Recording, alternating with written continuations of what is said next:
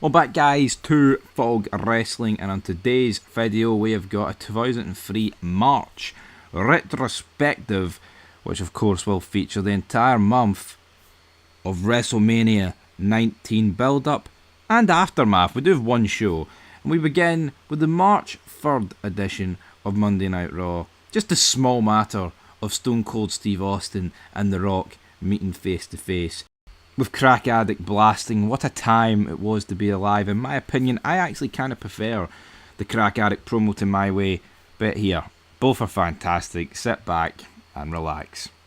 Someone like you could never beat someone like me, but hopefully someone like you guys could subscribe to someone like us on Fog Wrestling, because we are here to review some ruthless aggression. Welcome back guys to the channel, and yeah, it doesn't get much more ruthless aggression, more ruthless than racial stereotypes, which, to be honest, I mean, after seeing this promo, I just obviously couldn't really remember it at the time, but I assumed it was like way worse than it actually was, because a lot of people put this promo at like top of lists in terms of like most regrettable moments or times that WWE went too far. And I mean, honestly, see, after watching it, yeah, there was maybe like the wee hint or whatever, but I mean, I personally don't think it was that bad.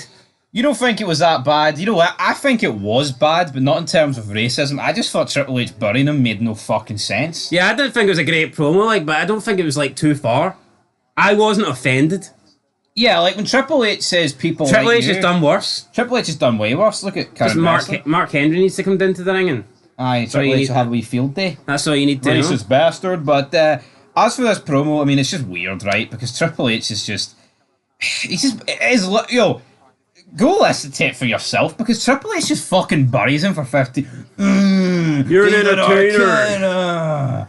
Vince Russo. That guy. You're black. This is the nature boy. You make me laugh with a spinnerunia. Yeah, you're a joker. You shouldn't be at WrestleMania. And then Booker T's and like... neither would I. No, but Booker if I didn't marry you. No, but... the boss's daughter. Right.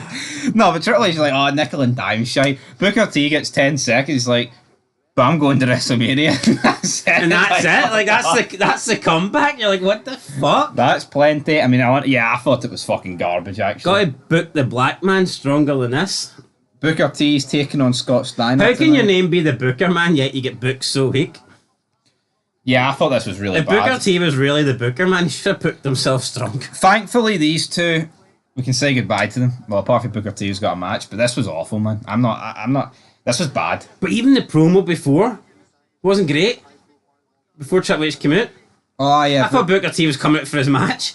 And then he just came out to say, I'm going to WrestleMania. Right, we then cut to the parking lot. Who'd have thought that 3-minute warning are better than Triple H and Booker T? Because the welcoming party's here. taking in his time to kill. We're waiting for Austin, but Austin You got no 3 minutes. time to kill. He's not here yet, Stone Cold Steve Austin. We then have Jeff Hardy against Christian.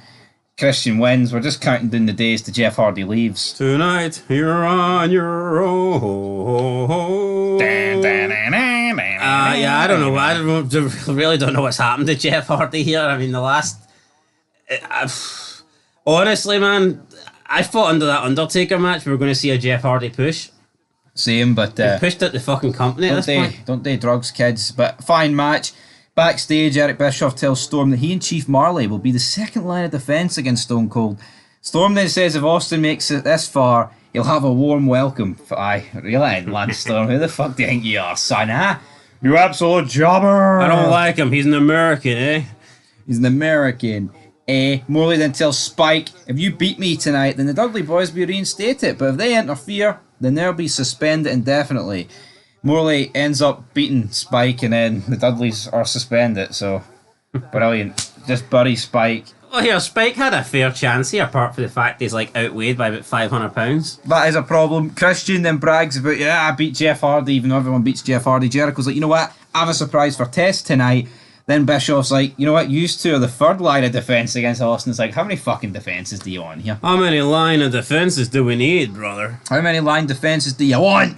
Divas tag match, it's the entire division. We've got Jackie and Trish against Jazz and Victoria. It's kind of like, oh, I want to beat up Trish. No, you want to beat up Trish. I want to beat up Trish between Jazz and Victoria. We all want to beat up Trish. It's all a bit bland, right? But you know what? Trish wins the match, brilliant. But you know what? The show to this point's been meh, but it's about to get great because we've got Jonathan Coachman, The Rock, and the Hurricane. Caught you like a hurricane. Bang, man. Hurricane just comes. Well, forget about Hurricane. I even like the bit with Coach. Coach is like, yo, me and you, Rock, we go way back. What the fuck you mean? Shut up, jabroni. And then, tells him to take a hike. Rock, you dumbass Rock wannabe haircut. Wrong's like, you know what? Actually, I'm going to have a sing-a-song. He goes to open his locker. No, but like, even the cop, I mean, it's like, listen, I'm not saying that The Rock needed good backstage interviews, but they fucking helped. You can't say someone like Michael Cole. No, not Michael. Well, Michael Cole as well, to be fair, but like, I think the coach was definitely the best. But even like Kevin Kelly as well. You can't say these guys didn't help The Rock. You know, these guys played into the segment. Look at wrestling today. So bland and formal. You have someone backstage. Ladies and gentlemen, please welcome. Blah, blah, blah. I mean, what the fuck is that? Where's The Rock ripping absolute pish? Where's The Rock talking to Lillian? Hey, get down, fella. You know, like where's that stuff? Yeah, it's not happening, is it? It's not. But I mean, I fucking hate today's wrestling. Ladies and gentlemen, please welcome my guest, Braun Strowman, or Samantha Irvin. Someone comes into the ring to cut a promo. Ladies and gentlemen, please welcome the World Heavyweight Champion, Cody Rhodes. Why welcome them? What if they're a cunt? What if they're a heel? Why would we welcome? It just doesn't make any sense. No, it doesn't make any sense. But you know what? I think this is honestly one of the best promos of all time between The Rock and Hurricane here. It's fucking not like comedic. It's brilliant. The Rock is properly Hollywood Rock. Hurricane is doing his best. It's like, where the hell's my guitar? Has a wee look for it, peeks the curtains behind, and who's in there? It's a Hurricane. It's the green one. Damn it. But yeah, Rock running. You're nobody. Hey, it's nobody. He knows you. You're nobody. It's the Rock's Hamburglar. Rock, the phone rings. Hello. Oh, nobody. Hey, it's nobody. He knows you. What's up with that? God. Hurricane makes reference that he was peeking behind the curtains, and he basically seen that, you know, The Rock isn't really much of a rock, more like a pebble. It's Ricky Stark 20 years in advance. Yeah, Edge burying Ricky Starks for this promo right here, but phenomenal, great. Hurricane tells The Rock that Bischoff had to arrange a welcoming party just to protect him. You're afraid of Austin? Is he afraid? Rock's thinking about it. Easy, big fella. Stone Cold's almost here, bro. The Rock's afraid of nobody. Absolutely nobody. Hurricane says that The Rock is full of crap, and you know, I can't wait to get The Rock versus Hurricane. And you could just watch these segments all week, couldn't you? No, you see, for me, honestly, this is why I will put the Hurricane above Roman Reigns on our time list. Yeah, because it hits things like this. Now, look, people can say, yeah, but Roman Reigns got to work with The Rock. Here, see when the Bloodline got to work with The Rock? Let's keep it fucking real. They contributed absolutely nothing. No, I love this in the 2 out of 24. It's great. It's a great bigger. No, let's fucking be real here, right? See, when The Rock came back, the Bloodline contributed fuck all to The Rock segments. The Rock would talk, Roman Reigns would stand beside him, and everybody else would stand in the corner and offer fucking nothing. It's not like the Hurricane is just lucky here to be in the same segment as The Rock. He's actually carrying his own. He's actually contributing to make this fucking great. That's the difference. See, when The Rock came back, The Rock was literally... look at that time Solo Sikoa actually took the mic and spoke up. The crowd booed the fuck out of him. It's like, we don't want to see you versus Seth Rollins. That's like the biggest downgrade of all time. They wanted Seth Rollins to take on The Rock. Massive difference. Just because you're in a segment with The Rock doesn't mean shit. But if you're in a segment with The Rock and you hold your own and you actually add and make the segment better, then that's when I give you respect. That's what the Hurricane's been doing the past 2 weeks. That's something Roman Reigns and the Bloodline never done.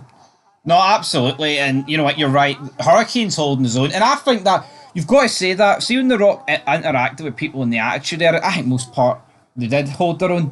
Same with there's a few examples where people don't hold their own, and I think when you look at today's wrestling, when The Rock comes back, or Austin, or like the true stars, when they come back, and it just feels like no one belongs in the same ring as them. Look when DIY was backstage with DX. You know, things like Adam Cole was backstage with Triple H and fucking Shawn Michaels. It's night and day. See, remember when The Rock came back though? Is it any fucking coincidence that the only people The Rock feuded with was Cena, Punk, and Awesome Truth? And even though the Awesome Truth, you can argue, it was basically this feud with Cena. No, I know. But like, how could The Rock? Let's just pluck a name. Let's say Finn Balor. How could The Rock have a feud with Finn? The line starts behind me. You take the line and shove it straight up your candy ass. No, it just wouldn't work. No, it wouldn't work. No, it wouldn't. But this worked. This was brilliant. And it won't be the last great thing we'll do with Rock. We'll get tonight because Chris Jericho's up next. He comes out. He's like, you know what? I'm going to say sorry to Stacey. I'm sorry that she's with an idiot like Test. He's like, you know what? Test went wild. It girls went wild. And he shows a video of Test signing several girls' breasts. So they're not happy. Well, I mean, I say they're not happy. Stacey's not happy. But again, is this the big man? Is this him stirring the pot? It absolutely looks that way. Because then Test is a bit pissed at Stacey. They're yelling at each other. Test letting the gauntlet down here. He says, Stacey, you know what? You stay in the fucking back and I'll go and deal with Jericho. Is there a Test heel turn coming up here? There could be, but then Christian, he bullies Stacey out to the ringside area during the match. He ends up defeating Test because he got confused because Stacey was out there. He pushes Stacey out the road. Test gets hit with a concerto. Michaels then comes out. I tell you what, Michaels didn't get much of a pop here. It was pretty fucking dead. Yeah, look, I like Michael. I love Michaels. I love Jericho. I think this feud's been okay, but there does feel something off about it. Yeah, it's like I can't stop, really stop. I can't.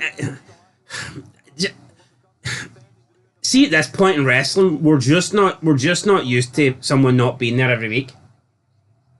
But Michaels he's beginning to be there every week though. Yeah, but if you know, I know he is like, but it has been off and on. No, it has been pretty much since Survivor Series. It's been off and on. So yeah, I don't know. It's a bit weird. Like he worked with Triple H, but Jericho, he was still, you know, they planted the seeds at Survivor Series. Well, let's put it this way: Shawn Michaels Triple H feud was fucking way better than this one. No, absolutely. But then it was you, Hunter. Parking lot with 3 minutes. You're damn right, it was me, Sean. With my big nose that buried ya. 3 minute warning. Rico are in the parking lot. They see a car. It's Gold Dust. Gold Dust arrives like, I'm looking for Booker T. Booker T.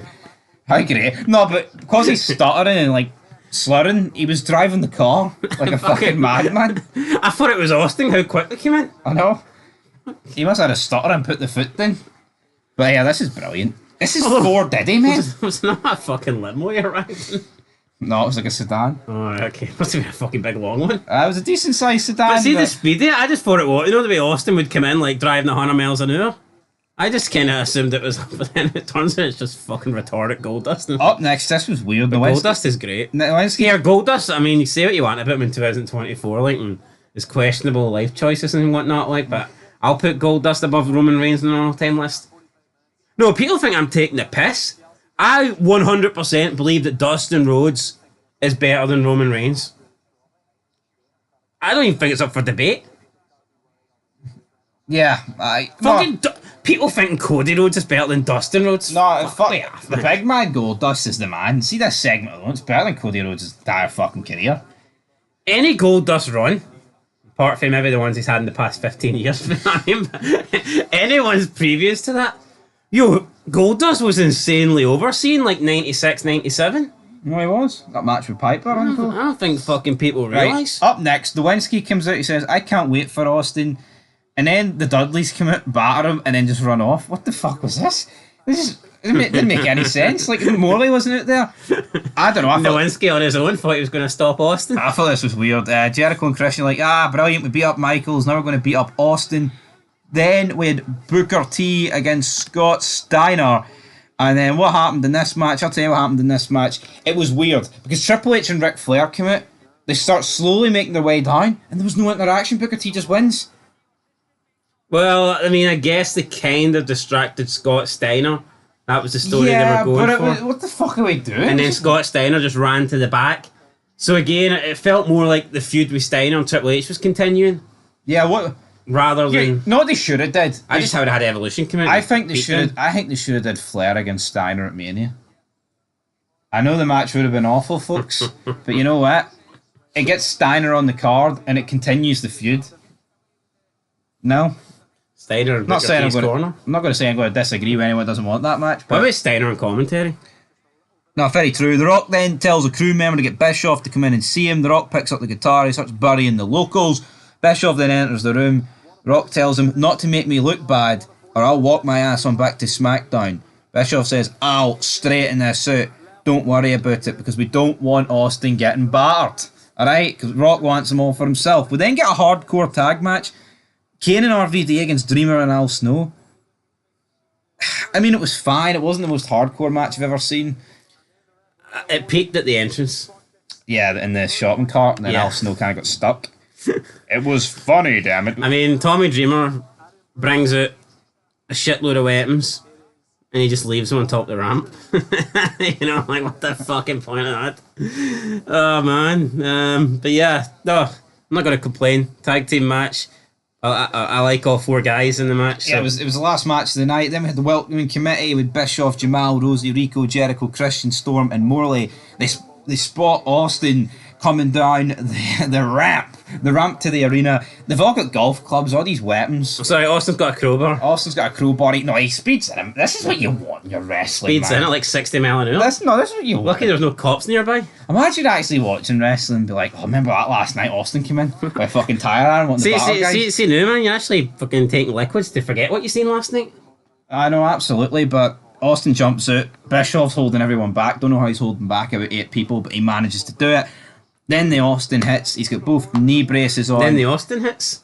Aye, well, the music hits. It's not quite Disturbed. I prefer Disturbed. But anyway, he says 6 months ago, I told McMahon to take his job and shove it, but I got tired of sitting on my ass at the house. I'm going to raise more hell than ever before. And what I like... A big cat, a whoop ass. Going up a couple of Steve Wazes. Seeing this, so you begin to hear the 19 promo package pieced together. Yep. Which is great. He says thanks to the fans. Do you think Austin owed the fans an apology for what happened? He did walk out. He doesn't say sorry though. He just says thanks. It's not in the Austin character to say sorry. Yeah, I think it was as well done as what they possibly could have done. Aye. Didn't bury Austin or whatever. He says he's going to raise more hell than ever before. Don't know how particularly true that's going to be, but The Rock's music hits. Down. The Rock looks at Austin. Rocky sucks like it's 96. It does, but this isn't 96. This is 03. And see if this Mark crowd, which they're not, by the way, but see if this was today, they would be like, "This is awesome." And you know what? This would warrant it. Nah, they'd probably be chanting, "We want wrestling." They probably would be chanting that, but you've got Rock and Austin staring at each other. You kind of do get the sense this is going to be like the last time you're ever going to get this. Yo, no, definitely. The Rock then says it's good to see Steve again and questions why he's thanking the fans. Why are you thanking the fans? The fans suck. He's like, you know what? The Rock has done it all in this business. But The Rock has not done one thing, and that's whip that bald ass at WrestleMania. So what do you say, Stone Cold? What do you say then? You're expecting Crack Addict to hit, but it's not quite. I'm a crack addict. Because Austin is supposed to answer. Rock's a pie addict. He is a pie addict, but then Bischoff comes out. He's like, you know what, Rock? Fuck that. If you can beat Booker T next week, you can choose your WrestleMania opponent. You can choose between Austin and World Champion Triple H. To me, this just seems like a desperate ploy for ratings. It's like the Triple H Booker T match. Yeah, I just seen that this felt strange to me. The Rock has already challenged Austin. And he lost the Battle Royal #1 contendership as well. It's not really fair on Booker T. It's not like Rock got eliminated last week and it was dodgy. It was fair. Yeah, am I complaining? Next week we're getting a big match with stakes on the line, alright? Obviously we know what happens, but again, Rock's like, maybe. Then Eric's like, you know what, Austin, I think you've ran your mouth out here long enough. Your 3 minutes are just about up. And if you think 3 minute warning stood a chance against the big man. No, they didn't. Austin. Well, actually, Oh, to be fair, they probably got their most offense in a long time. Jamal batters Austin for about 20 seconds. Austin then batters him. He's screaming at them. Rico jumps in like he's going to do something. Doesn't do anything. The Rock then gets behind Austin. You're expecting a rock bottom, but then they go face to face, nose to nose. Because when you're 2 stars, that's all you need to do. That's all you need to do. They're going ballistic, the crowd. The Rock's like laughing, looking away. He goes for the punch. Austin then punches him. They're brawling, but it's realistic, man. They're not grabbing each other and punching each other in the face. Because see when one's punching the other one, they're going back because of the momentum and then leaning back for their punch. This is how it's done. Nah, yeah. See, this is today, man. You get they just grab themselves around the neck and they throw like 20 punches at the same time. I hate that. That is the fucking food. Who brought that in? See, whoever brought that in, I think they should be fucking shot and like put in the wrestling, like, what do you call it? Not Hall of Fame, like what's the discard list? Shame? No, like the what's Benoit?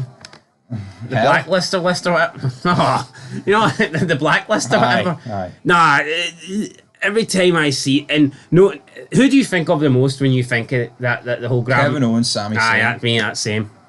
And I fucking To me, they're the despise two it. that started it. I despise it. You never see a stop. Brock Lesnar would never sign up to doing this. Mainly because the person he'd do it with would probably end up dead. Imagine Undertaker, like someone selling Yeah, imagine someone trying to sell Undertaker's punches like that. Well, I say sell, not sell Undertaker's punches like that. Oh, it's awful, man. Well, no, that's the difference. So see if you did No, but that. see back in the day. No, like, but see if you did look at this. Look at Triple H on Tough Enough.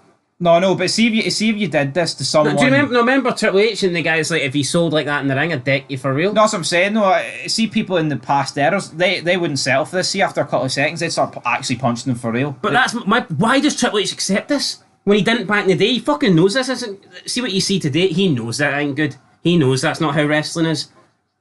But Yeah. he's like fully committed to it. No, it's pathetic. Fucking embarrassing, man. Austin goes for a stunner. Rock counters it. He rolls out the ring. They're screaming at each other. And it's like, yeah, and that's how Raw ends. So I thought it was a great show. Did it start off that strong? I mean, probably not, but it just went from strength to strength, in my opinion. And I think you had a couple of 10 out of 10 segments. yeah, and at least right, you've got every match that involved people kind of centered around Austin and Rock because it was like, oh, these guys need to get backstage and start preparing for Austin's I arrival. mean, look at the world title match. It feels like a throwaway match. does. In comparison to Rock Austin. Like, honestly, I know we buried Michael's Jericho, but it kind of just feels on a similar level to that. I don't know. Evolution, Orton and Batista weren't there this week. Just weird, but yeah, Rock Austin. It's not a 10 out of 10 show, but I'm going to get a 9. I'll get a 9. That's 2 9s in a row for Raw. Can SmackDown bounce back? No. Because SmackDown fucking sucks. So let me tell you something, big man. You're trying to say I was the right guy at the wrong time, at the right place, at the wrong time. Right, brother. Fog Wrestling wishes it was the channel at this time because this was some good shit, damn it. Welcome back to Fog Wrestling. It is the 6th of March 2003. We are on the road to WrestleMania. And yeah, does it take two 50-year-old guys to carry the show in 2003 on SmackDown on the blue brand? Yes, but you know what? It was good. Hogan can't be 50 at this point, is he? He is, aye. 50 exactly, or is he? I think he's 50 on the button. God damn it. 49 or 50, man. He's... Hulkamania still running. What? Yeah, look, stole the show. Hogan McMahon, 2 stars. 2 of the best. 2 guys worthy of being on a Mount Rushmore, that's for sure. What you were saying, 2 stars out of 5. I was like, cannot be.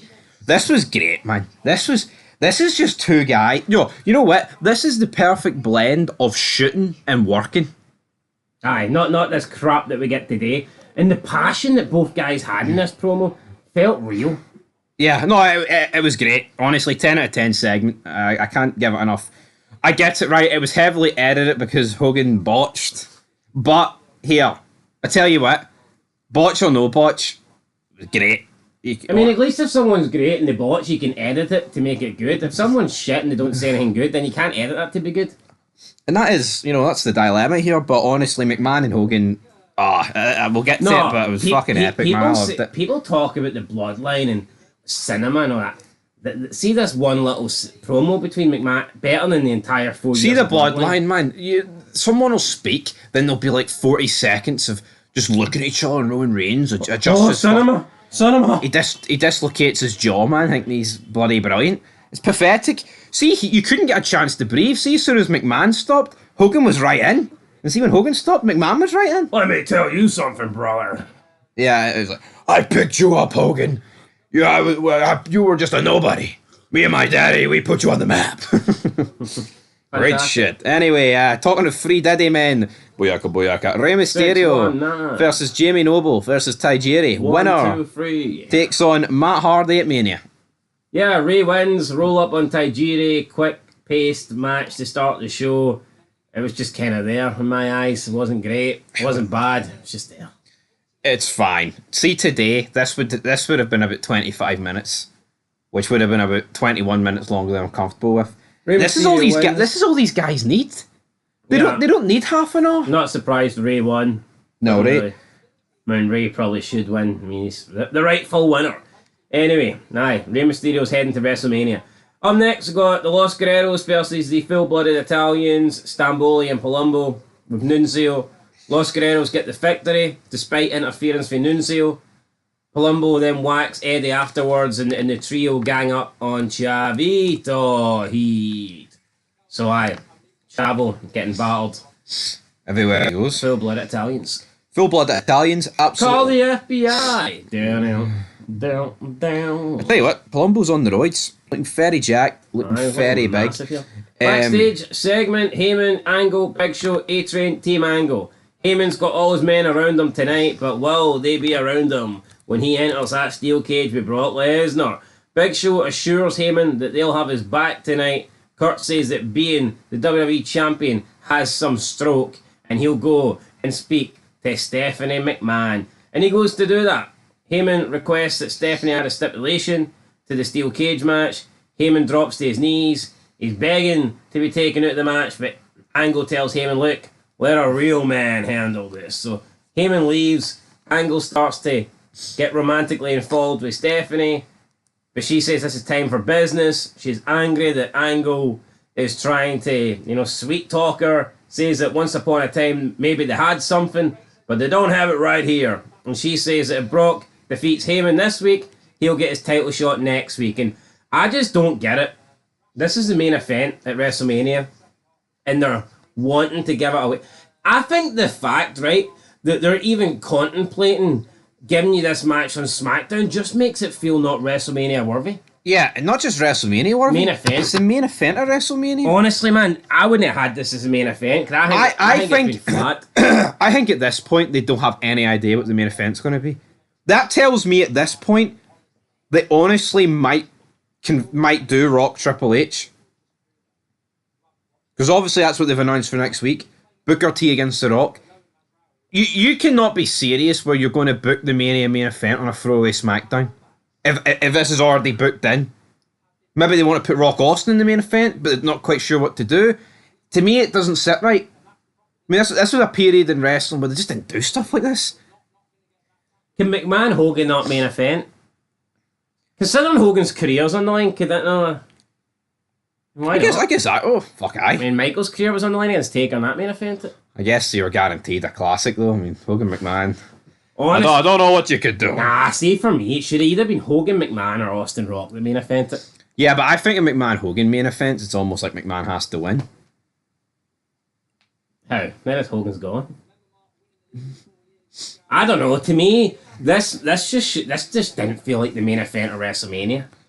No, but we'll get to... No, but see, going into WrestleMania 17, they didn't give you Austin Rock on Raw. No. I don't get it. This is very strange. Anyway, as for this, I mean, it's weird to think at this stage, the Angle Stephanie stuff is like 2.5, 3 years ago. Yeah, crazy. In 2000. Cruiserweight title match. Matt Hardy with Shannon Moore defeats Billy Kidman. Said the winner of this match will take on Rey Mysterio. No shit. Winner of this match will be Cruiserweight champion. Shannon Moore he interfered in the match. That allowed Hardy to win. Hardy retains. Brilliant. We then got an interview with Josh Matthews and Nydia. Josh plays footage of Nydia visiting the Playboy Mansion. Nydia basically gets stopped by security. She wants to get in, but security just don't really allow her in. Nydia says she'll give Hugh 2 reasons why he should have picked her for Playboy. She then takes off her top and she shows Josh Matthews here. You know, this is why I should have been in Playboy. Nydia then challenges Tori to a body contest next week to see who looks better naked at the GGW pay-per-view. Girls Gone Wild. Girls Gone Wide. Wide. Nia Jax is in the building. Wide. It's a wide load, buddy. Anyway, I just hope Tori Wilson wasn't forced to do this.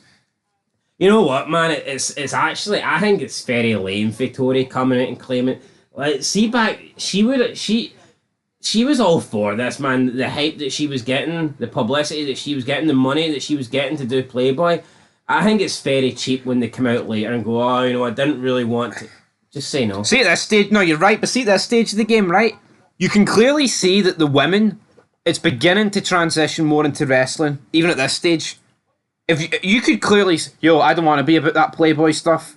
I want to be more like a Victoria / Molly Holly. Even Trish at this point's more into the wrestling side of it. Yeah, see if Tori... She does not have to do this. The fact is, Tori Wilson could have said no and some other woman would have got her spot. She could have trained up, she could have trained up and became a better wrestler. But she wanted to be the main woman on SmackDown and she took this opportunity. Yeah. So I think it's very cheap. I mean, Trish came out and say she doesn't regret the dog thing. She said she thought it was good TV. Yeah. Especially when McMahon But I don't get, it's fucking fake, it's not real. Like, look at the horrible shit that happens in movies and stuff like that, or TV series. It's like, bad shit happens. Why are we pretending that wrestling's real? And like Trish says that McMahon got his comeuppance at WrestleMania 17, and he kind of did when everybody turned against him in that match, so... No, honestly, I just don't get it, because see with McMahon, right? Look, he's had Rikishi's face, right? Rammed in his face. He did that to put himself over. He's took massive bumps. He's Bled.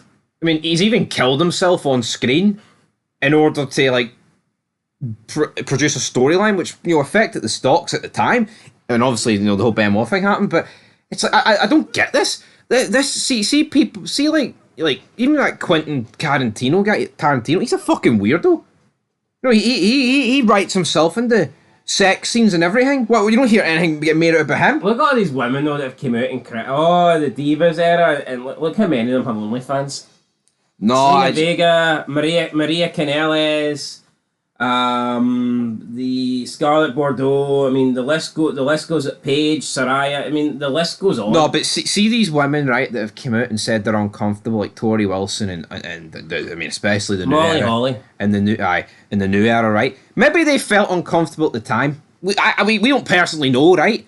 But they didn't say I'm willing to bet big money. See in front of McMahon, they were like all for it because they wanted to get pushed. I can guarantee you that. Molly Holly? Yeah. How come she had a career where she didn't do any of that shit? Well, that's it. Because she didn't want to. No, it's perfect. But you hit the nail on the head. I remember It's fake. Molly Holly even came out and said that she didn't mind losing that hair match because like she'd said she didn't really want to do any of the sexual stuff and she hadn't done any of that. So she felt that her, shaving her head was kind of like giving back in a way. Aye. I remember she came out in an interview and said that. Yep. So, it's whatever, man. It's cheap. It's cheap because back then Tori Wilson was happy to capitalise on all that stuff and make money from it. But now she wants to claim that. Anyway, Tori Wilson got her time in the ring and she wasn't any fucking good, was she? No, she wasn't any good. But I just hate these people, man. They'll leech off McMahon. They'll make money off the Fed, whatever you want to call it. But then when the going gets rough, and it's almost like the cool thing to do, like shit on McMahon in the past, and the Attitude Era, they'll just throw everyone under the. No one's got any fucking loyalty anymore, man. It pisses me off. At the end of the day, it's fake. It's a fucking television show. It's not real. I know. I mean, it's TV. Come on. But yeah, we live in... It's like, see Mark Henry, do you hear him fucking greeting about the storylines he get into? With Mae Young and a hand and a transvestite? You don't fucking cry about that. Yeah, 2024, sex work is real work, that's empowering. Having an OnlyFans is empowering. Megan Thee Stallion's empowering. She's the new SmackDown theme song and nobody listens to her. Nobody cares about her because of her fucking music, let's put it that way. You know, it's crazy how all this stuff's empowering, but here, when a guy in charge of a company was directing things and giving the roles and giving it the direction of the like performers, then all of a sudden it's horrible shit. Tori Wilson and Stacey Keebler, right, were doing shit like that in WCW. It's not like they came to WWE and it was like they were doing that. I mean, they were doing pregnancy angles in WCW.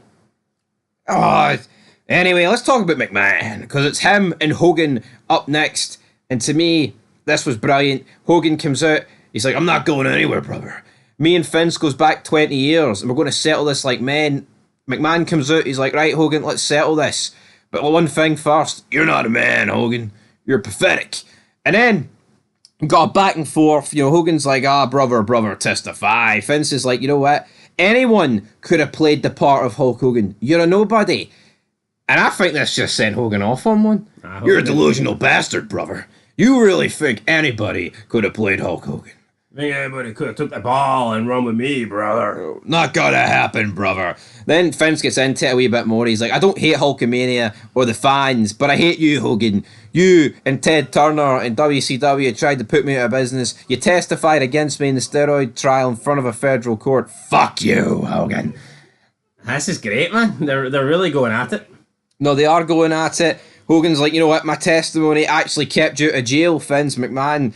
I mean, I guess that's a valid point. Like, if Hogan's testimony kept Vince out of jail, then is it really the key point for McMahon to bring up? And then McMahon says, I plucked you from a little town out of Minnesota, brother.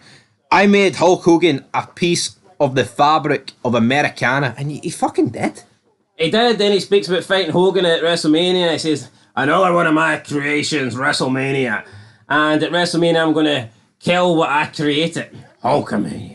But you see, right, obviously Triple H has got a heart condition, right? But see, in like 10 years when Triple H is a wee bit older and Gargano, oh, that legend, right, is, you know, he's main event at me. How can this feud work with anyone from the current era?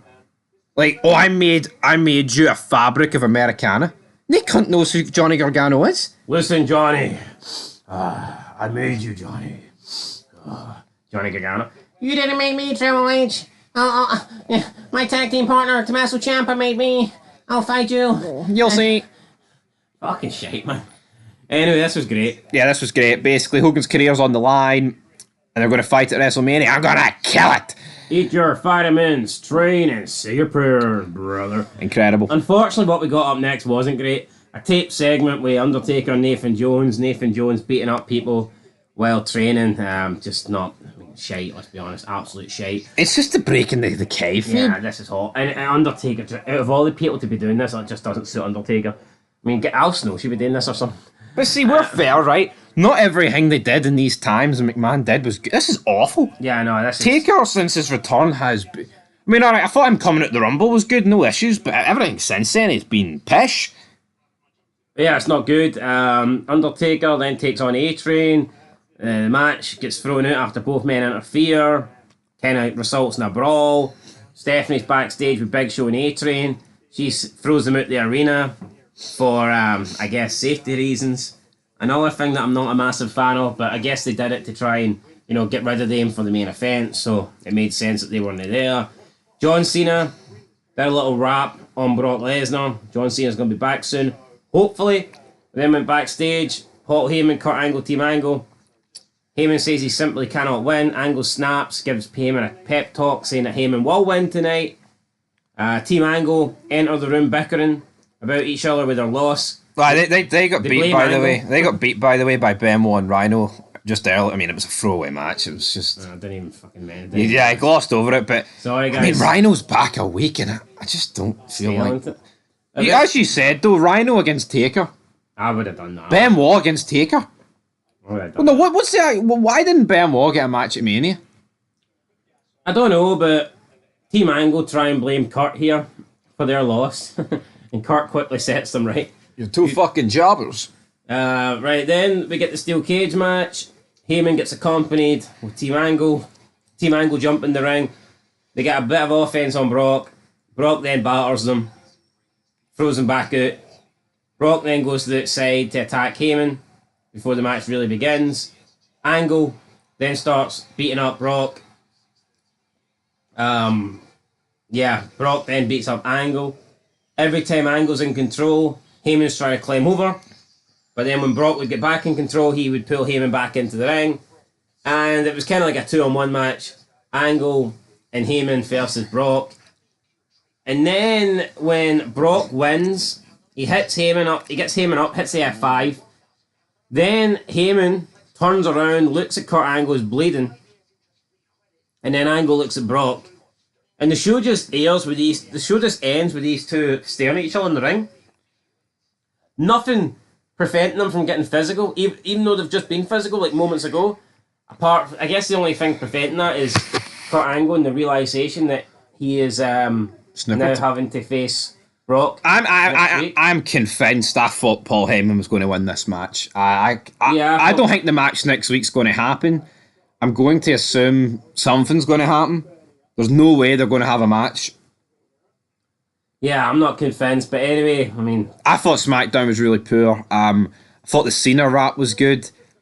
I thought McMahon... I mean, any rating for this show is boosted by McMahon and Hogan. The vitamins, man. That prayers. was fantastic. You know, I'm going to get a 6 out of 10. Largely, though, because of the McMahon-Hogan thing. And if that wasn't on the show... I'm dropping it. Yeah, I'm going to give it a 7 just for that promo, pretty much, because I think that's probably the promo of the year. I said promo of the year. I think the Rock Hurricane stuff is better because it is a wee bit more iconic and it's funny. But this was serious, and I think there's time for comedy. I think there's time for serious stuff. But this was great. No two ways about it, and I'm looking forward to it. But again, you can't repeat this every week.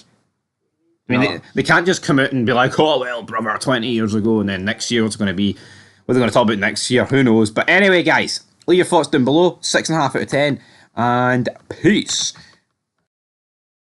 It was two superheroes going toe-to-toe in the main event of Monday Night Raw. You had the Scorpion King, The Rock, and you had the Hamburglar Hurricane Helms, but maybe it's The Rock that'll be ending up serving hamburgers because he lost to the Hurricane. Stand back. There's a big L coming through for Dwayne Johnson. Welcome back, guys, to Fog Wrestling for your Monday Night Raw review. March 10th, 2003. Almost 21 and a half years ago. Probably longer than 21 and a half years ago. Oh, what a time it was to be a wrestling fan. Big L for The Rock. Big noses for Triple H. Well, big W for us, because it's The Rock's second last match on free TV, folks. This is what you used to have when wrestling was great. I mean, take The Rock out of this show. Look at it you've got, man. You had Austin and Scott Steiner in the most throwaway backstage segment of fucking all time, just talking to each other. Just talking? Just looking at each other. Nowadays, you're lucky if you get that at Mania. Triple H would drag it over 6 months. A simple backstage discussion. Anyway, let's talk Hey, about... Austin, I'll be there at Raw next week, backstage. There's only one thing I gotta ask you. What do you want to talk about? Time to fall asleep, but Bischoff makes sure we don't fall asleep because he kicks off the show. He tells the Raw heels to be nice to Austin. He's no longer an enemy. I don't want him to be my enemy. It's the last thing I need. Let's bury the hatchet. He excuses all the heels. I mean, and I say heels here. You've got Christian, Jericho, 3-minute warning, Chief Morley, Bischoff. I mean, it's not even jobbers we're talking about here. We're talking about some bona fide main eventers in this room. Chris Jericho, main event at Mania 18. Beat Rock and Austin in the same night, I'll let you know. God dang. And then as those leave, you're like, this is great. And then The Rock is in the doorway and it's like, things just got a little bit greater. The Rock comes in, he's like, you know what? I'm not having that match tonight. Uncle Eric, I don't want Booker T. Fuck Booker T. I want Stone Cold Steve Austin. I knew this match wouldn't take place. Not because I didn't actually know.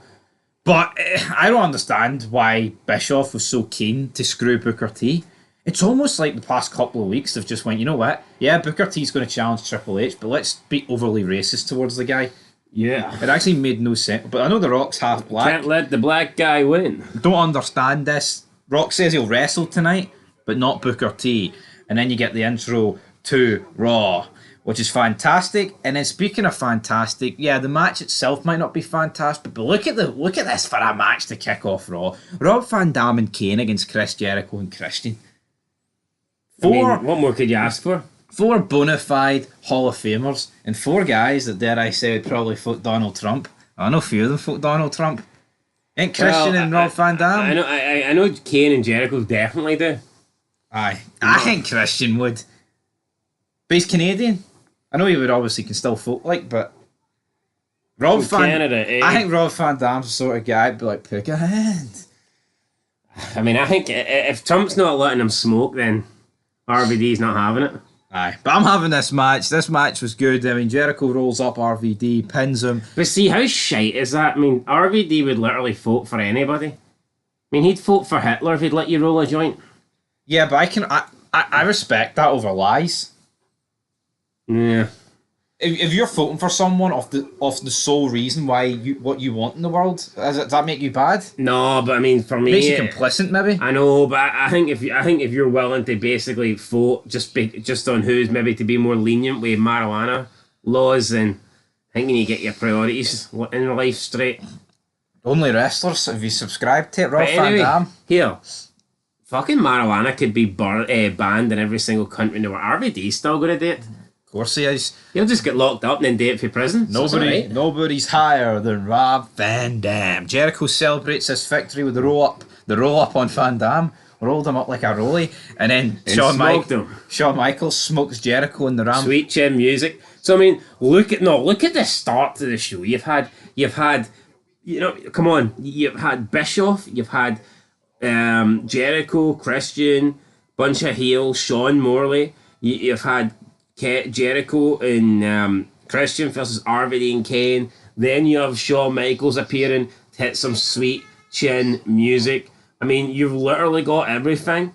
And after Michaels tells Jericho that he'll see him at WrestleMania, we go straight into Booker T. Booker T comes down to the ring, talks about Triple H, talks about last week, talks about his upbringing and going to jail when he was younger, talking about the mistakes that he made, but you ain't gonna make a mistake at WrestleMania 19, sucker. Yeah, he spent 19 months in the big house as well, so very convenient that it's Mania 19. Flair confronts him. Wait, look at the names you're getting here, holy shit. Yeah, he tells him that means Booker is bad news. I tell you what, though. We even got Michael Jordan and Tiger Woods on this show. You will struggle to... Albeit not in person, but name dropped. But you will struggle to find a wrestler, I think, without some form of criminal record. Look at the amount of mugshots out there. I know. Wait, how many wrestlers have done shit that's jail-worthy and just not went? Well, fuck aye, of course. I mean, every time Ric Flair comes within 50 feet of a woman, he should probably be in jail, but... He definitely should be, and there'll be another guy in that list later on by the name of Jerry the King Lawler. But it's more like when he gets within 50 yards of a crash or something like that. He says, but Flair says that Booker T is bad, but not bad enough to be World Heavyweight Champion. He's a bad man, but you're not bad enough to be Triple H. Man. He punches Flair, goes to backstage. Triple H is like, "Oh, what are you here for? You here to get the title?" To me, this makes no sense, right? You can say that Triple H thinks Booker T is no threat. Triple H is out the shower here. He's having like a shave or something. He's got his back turned to Booker T and he's like, "Can you get the title for me?" This is fucking overly burying for the sake of burying. Yeah, I don't get it. I mean, honestly, they're trying to make you believe that the Hurricane's more of a threat to The Rock than Booker T is to Triple H. Yeah, but like Triple H is supposed to be like the heel, like the bastardly heel, can be cowardly at times as well. Like, why is he turning his back to a guy that's like of equal stature? Why is he acting tough backstage when we know Evolution? Evolution are both out injured, but this I don't get this. So JR announced that both Batista and Randy Orton got hurt at a Raw live event, and they're both going to be it for 3 months. Fucking who the wrestling? Talk about shite the wrestling timing. Goldberg, Ryback. Just really bad timing, isn't it? What? Both in the same match. I mean, that's crazy. Tell you what, though. I mean, how does that drastically change the offence of Mania if those two are around? I mean, we don't know. Anyway, Triple H does give Booker the $1 bill, and then he gets dropped there, laid out in the bathroom, and then Booker T kind of just leaves. Yeah, he's had enough of being abused tonight. I'll tell you what. What shite bag are you into though? This is the guy that is going to challenge for the belt at Mania, and he's just going to walk out the building after decking Triple H. Say what you want, right? You can clearly tell that The Rock and Austin is the match for Raw. Oh, aye. Fucking Booker T and Triple H is being treated like an absolute fucking joke. And that's the difference, so right? See Triple H, people can put him up a list because he booked some of their favourites today. Triple H is nowhere near the fucking level of The Rock and Austin, and it's fucking evident. No, he's not. He never was. Anyone who claim, people are saying Triple H is better than Taker because Taker was speaking to Trump. Yo, look at Mania X8, right? He couldn't get... that match with Jericho couldn't lay a fucking glove on Rock Hogan. To be honest, not many matches could. But look at X7, right? You don't look at Taker Triple H at X7 and go, oh, fuck, that match was every bit as big as Rock Austin. You don't. You just don't. You know what I mean? It was a good match, though. No, it was a good match, but I just don't view it as like as big as it. And I mean, I'm not going to blame Triple H because I don't think it would have mattered who Taker's opponent was at WrestleMania 17. It's not going to be as big as Rock and Austin. The problem is... He probably would have needed it. You can be third. You can be third. And that's still quite a way off the top two. Yes. At WrestleMania 17, you've got Austin and Rock, but the person in third place is a distant third. It doesn't help, though, that they're burying Booker T to a level of, like, what the fuck are we doing here? Anyway... We'll move on, because up next, with Jeff Hardy against Rico. Booker T's moved on, he's away, so... He's away. With Jeff Hardy against Rico, Jeff Hardy was drugged here. I'm convinced of it. Darkness. Everything he did was sloppy. The roll-up was sloppy. The fact that Jeff Hardy needs a roll-up to beat Rico sums up how... What is the point? It's TNA soon, isn't it? TNA, bro. Anyway, Triple H then backstage... He's walking around. He whacks some guy backstage. Maven sticks up for him. Triple H then grabs Maven by the throat. Says, oh, you want to be a real man? You want to be a real wrestler? Not some wannabe tough guy from Tough Enough? Then meet me in the ring tonight. And it's like, I don't know, man. Why is Maven just allowing Triple H to grab him by the throat? Do you not think the problem is, right? Is that Maven just never grew out of the Tough Enough phase? Yeah, I know, but... Even in that Survivor Series... Initially, I think that's what was going for him. I agree, but even in that Survivor Series 2004 match... You felt like the Tough Enough kid, didn't you? Yeah, when you look at like Batista and Orton by that point in 2004, they're not the same guys that debuted. Obviously not, literally different gimmicks, but like... Maven, from his debut right up to when he gets released, feels like the same fucking guy. You know, I like Maven. And I like Maven as well. I've seen him do interviews and stuff, and he seems dead on. He doesn't bash McMahon, so I'll give him that. I think Maven seems... Honestly, man, see if you... I think Maven in wrestling 2024 would look like a star. He does have a look to him. He does, man. He does look like some... Just unfortunately, back then, wrestling was good. Yeah. Like, Maven's a pretty big guy as well, I mean, he's jacked. I mean, he can certainly pull off some of the looks that The Rock can. I've seen the guy, like, wearing a shirt and stuff, dressed in trousers. He kind of just looks like a special needs version of The Rock, though, doesn't he? Yeah, no, but I've seen Maven pull off the sort of Rock look. He looks like someone who could... Maeve? He looks like someone who could have been a star, but he just wasn't. No, but Maven or Johnny Gargano. Maven every day of the week. Exactly. That's so Raven. Anyway... Backstage, Austin arrives just when you didn't have enough stars. Goldust then arrives. Hey, Goldust! Hey, Goldust and Austin. I mean, did you see Austin's facial expressions here? Everything. He was breaking. It's cracking me up here. So Goldust is going, and Austin's like, oh. Austin's pulling his head back, man. Trigger. It was almost like every time Goldust was talking and stuttering, Austin was getting jabbed. So when Goldust is speaking, Austin's getting jabbed, and Austin's head's just bouncing back, and then Austin's got half a fucking hot dog and he just shoves it in Goldust's mouth. He walks off and it almost cures Goldust's Tourette's or whatever he's got. The stutters. Yeah, he's got something crazy going on with him. Really funny segment though. Talking of funny segments, up next we get our weekly dose of Rock and Hurricane because The Rock is playing an anti-Cleveland slong, and then the Hurricane slong. Easy boy. No, not the slong. Easy big fella. Easy big fella. But The Rock's like, tonight it's going to be one-on-one with the great ones. And then walks the Hurricane. See, I like this because you don't know who it is. Just a wee bit of suspense, even though you're going to find it in 2 seconds. But just None of this whole Triple H. See if this was today, you'd have had to wait 8 weeks to find out who The Rock was taking on the night, even though that's not physically possible. Oh, I fuck. But this match would have got postponed for 8 weeks to drag out who the opponent could be. But I think this is just so simple. The Rock speaking to someone, but you can't see who it is, and then you get the little reveal. See, that could be... Let's say people hate the Hurricane, right? And people turn off the TV whenever they see him. Delaying it for that extra 2, 3, 4 seconds, you know? No, the problem is, though, extra fuels. see, today, we don't even care about the guy on camera, so why are you going to care about the guy off camera? True. I mean, You've got The Rock on camera here. who could be the best guy? It's like Cody. Imagine Cody. Hey, next week, I'm gonna invite you into the ring and ask you, what do you want to talk about? Oh, Would we possibly care about who was off camera? No, we would not. But it's going to be the Scorpion King against the Hamburglar. The Rock asks Hurricane what kind of powers he's got. Hurricane reveals he's got this Hurra powers. The Rock's like, you know what? Let's get serious, kid. I wish you luck tonight. Biggest night of your career. Then punches him. Sparks him clean out. Spark plug Holly. Right, and let's up next, Stratus against Jazz, number 1 contenders match. 20 seconds in, Victoria runs in and lays them both out with a belt. This is exactly what should happen. Because see, at the end of the day, I want to see longer Austin Rock segments with Bischoff. I don't want to see a 20-minute Trish Stratus Jazz match. I have no issue with Trish Stratus. I have no issue with Jazz. Well, I don't really like Jazz, I'll be honest. But see the people today, they'd cry about this. Why are you only getting a 20 second? Taking time away for the women. We don't want to see Austin and Bischoff. We want to see the women. The women, brother. Fuck the women. Literally. Anyway, let's move on. Austin and Bischoff up next. A segment with Bischoff, Austin. That's it. You talk about a star-studded show.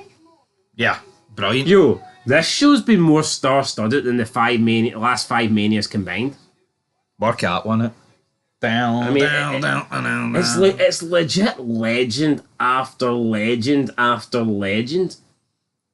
I mean, pretty much everybody that you've seen tonight is in the Hall of Fame or will be in the Hall of Fame. Absolutely. It's a good thing Chris Benoit's on SmackDown, but we do have Bischoff comes out. He apologises to Austin. I'm sorry for firing you via FedEx. I'm sorry to JR. I'm sorry for saying that you wouldn't amount to anything. I'm sorry for everything else. Then he pretty much he kind of like backtracks in a way because he's like, you know what? But if I didn't fire you, Austin, it would never have happened. But then it's like, well, if that never happened, mate, it's crazy how like the world works because if Bischoff never fires Austin, WWE probably never beat WCW. Or at least it happens at a different timeline. Would you agree with that? No, absolutely. Austin's, I mean, obviously, Austin's like the biggest star wrestling's ever created. So you take him out of WWE's firepower, man, they're going to lose a hell of a lot. Hell, the Attitude Era might not happen without Austin. Nope. All that stuff, but Austin's out boring. He says the only thing he wants to bury tonight is his foot in Bischoff's ass. Damn it. Then The Rock comes out on stage and it's like brilliant. The Rock basically challenges Austin to a match. He's like, do you remember the last 2 times we went 1-on-1 at WrestleMania? Austin points out, yeah, I whipped your ass not once, but twice. Rock kind of buried because that's exactly what went down. The Rock's like, nah, you ain't nothing. I'll accept The Rock saying you ain't nothing to the Hurricane, saying Austin ain't nothing. It doesn't work. You're lying, Rock. You're telling yourself fibs. You can tell anybody else on the roster that you ain't nothing, but not Austin, damn it. But Austin says that The Rock is scared. He then lays down in the middle of the ring. Bischoff at this point is just awkwardly lingering. Spare part, a part of the Austin and Rock wheel. Austin not a bad wheel to be a part of, though. Yeah, it's a pretty good fucking wheel. He's like, you know what, though? I'm not leaving until I batter someday. So he turns around and starts stamping into Bischoff. The Rock then runs down. He tries to get into the ring. Austin turns around and The Rock tucks his tail and buggers off. Great segment. I mean, how could it be bad? Just couldn't, could it? I mean, you give these guys a segment, man, it's not going to be bad. And then up next, you get Triple H against Maven. Star-studded. I mean, Triple H wins and then literally fucking Game of Thrones execution style throws Maven into the ropes and he nearly dies. This was not scripted. Yeah, no, Maven literally caught and... I don't think this was scripted. Didn't look scripted. And then Al Snow comes out to make the save. It's one of those like 1 in 100 spots, and I just feel like they are impossible to script. I feel like when they're going to script this, you can clearly see when they're going to script it. Yeah, here. That's kind of just. I think Triple H is just throwing him at the ring, like, "Oh, you're trash, mate." and then he got caught, like the bag. Like, I think what's happened maybe is that he was supposed to throw him at the ring, maybe cut a promo, maybe, but then because Maven near died, Al Snow's came out to help What him. does everybody 'Cause want? They need to save face. It can't be Triple H that frees Maven. Yeah, for how the rope. shite would it look if Triple H was the one that had to release him? Oh, aye, it would have looked I absolutely. guess you had Flair there, but it wouldn't really suit Flair either, so it's like... Yeah. Bischoff then says, you know what? I tried everything with Austin. It's not going to work. McMahon's not here. That pretty much means I run Raw. So next week, it's going to be me against Austin. So again, Austin next week in a match. That's exactly what I want. I mean, Rock this week, Austin next week. Triple H in a match. Austin Bischoff, oh yeah. The great. rematch, you know we it. You can't beat it, man. Stacey's in on the phone to Tess. Turns out the Tess is already down south 4 days before the Girls Gone Wide gig, so she's not that happy about that. Tell you what, I was reading an article, apparently the guy that was the founder of that Girls Gone Wild got Me Too'd or something. Not surprised in the slightest. He got like a shitload of accusations about using underage people and stuff like that.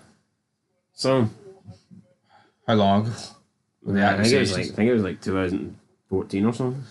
Aye, that sounds about right. Then, backstage, Terry runs up to Austin, who's sitting there with Scott Steiner. I think you can see how far Scott Steiner's already fallen down the card here. Scott Steiner will be lucky if he ever appears on TV again. You know, Austin's informed here he's got a match with Bischoff. He then walks off, and then the camera just pans to like Terry and Steiner looking at each other. Weird. I mean, you know what, I feel bad for Steiner. What was his match against Triple H bad? Yes. But you know what? See, after rewatching them, they're not as bad as I thought they were. You know, sometimes like when you play a game or watch a movie from years and years ago, and then it just doesn't really hold up the next time you rewatch it. Yeah. I remember these matches being shite, and you know what? They weren't. I remember once. They were. I thought they were average. I remember once, I can't remember what it was, HM3 or a DVD store. I remember looking at No 8 2003 and I saw Scott Steiner and Triple H on the front cover. And it's the three, they're on the front cover, Hogan Rock and Bischoff Austin.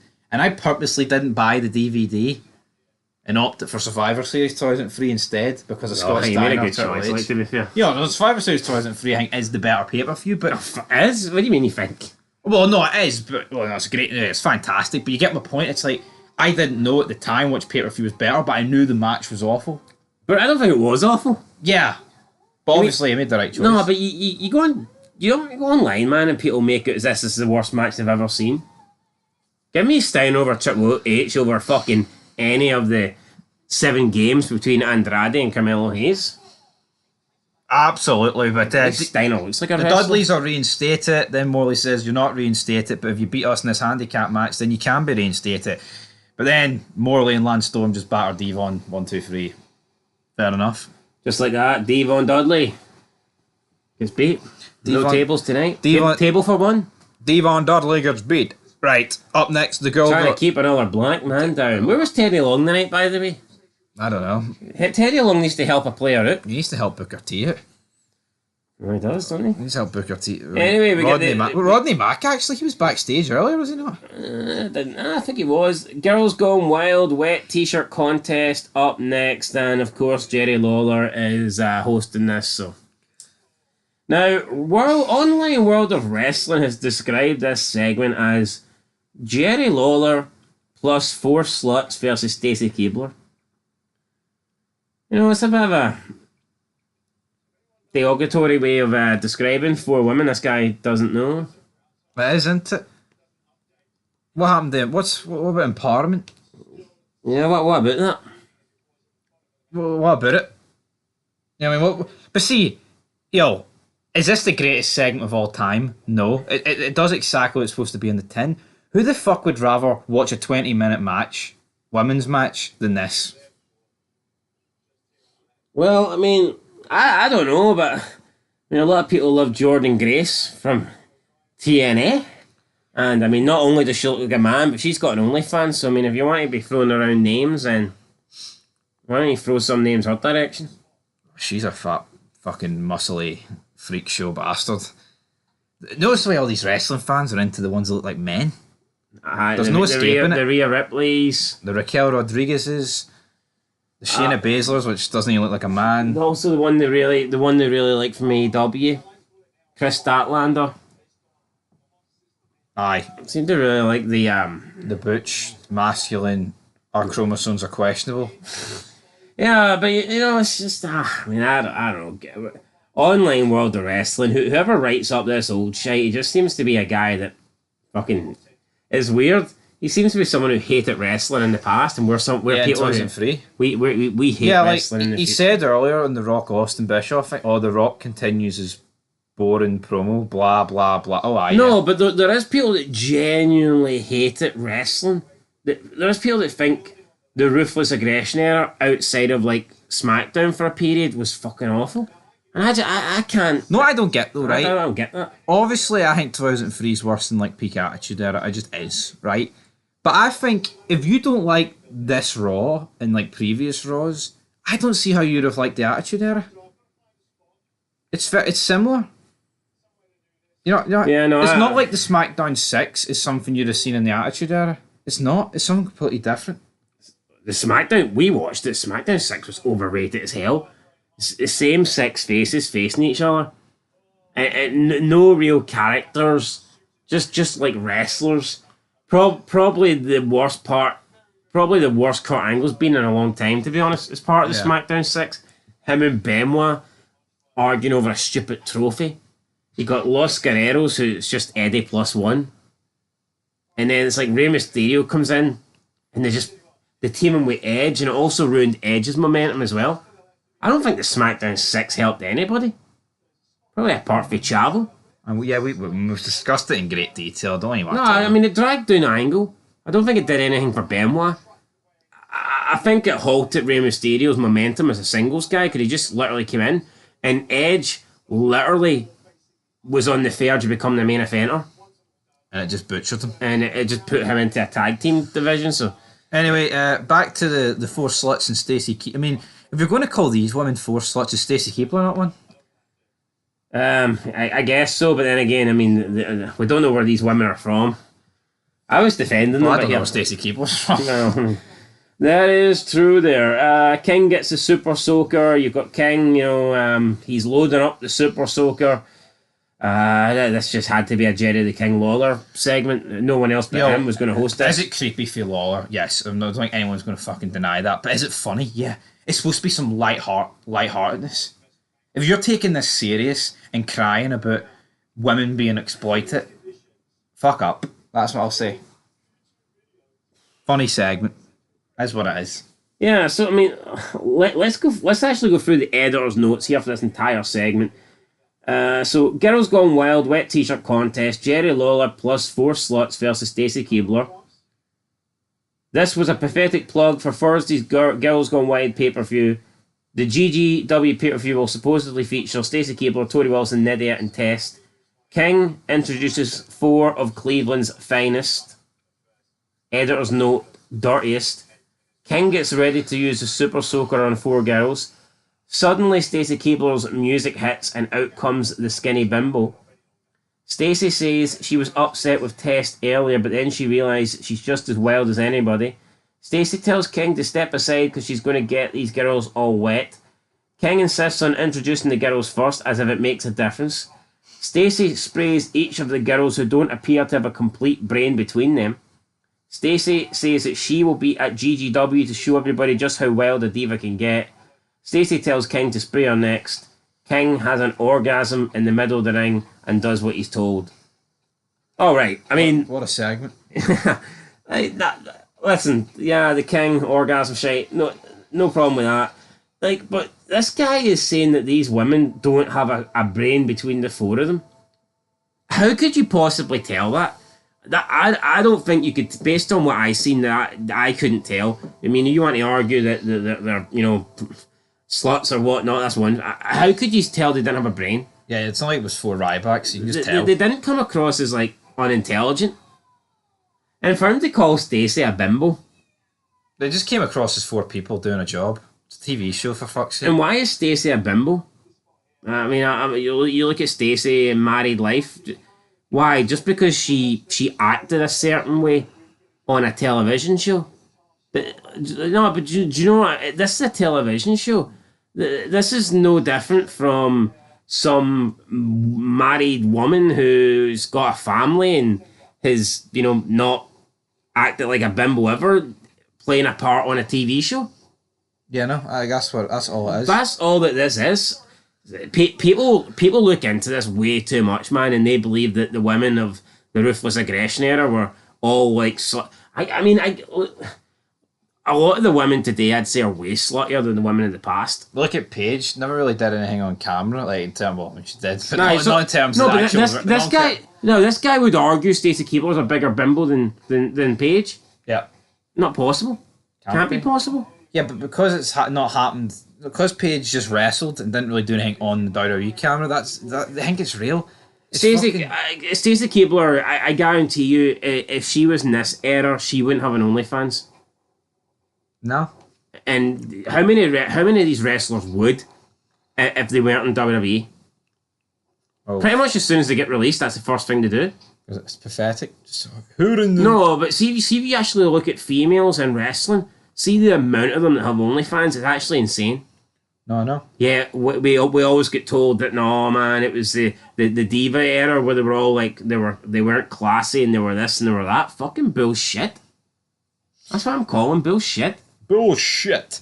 King does what he's told. I liked it. It was fun. It was entertaining. It is what it is. If you're actually watching this with like a face like Greta Thunberg when she's seen Trump enter the room that time, then I don't know what to fucking tell you. I mean, wise up, man. Like, there's nothing. I don't get it. Anyway, you get this. The Rock against the Hurricane. This was a good match. The Rock puts on the Hurricane's cape. He's mocking him. He's ripping the piss out of him.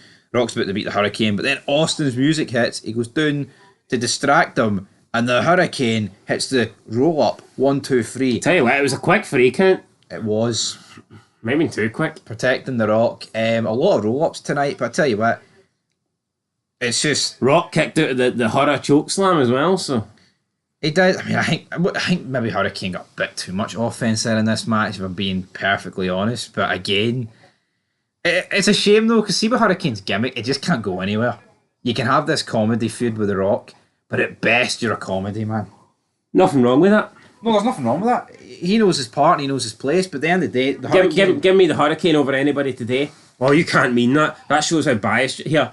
See, the Hurricane has brought me more entertainment than any fucking wrestler today. See, the Hurricane and his stuff with The Rock alone has brought me more entertainment, has brought me more joy than 10-minute Roman Reigns entrances. Roman Reigns staring at the crowd, moving his jawline about, circular motions, 360-degree angles for 5 minutes before saying acknowledge me. I don't give a shit if Roman Reigns is pushed the main eventer and the Hurricane was just pushed as a mid-card job guy. For me, the Hurricane, much more entertaining. I'll put the Hurricane against Roman Reigns all-time list. 100% I will. Anyway, we're going to put this Raw on the all-time list. I'm going to give it a...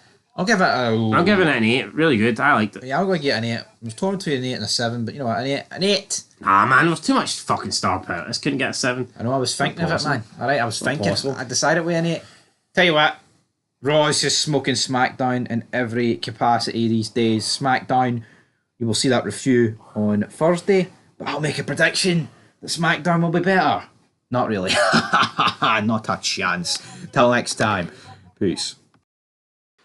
There's levels to this brand split game. Raw have Eric Bischoff, and SmackDown's got Eric Angle. Welcome back to Fog Wrestling. It is your 13th of March 2003 edition of SmackDown. Unlucky for some, it wasn't quite on a Friday, but I tell you what, this wasn't exactly good. You look at Monday Night Raw, you've got Austin, you've got Rock, you've got Triple H, you've got Shawn Michaels. Hell, I could go on for about 10 minutes, but quite frankly, I don't want to bore you with the names, right? What's SmackDown got? Yeah, you've got McMahon and Hogan, but by God, they're not there every week. McMahon is, but Hogan's not. Hogan doesn't want to work Tuesdays. A tape Tuesday, dare I say. But I tell you what, we've got... I mean, they're hyping up Angle Brock, right? And to be honest, I'm glad we didn't get a fully fleshed 20-minute match, because that makes no sense 2 weeks out for Mania.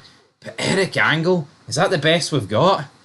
Eric, I've no idea how people prefer SmackDown over Raw at this period of the game. I just don't understand how people think in this era SmackDown was better than Raw. I'm just not seeing it. Even the people that I enjoy, even the people I like on SmackDown, I think that they are not currently having good runs. You look at the top people. Brock's boring at this point. I think Brock's boring. Angle, probably the worst run of his career. I think this is the Angle's worst run since coming in the WWE.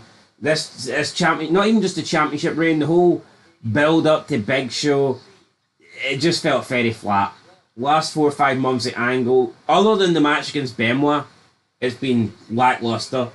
Undertaker, feud with Brock wasn't great. The match made up for it. Then obviously we know he got thrown off the stage against Big Show. Since he came back, it's been matches with Show and A-Train. He's teaming up with Nathan Jones that nobody cares about. He was receiving gifts like puppies and brother love and fucking Canyon. It is the worst Undertaker run probably ever. And I'd say it's the worst Angle run. So the two best people for me on SmackDown, Kurt Angle and The Undertaker, are having the worst runs of their careers. Yeah, there's some things I like. I think Matt Hardy's doing it. But Matt Hardy, that's not enough. Yeah, Matt Hardy can't single-handedly carry the blue brand. He can't. I mean, as good as he is, right? This is in an era that's, is supposed to be great. Some good shit. Matt Hardy is the focal point. It's always going to pale in comparison to Monday Night Raw. But we do begin with a tag title match. Non-tag title match to be exact. Team Angle against Rey Mysterio and Billy Kidman. Billy Kidman nearly dies. He does the shooting star press. His his right leg catches the rope and he lands on his arm. I mean, this could have been a broken neck, so thankfully for him and us, it wasn't that. But again, it's like you look at Raw, you had RVD and Kane against Christian and Jericho. This is Rey Mysterio, probably at his flattest as well. They've done a poor job with Rey Mysterio, I think. Came in hot, the Kurt Angle match, but then they teamed up the Edge, and I don't think the SmackDown 6 helped anybody. No, I don't think it helped anybody either, but I mean, Team Angle win this match. They pin Kidman, 1, 2, 3. Bit of a dead opener. Brian Kendrick then appears in Stephanie McMahon's office, gives her flowers. She points out, didn't work for Kurt. I want an opportunity to wrestle. She accepts it. Alright, you know what, I was impressed by Kendrick, so let's go. Let's see what you can do. Again, this was the last time we've seen Stephanie McMahon tonight. Compare it to Bischoff. Bischoff's throughout the show, and he's just much better. Bischoff feels like he's involved in the stories. Bischoff feels like he's involved in the road to WrestleMania. Stephanie feels like she's just there. The thing is, though, right, I don't mind Stephanie McMahon, right? Yeah, but like, what part is she playing in any story? It's like, you feel like Bischoff is part of Raw. He's deciding things. You feel like he's a big part of Austin coming back. Stephanie's just there, man. Honestly...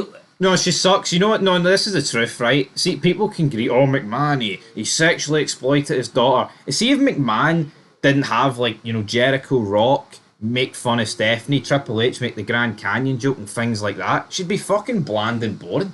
That made her entertaining and interesting. Yeah, because do we remember before that where she was basically just being abducted by Undertaker? Yeah, see, as great as that angle is, that's nothing to do with Stephanie McMahon. Yeah, no, she was just a prop at the end of the day. She was just the person that was being abducted. But, I mean, it is what it is, but Stephanie McMahon, she's not remembered for great promos or being a great GM. She is remembered for being attractive and being at the brunt of jokes for The Rock and Jericho. And obviously, I'd say the alliance thing, but I mean, even then, I don't think she had to be a part of that. No, she didn't. See, if it was Shane and Paul Heyman going up against McMahon, if it was Shane McMahon on his own, I think that would have been more than enough. But she was just kind of shoehorned in there with the whole ECW thing. And then, the SmackDown thing, even when she's revealed as the SmackDown GM, right? The first thing you get is the scene where... Well, not the first thing, but it's the very next week, I believe, where the camera pans and she's, bending over the table, showing her ass. And, I mean, people can say that's McMahon sexually exploiting his daughter, but at the end of the day, she's not Bischoff. She can't just, walk out, and that's not creating the same fucking sort of vibes. Stephanie McMahon being the GM's not giving you Eric Bischoff vibes. So they have to do something different. And she's not Bischoff, so she has to rely on her looks. I think Stephanie McMahon's overrated big time, man. Honestly, I think if she wasn't attractive, she'd be Linda McMahon. Just the reality. See Vince McMahon, right? He utilises what people have got. And he's not going to make Stephanie McMahon cut fucking 20-minute promos and make her draw that way. No. He's not going to do that. Anyway, we cut to Jamie Noble. He's at the Playboy Mansion. My name's Jamie Noble. I'm at the door. They're not letting me in. Yeah, they weren't not letting him in. He wants to speak to the old pervert. You should like my girl Nadia. I mean, you have no. Hey, Vince McMahon, bro. My girl Nadia's got a better body than Tori Wilson. And he just gets ejected here. So I mean, it's what it is. It was all right. Yeah. This is entertaining. No complaints from me. He's looking Rikishi. through the door. Where's all the women? I don't see no women. I just see big men that are like 2 feet taller than me, boy. Trailer park trash. It's a pretty gay. It's a gay mansion. No playboys. Just gay boys. Anyway, up hi. next we got a fat boy. Rikishi taking on Chuck Palumbo. I look fat today. Down. Yeah. You want to talk about stock dropping? Rikishi. I'll admit, Rikishi's stock dropped, right? Like, early 2001. Then he got injured. But, like, this guy, when he got injured in 2001, yeah, he was teaming with Haku, but, like, he was going against, like, the Brothers of Destruction. Still had, like, the mini feud with Austin and shit, and, like, Triple H, 2001. Rikishi feels like Rikishi's, like, below A-Train in the pecking order on SmackDown. Work out on it. Yeah, Rikishi working matches with Austin. Armageddon, Hell in a Cell. I mean, let's be honest, though, it was always going to be downhill after that for Rikishi. Oh, yeah, but like he went into the Rumble, and I'm not saying Rikishi was going to win, but you would be like, he's in like the top. He's definitely in the top third of guys that can win. But this. you know what? They jobbed him out, man. You can't go from the dancing guy with the fat ass with the sunglasses to running over Austin. I'm a bad, bad man. I would never steer Austin wrong. And then quickly, like within a year, change him back to the good guy. That was almost like them admitting that they failed. I don't think they did fail. It's like the Wyatt Six, though. It's like if the heel turn, if the first thing about the heel turn is running over the biggest babyface that wrestling will ever see, it's always going to be fucking downhill. It's like Wyatt Six killing like the whole roster. I don't think they turned Rikishi back to being a face because Rikishi failed. I think Rikishi failed because they turned him back into being a face. To me, they should have kept being a heel, but maybe they just felt, nah, we don't really have room for the guy. But nah, man, yeah, you don't run over fucking Austin and then like 6 months later you're back doing the whole goofy shit. No, I did it for the rock. Shut your mouth, you fawn wearing fatty. Anyway, the fawn wearing fatty won this match. Los Guerreros battered Nunzio and Stamboli. Oh, brilliant. But see, you think about it, spoiler alert, but from this point out onwards, it's just Rikishi's just a comedy act who teams up with Scotty 2 Hotty. And takes on Sean O'Hare with Roddy Piper. Anyway, that's as good as it gets for Rikishi. Undertaker is walking backstage. He finds Nathan Jones in a dark room by himself. When you spend 10 years in solitary confinement, mate, Faustus, you know, you spend some time alone and... Undertaker, I can respect that. You're dead, man. Can we go somewhere that's a little bit brighter, mate?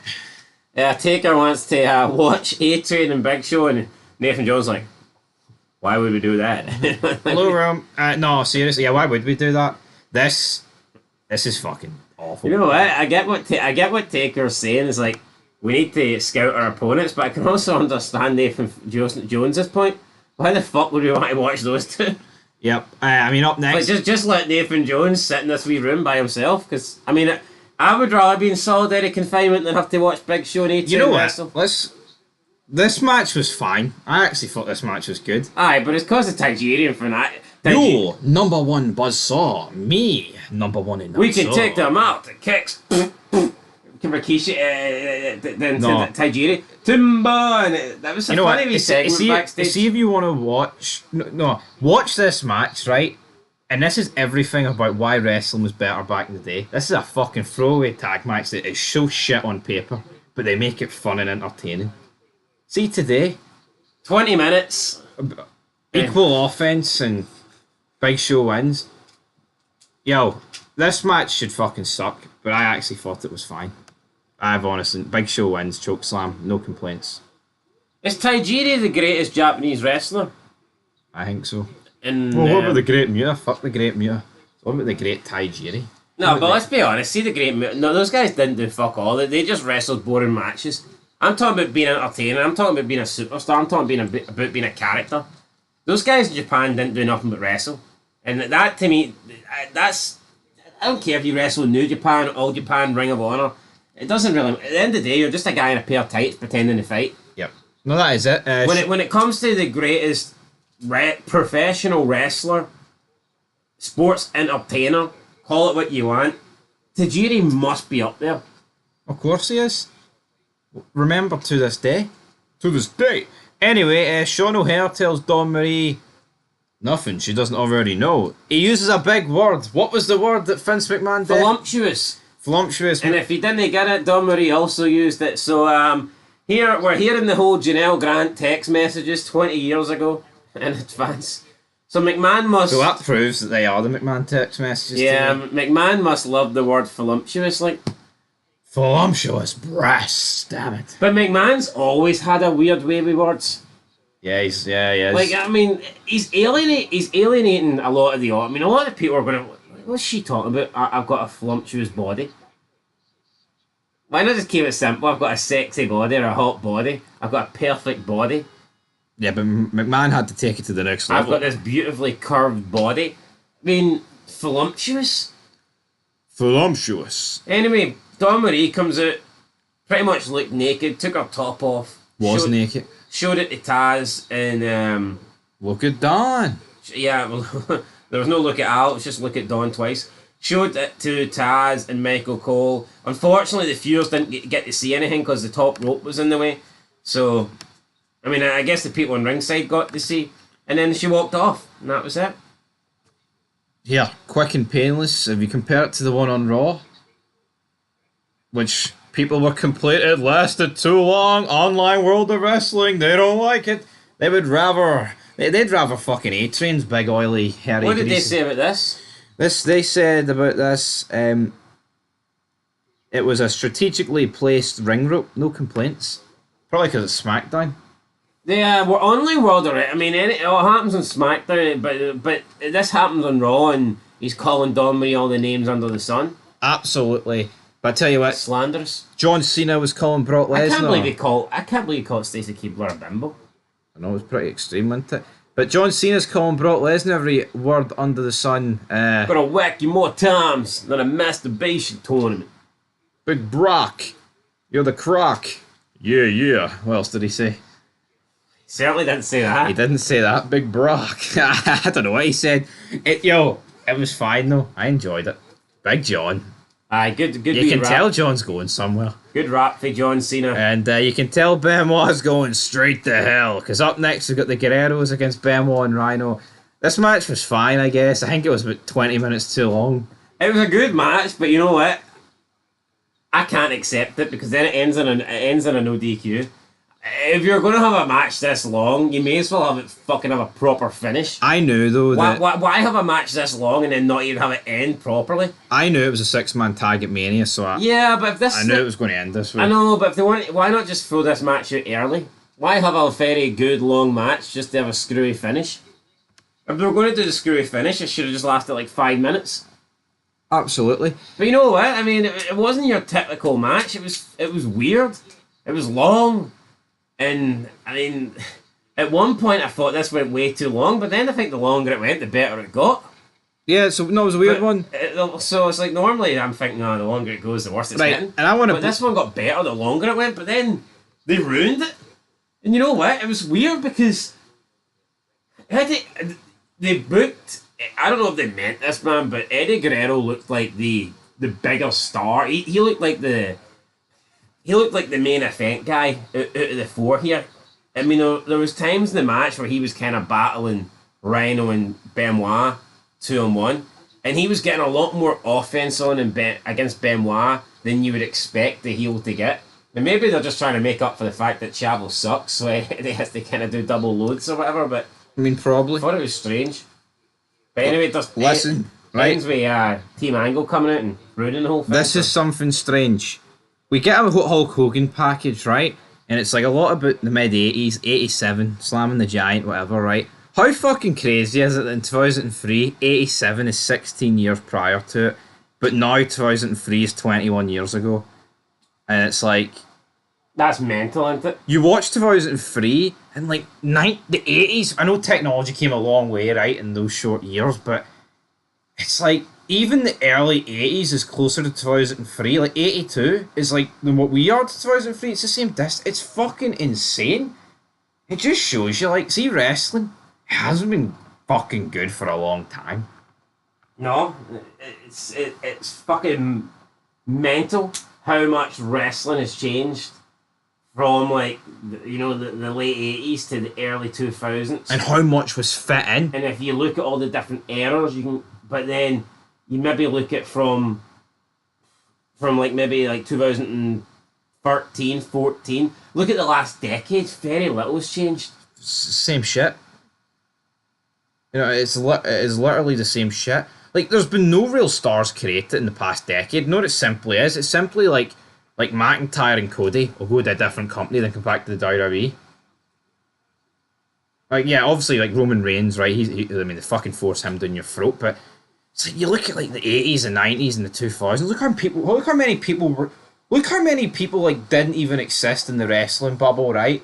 In 1987, but by 2003 had like already had great careers, Hall of Fame careers, and we're done. See, if you look back like 16 years to like 08, like a lot, it's the same fucking people for the most part. Like, Crazy. It's like look at the people in AEW, like Roderick Strong and fucking Cole and Bryan, people like that. They were fucking in the ROH in the late 90s. Yeah. Tragic state of offence. Anyway, I thought there was a decent promo for McMahon. It is kind of mad the amount of people that are in wrestling nowadays that have had 20 plus year careers, and for the first half, you fucking didn't even know who they were. No. And that just. No, but see a lot of the people that are at the top now, see the people that are in their 40s now that have been around for 20 years, they're guys that honestly just could not get over. They couldn't make it until wrestling got so bad. And the real stars left, that's when they got in. Yep. They Like, snuck see- in the back door. See your Roderick Strong, I mean, there's a reason why this guy wasn't on mainstream TV. Fuck it. This guy couldn't even cut it in TNA in 2005.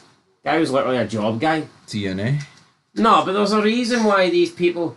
There's a reason why Bryan Danielson in the mid 2000s was wrestling in Ring of Honor and not wrestling in WWE. Because he's shite. Fucking sucks. What's he gonna do? We're gonna say to Michaels and Hogan, now you guys can't main event SummerSlam because we've got D. Bryan here. D. Brian come D.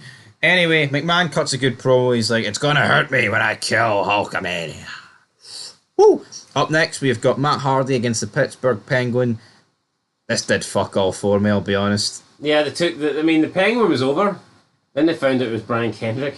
It's not so over. An exhibition. Shannon Moore just pulls Matt Hardy out the ring and they leave. Brian Kendrick gets the count out victory. Taz and Cole wax lyrical over him, suggesting that he should be getting a contract because he almost went 5 minutes with Kurt and he picked up a count out win over Matt. So there you go. That's worthy of a contract. Worthy of a contract, apparently, but can Big Eric get a contract? Because up next, it's Kurt against Brock, WWE title on the line. We knew we were going to get some form of screwy job finish maneuver, but I mean, Eric Angle getting swapped with Kurt. We've seen it in 2000 with Taker. Do we really need to see it in 2003? Probably not. Brock gets beat by Kurt after. Same old shit. It's just shite, isn't it? This is I mean, it's good heel work for Angle, right? But I feel like they must have been desperately in need of trying to pop a rating here. Aye, just trying to get you a title match in the hopes that, here, tune in. And I feel the same on Raw as well. Like, they hyped up, like, Rock against Booker T, number one contendership, and then Rock was like, nah, fuck that, I want to take on the Hurricane. Anyway, Angle wins, no surprise there. No surprise they didn't give us a big match, because it's main event Mania in 2 weeks. But we have to rate it out of 10. I thought SmackDown was pretty poor. considering it's WrestleMania season in a great era, I'm giving it I'm getting a 5. Yeah, I'm giving it a 5. It's a bang average 5. It's a bang average, straight down the middle 5. I think a 5 is fair. Wasn't bad, but it wasn't good. And that is where we're leaving it, guys. Till next time. Peace.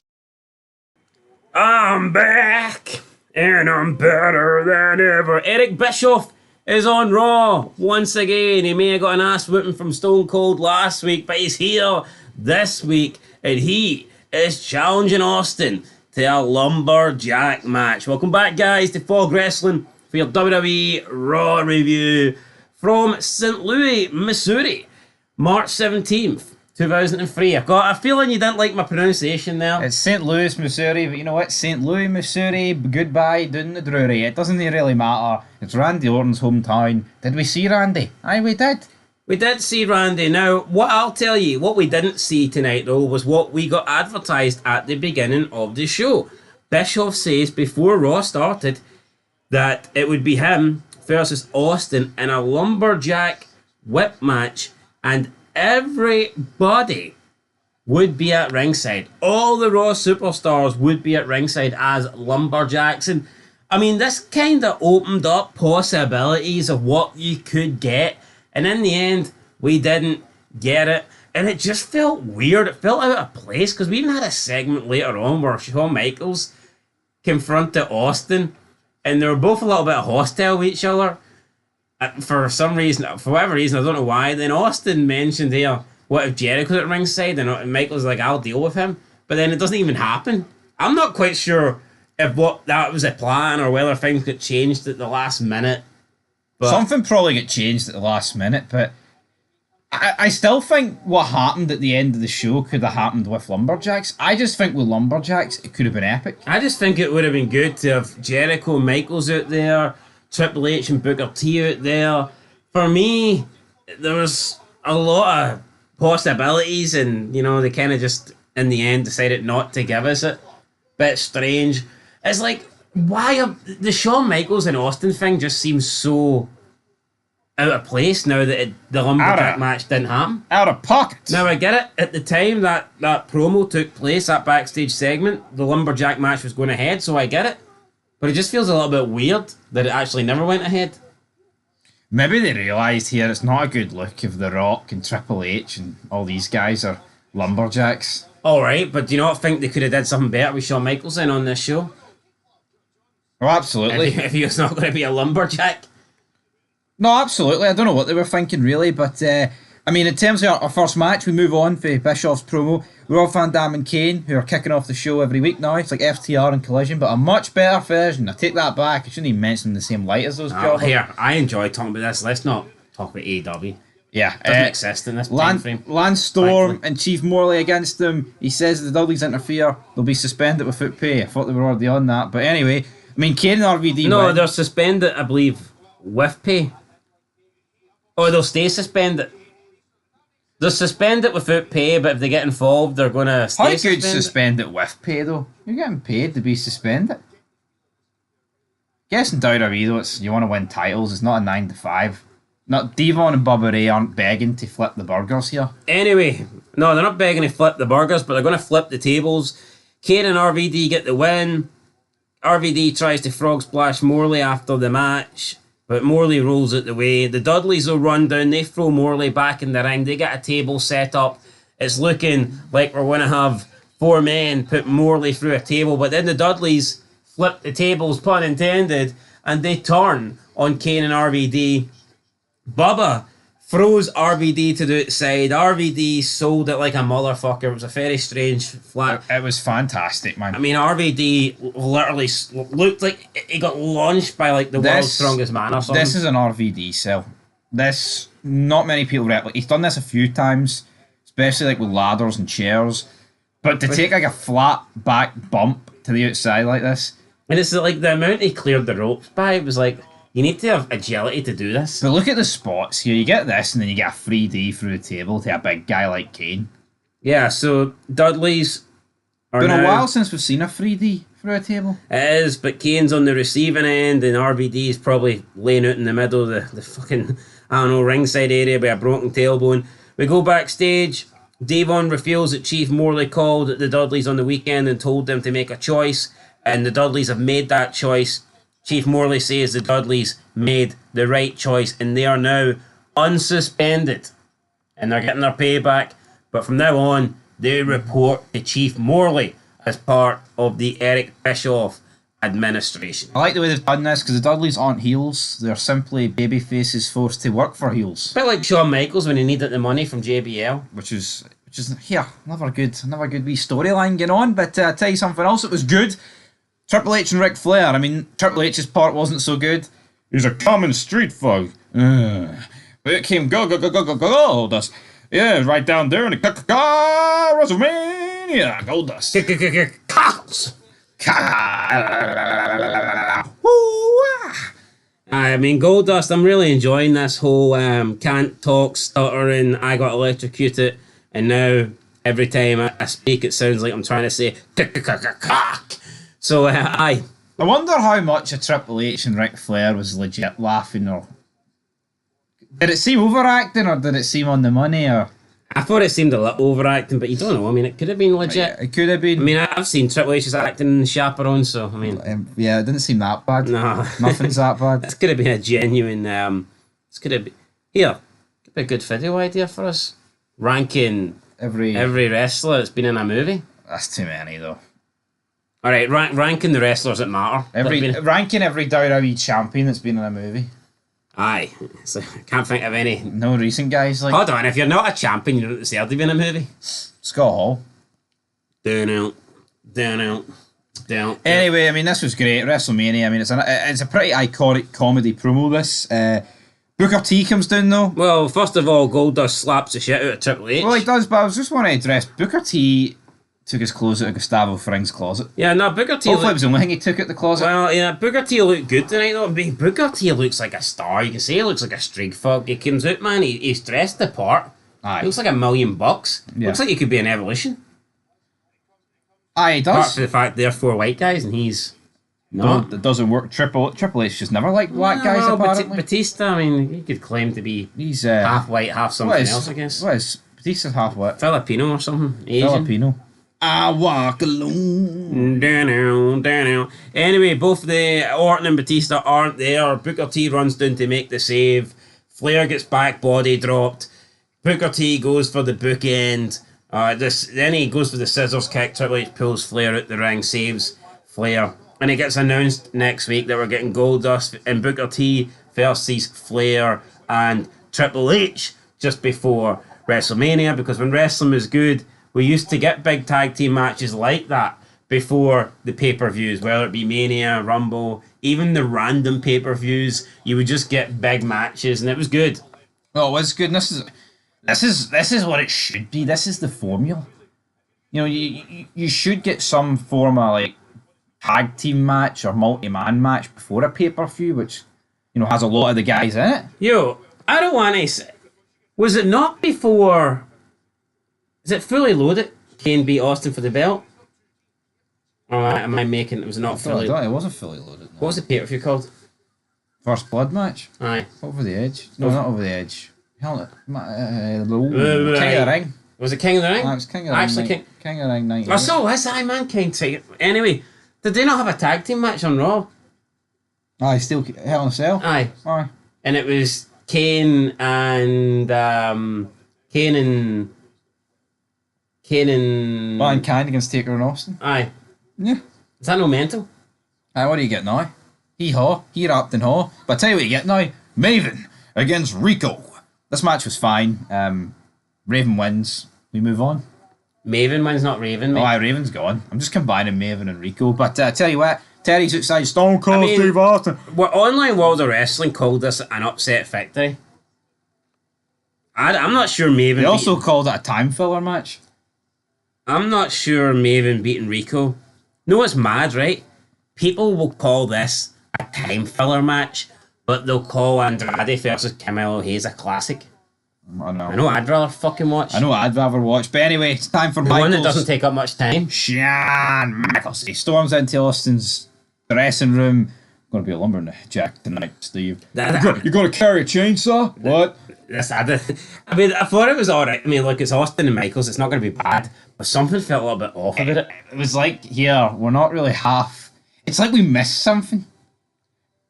Here, maybe what it is, but then it's not even the first interaction these two have had since, like, Mania 14. Nah, sure. Remember, Sean was commissioner. Aye, they were on the same fucking ranch via satellite. So I don't know what they're going for. Yeah, Michaels tells Austin he'll do his job. Austin's like, what? You're going to put your hands on me? What? What are you going to do with Jericho? You're going to put your hands on him? The Rock's got to be a lumberjack as well, brother. Yeah, so Austin brings up Jericho, Michaels brings up Rock, and it's like, But you know what, man? I really wanted to see this lumberjack match just because of all the possibilities that we could get. But for some reason, later on, they decide not to do that. Steve says if he goes down, Eric Bischoff and everybody are going down with him. So yeah, looking forward to this lumberjack match. It doesn't happen. Yeah, up next, The Rock Let me arrives. tell you something, player. The Rock arrives. They're all like, oh, they're just holding another black brother down, brother. Black brother down. And then Teddy Long brings in a guy that doesn't look black in Rodney Mack. He might be Mac, but he ain't black. Teddy Long's got the latest issue of the WWE magazine with the Hurricane on the front cover. He's trying to hide it for The Rock, but the Rock just grabs it off him and looks and flips it over. Not impressed to see the Hurricane on it. Teddy Long says, it's alright, don't worry, nobody will remember the Hurricane beat you last week. And The Rock's adamant that didn't happen. Be cool, Felipe. Yeah, The Rock, I mean, you get Austin and Michaels and then Rock walks in. If you want to see why wrestling sucks today, folks, that's pretty much it. Rock's like, it didn't happen, he didn't beat me. Teddy Long says, yeah, no, brother, just another attempt to hold a black man down. And then Rodney Mack tells The Rock to be cool because he'll take care of the Hurricane. And The Rock just looks at Rodney Mack and thinks, who in the blue hell is this? It's funny though, right? Because Rodney Mack's pissed with The Rock. It's like, what are you doing? No, seriously, what is this? Rodney Mack coming in and telling The Rock, calm down, I'll handle it. Yeah, you know, he's pissed off backstage. I think it's equally more pissed off in the match. It's like, fucking, you should be... See, when you listen to The Rock and Terry Long talk, and then Rodney Mack comes in, you want to talk about green? This guy's greener than the fucking Hurricane. Rock looks like a Hollywood megastar, and Rodney Mack looks like a creator wrestler. Aye, no, he does. He looks like the basic template for SmackDown versus Raw. Aye. Is what it is. The match itself is fine. The Rock comes down, batters the Hurricane, which I thought was good. And then... I mean, Rodney Mack should just be happy he's on the same screen as The Rock. Oh, fuck, aye. Absolutely. Salts him with a chair. Brilliant. That's probably the Hurricane Rock feud put in. Yeah, battles him on the outside, stomps a mud hole in his ass. I'll admit, though, some really weak-looking chair shots for The Rock. Not that he was swinging the chair weak, but, I mean, I think you could clearly see on about half of the chair shots he was hitting the chair off the mat. And I tell you what, that's one thing I will say about The Rock. What separates Rock and Austin, I think, is Austin, always cared about his ring work. And I think Austin always wanted to make it look real. Yeah. And make it look snug. Yeah, like Rock and Hogan. Anytime Austin talks about, he always talks about how he wanted it to look legit and how he was willing to work like, a little bit snug and tight with guys in order to make it look legit. The Rock, these chair shots look pathetic. We're not even going to talk about Hogan's chair shots because... No, there's nothing to talk about. But, I don't really recall moments for Austin's most embarrassing moments is when he can't get in the ring because the bottom rope is fucking him up. Aye. Austin got in a rivalry with the bottom rope over his career, but... Look at the 2001 Rumble, how it ended, right? He boots Kane in the balls and he hits him with 3 chair shots. I just couldn't imagine The Rock delivering the same... But look at Austin with Lita, and someone might bring up domestic claims with his wife, but Austin didn't hold back then, do you know what I mean? And he could have. But he was like, nah, I'm going to make it look... Yeah, and The Rock's still great, but I think Austin's just a much better worker than The Rock. And... Did you not think these chair shots look weak, though? No, I agree. Maybe the camera angles didn't help him. But I remember seeing about half of them, and I'm thinking, that didn't even hit the Hurricane. Yeah, and I thought some of the kicks were weak, but yeah, I don't give a fuck, it's The Rock. I'm not going to bury it. But you know what, I think The Rock's kicks have always looked, that particular kick's always looked weak because the way he does it. There's so much emphasis into the standing. But, I mean, you look at some of these stomps that The Rock does, and you're like, that wouldn't fucking hurt. Yeah, but... Whereas when Austin stomped that mud hole in you, it's going to hurt. I mean, Then you got to give it to Austin. No, whether he's against McMahon or a non-wrestler like Bischoff. When Austin's stomping a mud hole or when Austin's opening a can of whoop-ass, it legit looks like he's doing that. Sometimes with The Rock, it does look like. I mean, his finisher's a fucking elbow drop, for God's sake. Yeah, no. I mean, we'll move on. We'll move on. It was. I love The Rock. I'm just some of his offense does look a little bit questionable. Like his movies. Strasses and Jazz taking on Victoria and Stevie Richards. We got like a promo earlier in the day. You could barely hear it.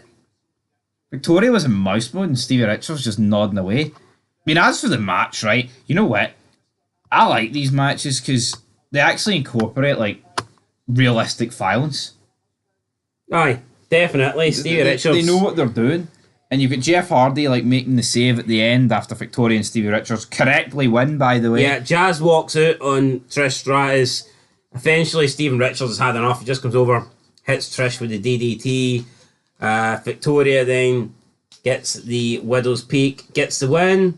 And after the match, Richards goes to attack Trish again. But Jeff Hardy runs down to make the save, tosses Richards out the ring like a bag of garbage. He then goes to set up the Swanton Bomb for Victoria, but Richard pulls her out the ring. Jeff then helps up Trish and he sneaks in a kiss before he manages to make his escape. And Jerry the King Lawler's sitting there thinking, damn it, why didn't I make the save? Why didn't I come in and help Trish? Come on, JR, I could have made the save, damn it. But anyway, Coach Jericho up next. Jericho says he used to dream about being Michaels. Now he wants to dream of ending Michaels' legacy. A lot of hype into Shawn Michaels' WrestleMania legacy. It's like, I mean, he has a good Mania legacy, but it's not like he won every match. He's the showstopper, but surely then it means more than just beating him. Jericho should be looking to outperform him, cripple him at the granddaddy of them all. You get me? We're not talking about Taker's streak here. Outperforming him, not crippling him. Well, one of the two then. Possibly, aye. What else? Well, no, you're saying he should be outperforming him, then you say cripple. Yeah, one of the two. Why? What's that got to do with anything? Who'd Shawn Michaels cripple at WrestleMania?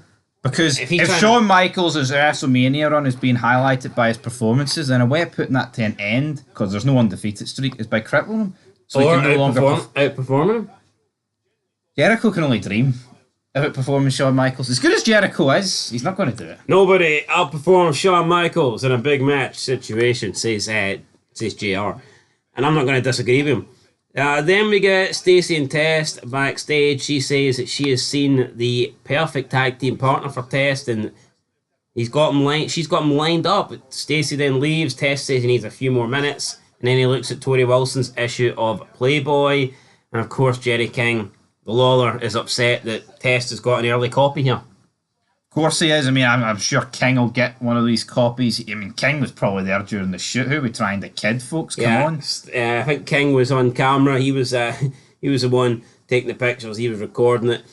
We find out that the tag team partner is Scott Steiner. Comes out to a huge pop. You can say what you want about Steiner. Might not be great in the ring. He might have had a failed run in WWE, but the crowd loved him, and for me, he deserved a lot more than what he got. It's a shame that after a few short months, he's... Yo, I think this feud with him and Test over Stacey's fine, but it's beneath Scott Steiner. Do you know what? Do you think it... Honestly, man, I think it was just Triple H. I think all the blame got pinned on Scott Steiner. Aye. But then... Why is Triple H taking no responsibility going, you know... And the matches weren't even that bad, to be fair. Yo, we're not backstage, and because I haven't really heard Steiner speak a lot, right, about this, but he could have the mentality of a Nash and Hall, where he's like, yeah, I'm getting paid, don't really give a fuck if I'm not world champion or not. You know what I mean? No, he could. It's probably once his comments come out, he's like, here, I'll do a steroids test. If he does a steroids test, it's like, alright, we're keeping you two apart then. That's not allowed. He's right, though. No, he is right. Yeah, People trying to...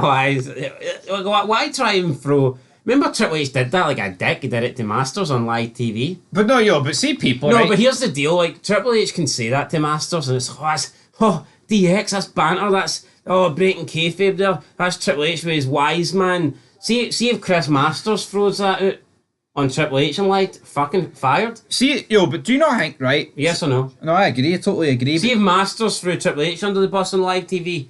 Bye-bye, Chris Masters, future endeavoured. Well, let me talk about Triple H here, right? And I ain't saying this because the guy's he's producing terrorism in terms of wrestling, modern wrestling, right? But see, the more you hear about the reign of terror, right, and you look at Steiner, Nash, and Booker T, and even the amount of matches Michaels lost to him, etc., etc., I think this era would have been better without Triple H. I think if Triple H picked up his 01 injury in like 03, 04... No, it didn't need to not have him. It just needed to not have him constantly. Yeah, I get it. I think 01 would have been so much better with Triple H and Austin leading the alliance with Stephanie. Because do you not think so? I didn't really miss Triple H though, to be No, honest. I didn't miss him. I think it would have took away from Austin. But do you agree that if you could switch the injuries, it's almost like Triple H? It would have been better if he was injured during this period. Yeah, because I just look at the main event, Raw, and I'm thinking, imagine if titles were changing hands every couple of months and you were mixing up the main event scenes. Look at all the different possibilities you were getting. But pretty much from like mid 2002 to mid 2004.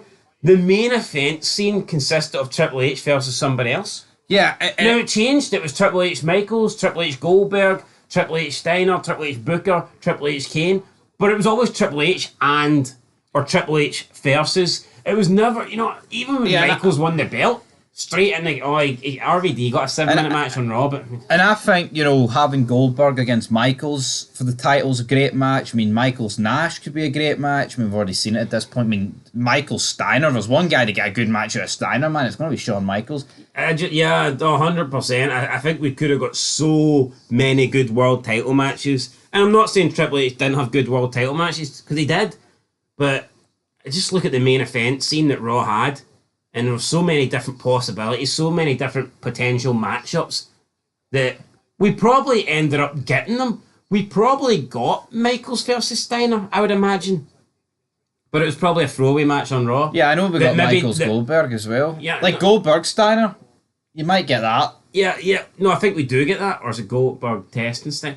But the point is, you probably get those matches that are maybe a 6-minute throwaway match on Raw that maybe ends in DQ when... We could have got those matches that were maybe a 15-20 minute world title match on a pay-per-view that was showcased and obviously focused on having a better match, but whatever, it didn't happen. If spots, maybes, couldas, wouldas, shouldas, didn't. Test gets pinned after Stacey falls into Steiner's arms. Again, Jerry the King Lawler wishing that he was Scott Steiner. Please. I mean, fucking Steiner's arms are bigger than Jerry Lawler's body. The fucking damn right they are. Jerry Lawler's a guy with not much of a physique. Don't know if his arms are bigger than Jerry Lawler's magazine stat count though. No, definitely not. But I mean, this is a fine match. Test gets beat. Jericho and Christian rightfully win, I think. Jericho needs that momentum. And here it sets up the Test Steiner feud. But up next is Triple H Goldust.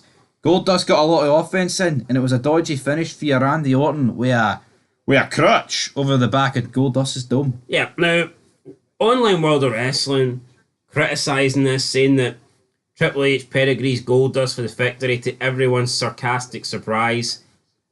This Triple H won, which was obviously going to happen and should happen. How can your Triple H lose to the comedy act of Booker T and Goldust, the tag? How can he lose when he's taking on Booker T? How can he lose to the jobber of the tag team if he's going to beat Booker T? This was fine. Goldust was booked strong, and he only lost because of the attack for Orton. Goldust could win like Hurricane beat The Rock, right? But that's the only way he can win. You can't beat him clean. I don't even know what Goldust's finisher is, for fuck's sake, man. What is it? Powerbomb! But this match was fine. I enjoyed it. Up next... Is it not a reverse kind of suplex? Well, that's never beaten Triple H. Curtain call. See, I plucked that one out of nowhere. You have. Anyway, it's Rock backstage with the guitar signed by Willie Nelson or something. Yep, he's teasing a Rock concert. And Bischoff goes to touch. No, easy, big fella. You can't touch that. Rock treating the guitar like it was his Scorpion King here, the schlong.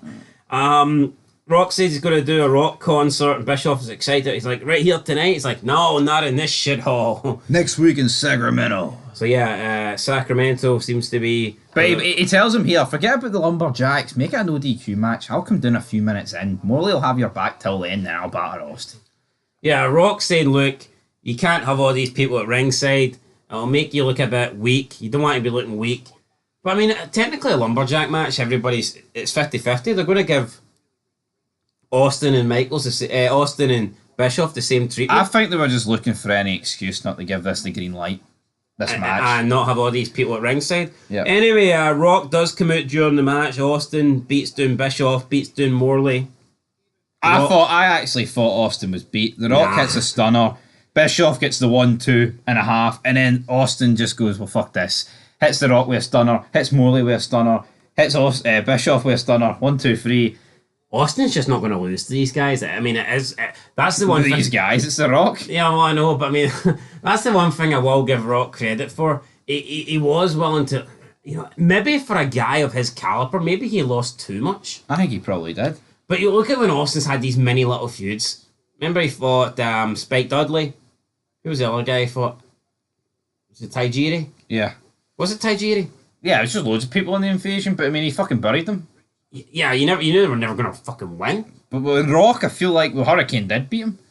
Now, this was fine. The Rock rolls back in, gives Austin a huge rock bottom as the show goes off the air with the Hollywood Rock theme. I mean, I tell you what, Rock and Austin ending the show week in, week out. What a time to be alive. But according to Online World of Wrestling, their friend went to this show live and he had a bunch of his smart signs stolen by WWE bastard security.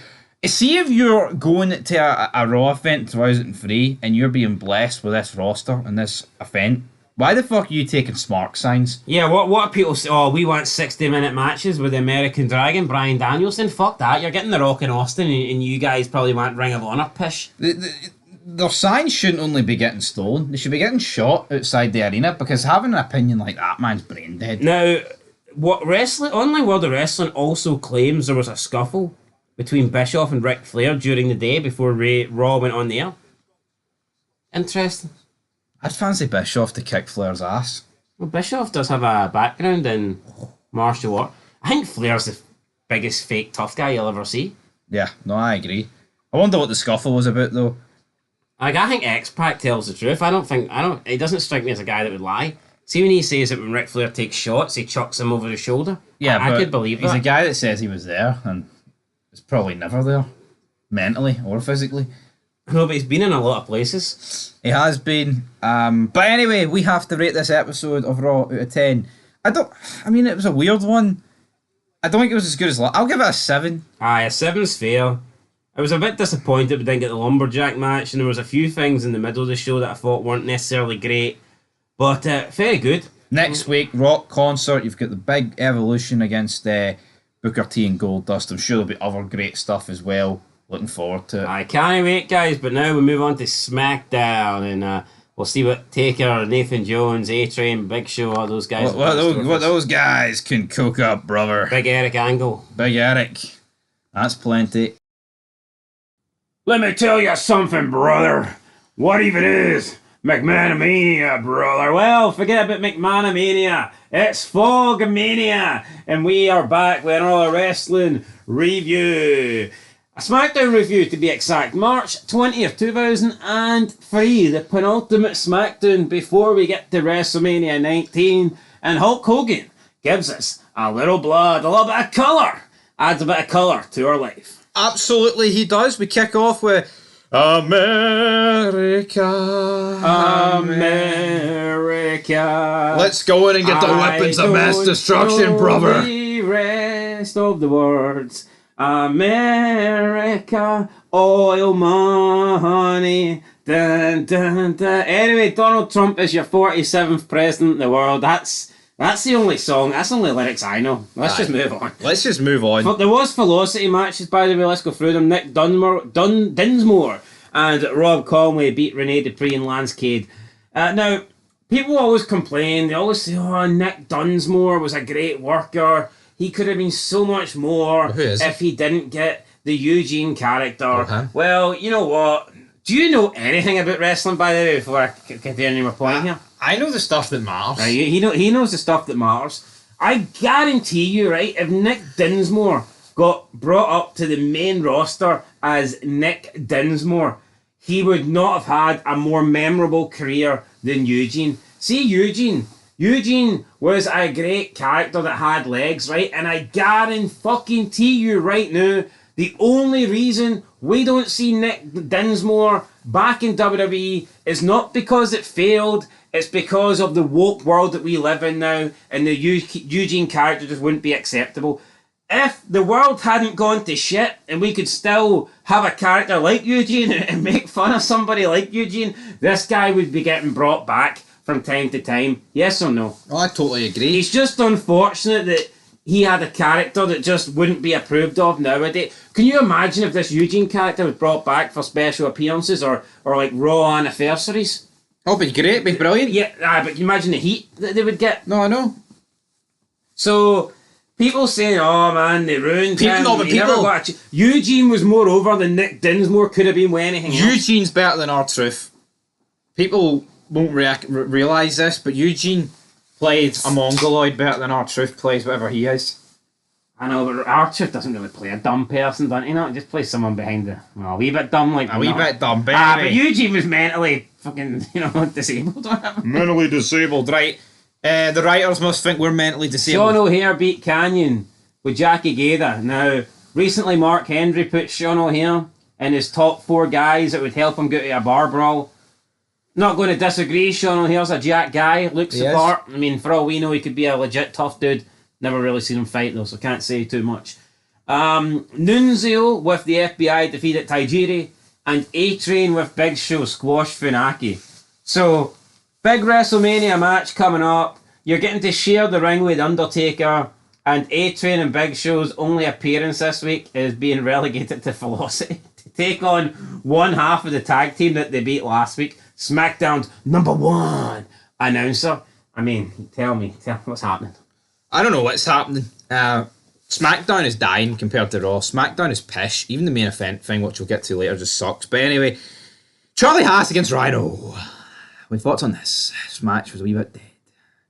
Any thoughts on why A-Train and Big Show are on Velocity? Well, you know what, right? I kind of. I'll give you 10 seconds of it, right? Because I want to just move on. But well, I guess is fucking Nathan Jones any worse than Big Show or A-Train at this point? Even though I put them over last week. Ah, yes. Well, they all fucking but Nathan Jones is greener than a banana that's just been picked for the fucking the tree. Right? What's A-Train and Big Show's excuses? No one cares about him at this stage. Big Show's a circus act. No. You asked, are they any better? And I'm assuming you mean in the ring, and the answer to that is yes, 100%. I mean overall. Even in promos, Nathan Jones talking about, I did time, Undertaker. You know, that's a knife. I think it was pretty good. That's a knife. Well, I mean, it is. I know you're just putting the guy over because he's got a funny sounding accent. Anyway, I was trying to set you up to talk about Velocity, but since you don't care... Fuck Velocity! See if we want to watch Velocity, then this is SmackDown. Aye, it's SmackDown and A-Train and Big Show are not on it. How about we talk about it when we get to the Taker match? I mean, this is a SmackDown review, not the... Oh, let's talk about Nick Dinsmore and the other fucking jobbers. Well, I'm giving the people what they want, a bit of insight on what happened here in Velocity. Anyway, Charlie Haas against Rhino. Thoughts on the match? Alright. It was alright. Now, my problem here is that they're hyping up Rhino and Benoit as this like experienced tag team. He's known him 2 minutes. They've been tag teaming for like 2 weeks at the most. Charlie Haas and Shelton Benjamin are just boring, honestly. I don't really care about them when they're with Kurt Angle, and I care about them even less when Kurt's not there. And guess what? Kurt's not there. Kurt wasn't there. Yeah, I mean, this is probably Shelton Benjamin's like what, second best part of his career. And it's not that Shelton Benjamin's shite. People commenting our feeds, why are you saying that about Shelton Benjamin? Shelton Benjamin's pish.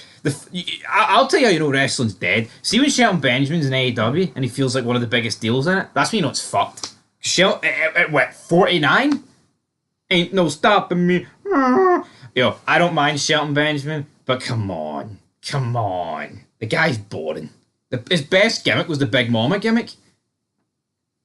Somebody call my mom. No, but wasn't it though? Nah, was it? I think it was. Him getting his Royal Rumble number and Big Mama was in the house. So you think that's the best period of Shelton Benjamin? What's when I enjoyed him the most? When did you enjoy him the most then?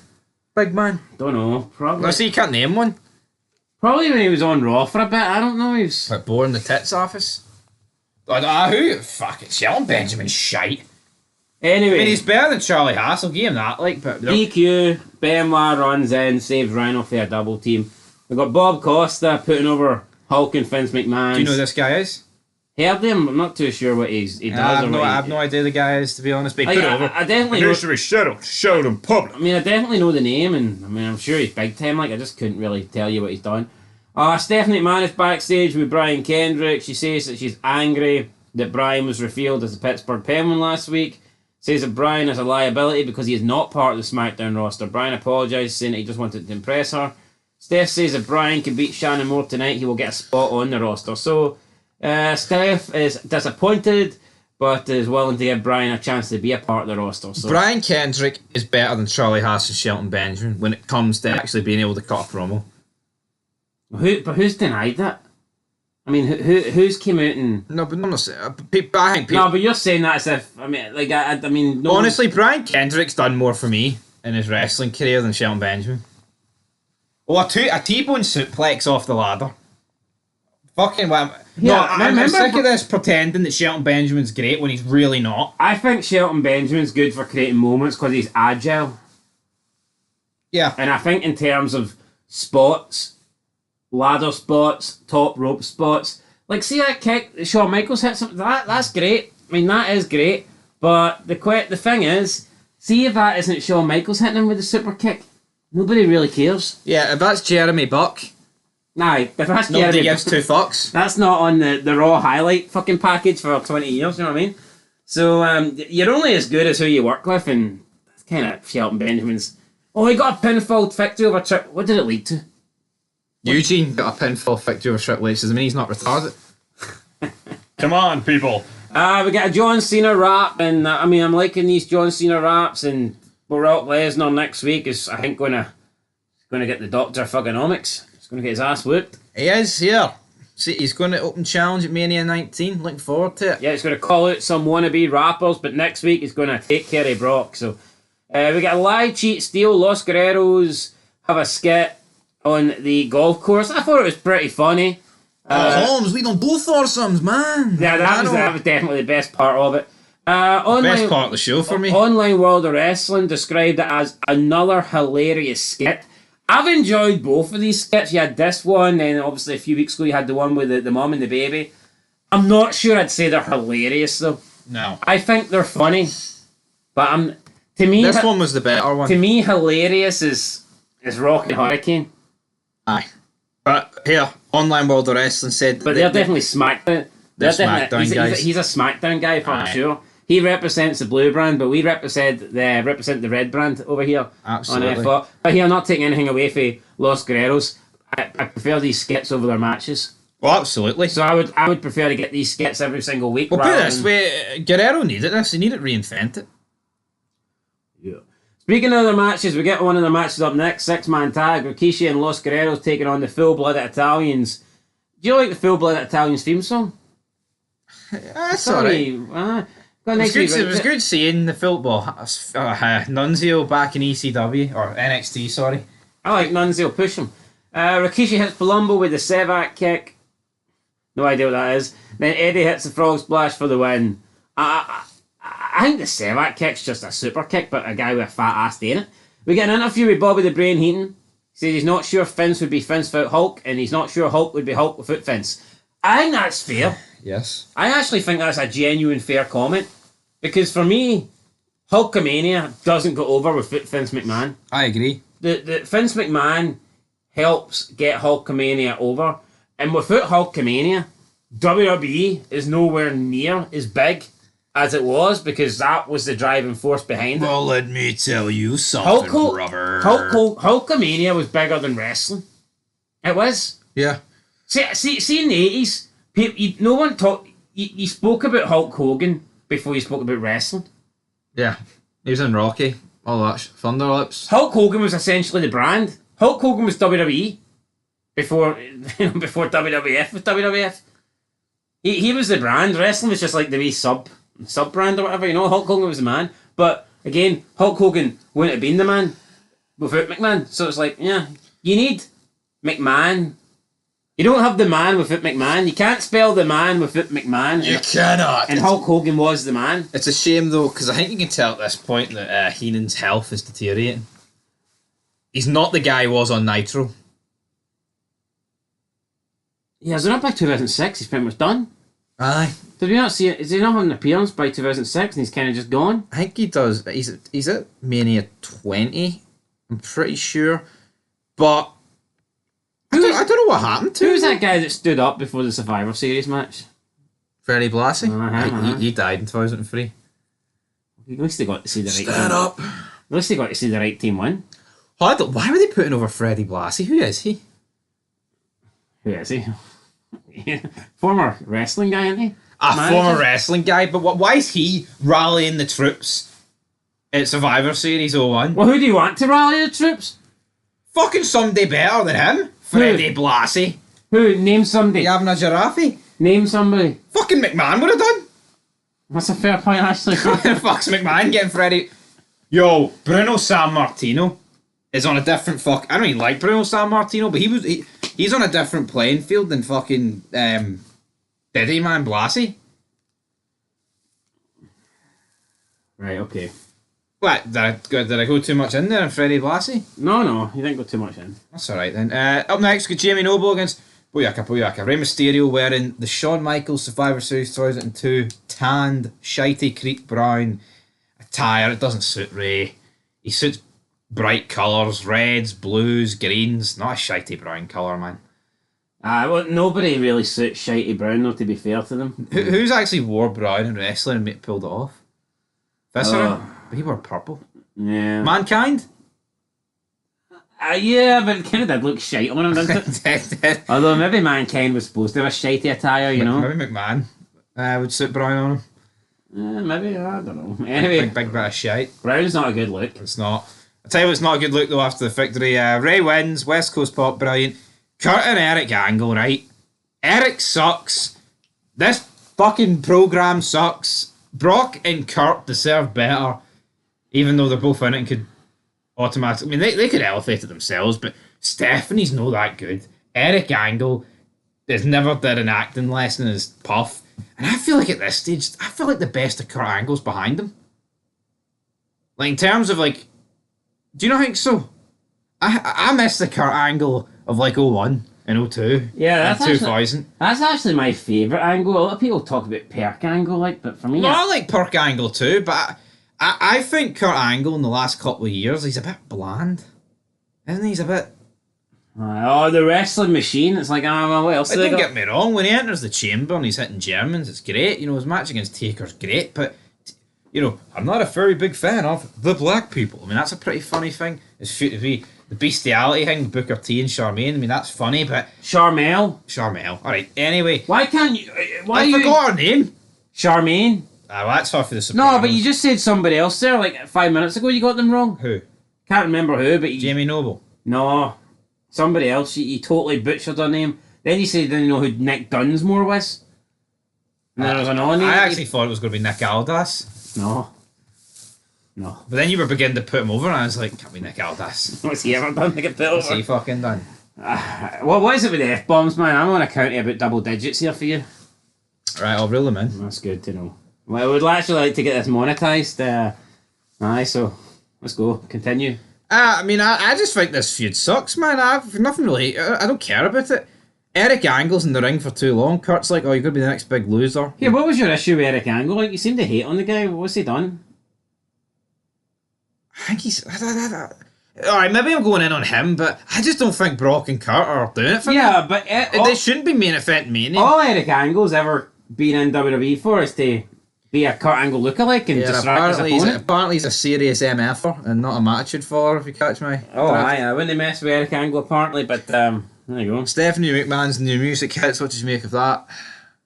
New music? Aye. What was it? What was the song you came out to? Still, the tune. She had that I'm all grown up forever. That's new music. No, it's not. Right there, it says new music. I was hoping you'd catch on, because I didn't catch on. It wasn't new music. Yeah, that's what I thought.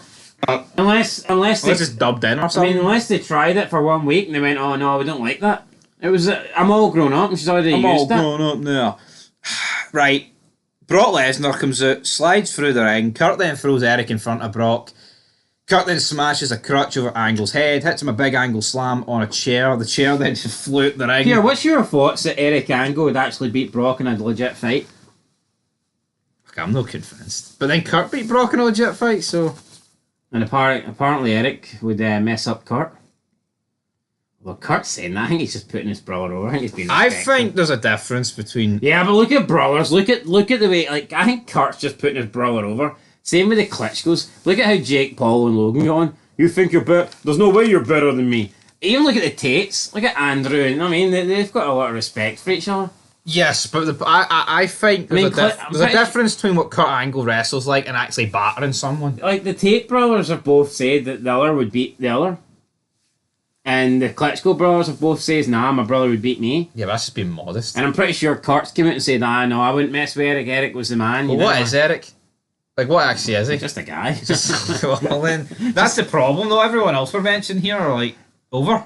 Boxers. I know, but you heard the way Jake Paul and Logan got on? They're bitching over each other. But I would beat you. No, you would beat me. It's like, what about supporting your brother? Like, you know what I mean? Like, it's the different levels here, I think. Anyway, would Eric Angle beat Kurt? Would Eric Angle beat Brock in a real fight? I don't think so. Maybe a punch to the stomach and Brock's Dervatitis or whatever it's called. But we got to bear in mind What's that here, called? Brock's young here. I don't think this is Brock at his peak. Nah, Brock's green, isn't he? Like, Yeah, he's green. Like, Kurt beat him, but I mean, well then, would Perk Angle have beat Brock in like 2010 or that period? But then Kurt's older. I doubt it because Brock had a lot more MMA experience, actual fighting experience. Well, Kurt bottled it then, didn't he? Yeah, so when did Kurt fight Brock? It was like 2003.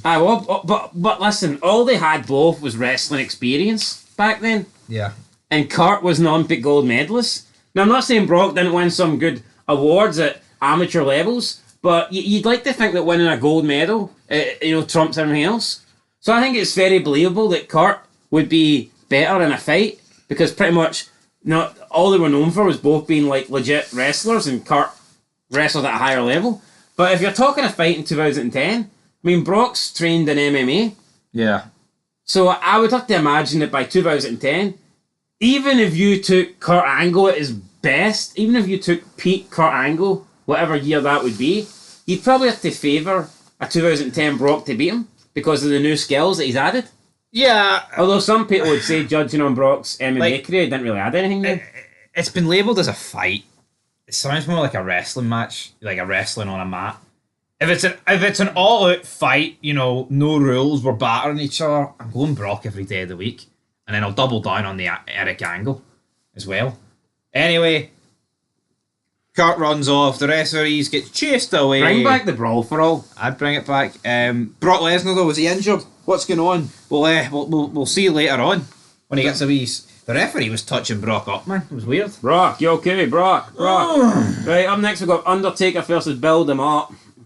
Bill DeMott had a bit of a winning streak until he took on Rikishi, and now I'm sure he's just going to be... Undertaker defeats Bill DeMott, but I'm not telling you anything you don't already know. Because of course he was going to beat Bill DeMott. Yeah, I mean... We haven't seen DeMott in weeks, and he just came out here to get squashed. He did whip out... I wouldn't say he got squashed. Like, he had some big moves, and Undertaker had to whip out the tombstone to win. First tombstone, I believe. So, I mean, you say squashed. I wouldn't describe this as being squashed. I think Undertaker's been squashed.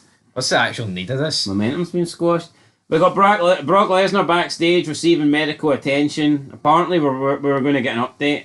We never did. All they did was put ice on him. I just think it's... See, considering we are 10 days away from Mania, this ain't good enough. No, it's no. I mean, this is an era that's supposed to be great. Then we got Shannon Moore with Matt Hardy taking on Brian Kendrick. Brian Kendrick got the win. Rey Mysterio came out to help him after Matt Hardy jumped in to take a beat down there, and then Brian Kendrick earned a spot on the WWE SmackDown roster. Congratulations to him. Backstage, we got Vince McMahon and his attorney. Vince McMahon says, it's all here, it's all written in, it's all here in paper. All we need now is a signature of Mr. Terry Bolla. Terry Bolla, brother. But it's funny, like, there's definitely a meme to be made out of this where McMahon's like, so you're telling me it's okay, the contract. It's like McMahon trying to beg a pardon for Donald Trump. That's what it felt like. We got Rhino versus Haas earlier, so later on we get Benoit versus Shelton Benjamin. Ain't no stopping me. No. Well, he did get stopped because Benoit made him tap it. This is just boring though. It's like you seen the match earlier between the other guys. This does nothing for me. 2 boring wrestling matches. Don't really care. You know what the problem is? See on SmackDown, I think you've got a lot of great stars. You do. I mean, you've got fucking McMahon and Hogan, right? You've got Taker, you've got Brock and Angle, right? But see the drop off between them and like. But then you've got Ray who you can utilise, and then Benoit, Guerrero. They're guys who can just do so, but they're all wasted in a tag division. In Ray's case, cruiserweight. You know, SmackDown's a wrestling heavy show. No, but Raw's mad, right? Because see, there's it's arguable, right? You can argue the case on Raw that there is like 5 or 6 better people than the world title feud. Aye. You know, you've got Rock, you've got Austin, you've got Michaels, you've got Jericho. I mean, honestly, if you booked Kane or RVD correctly, they can go above Booker T. It's just all about how you. I mean, the Raw roster fucking shits on SmackDown, man. I always thought so. Right, then we got Jesse Ventura backstage, and he says... I like Jesse. Yeah, he talked about WrestleMania, all this stuff. Talked about McMahon and Hogan. Steel beams don't melt, brother. Yeah, Jesse Ventura, people like to call him a big conspiracy theorist. That's like a nasty word, that, isn't it? People almost, it's almost as bad as being a nonce, according to some people, isn't it? No, it's a dirty word, isn't it? Conspiracy theorist. I mean, God forbid you're willing to question something. God forbid you're not just some brain dead idiot that will believe everything we've been told. Oh, what's that? You're trying to formulate your own opinion? Oh, you're a bad guy, man. You're a conspiracy theorist. I mean, what the hell? Yeah, but some conspiracies are a bit far fetched, but I mean, a lot of them aren't. American ones aren't. There's a particular guy out there, and I'm not going to mention his name, but it's not AJ Styles, although he does have the same first 2 initials, that has pretty much been blacklisted out of everything for conspiracies, and pretty much every conspiracy he's ever had came true. So, I mean... So how much conspiracy is conspiracy? Aye, so anyway. Anyway, right, I'll tell you what. Seeing Mean Gene interview Hogan, this is everything that's right with the world. This is professional wrestling. This is sports entertainment. This is a site that is just meant to be, well, let me tell you something, Mean Gene. Do you not think... That's fucking epic. Do you not Goosebumps worthy stuff here. Do you not think Mean Gene called it a day too early? Or was it... maybe, but he looked done here, to be fair. I think there was room for Mean Gene. I would have liked to have seen Mean Gene in a bigger role during the Ruthless Aggression era. I know, even if it's not full... He's the voice of, like, the VHS, not the DVD. I know, but even if it's not full-time, like, I would have liked to have seen Mean Gene maybe we'll see him more, I don't know what he's doing, but there's just something right about Mean Gene. He's talking here, he's like, so, you know, McMahon, well, let me tell you something, brother Mean Gene. McMahon-mania, he sucks. I'm not gonna let Hulkamania die, brother. But, I mean, it's alright Hogan talking to Big Man, but where was he last week? Hiding? He was fucking hiding. He was absolutely hiding. He was hiding. Joe Biden. Mean Gene's like, there, Vince McMahon. McMahon then tells the crew backstage to watch the monitors because it's gonna be good. It's gonna be good because he comes in the ring, surprised into his quads, bang, steel chair to the back of Hogan. This was a good chair shot. Hits him with a few more. Then he waits for Hogan to go up. The decrepit back of Big Terry Hulk Hogan. He stands up. Chair shot to the dome. Blade job to the dome, brother. I thought this was alright. I mean, Hogan makes the most obvious blade jobs, but it is what it is. Aye, I mean, even the cut, you can see it's just a straight line across the fucking forehead. But it is what it is. Vince grabs the contract and he signs his name on the dotted line. Then he stabs Hulk in the forehead with a pen. And Vince forces Hulk Hogan to sign the contract with his own blood. Damn it. So, yeah, we're getting a contract here written in blood. A good way for SmackDown to go off the air. But McMahon looks back. Hogan's pissing blood at his forehead. But McMahon's like, yeah. This is just overshadowing everything else on Raw. And that's why, I mean, this is just overshadowing everything else on SmackDown. And that's why it's in the main event. Like, and I'm not saying that this shouldn't be overshadowing the world title picture, because it's not like the world title picture on Raw is the best thing going, but I don't think this would overshadow Austin Rock. No. This is cast at a shadow, man, that makes Hogan and McMahon look black. I mean, they're not technically they're cast in the shadow, but you get the point, right? Anyway, what's worse, Booker T and Triple H's feud, or Brock and Kurt's? I think it's Brock and Kurt's. Aye, Brock and Kurt's is doing nothing for me. Like, I think you know, this is the first brand split WrestleMania, and going into it, both matches are being overshadowed by two single matches with nothing on the line. Really, I just don't know how people prefer SmackDown over Raw. is it unfortunate for the title matches, or is it just simply a case is that the four men involved in the other two matches are just the biggest stars wrestling I've ever seen? No, it could be that, but no, I remember when after Mania and the brand split first started, I think we preferred SmackDown a lot more than Raw. Yeah, Raw was weird, man. But see, to me, I'm not blaming it on them, but I think around the time when the SmackDown 6 began to formulate, that's to me when SmackDown started going downhill and Raw got a lot better. Yeah, everyone would always point to, so what was better on the Ruthless again? Oh, SmackDown because the SmackDown 6. No. But see, no. I think SmackDown was better before the SmackDown 6. See, on SmackDown though, right, you were getting Taker as champ, working like every match, doing title matches, right, every week. You had Rock appearing like every week for a while. With Vince McMahon as the GM. Yeah, you had Vince McMahon as the GM. You had Hogan as well. Like, Hogan was full time right up until like just before SummerSlam. Jericho, Triple H. Yeah, so I mean, Raw was dying. There was nothing on Raw. Big thing on Raw was Ric Flair versus fucking Austin. And it wasn't that good. And then the really shitey NWO. Aye, the NWO be Big Show. Fuck.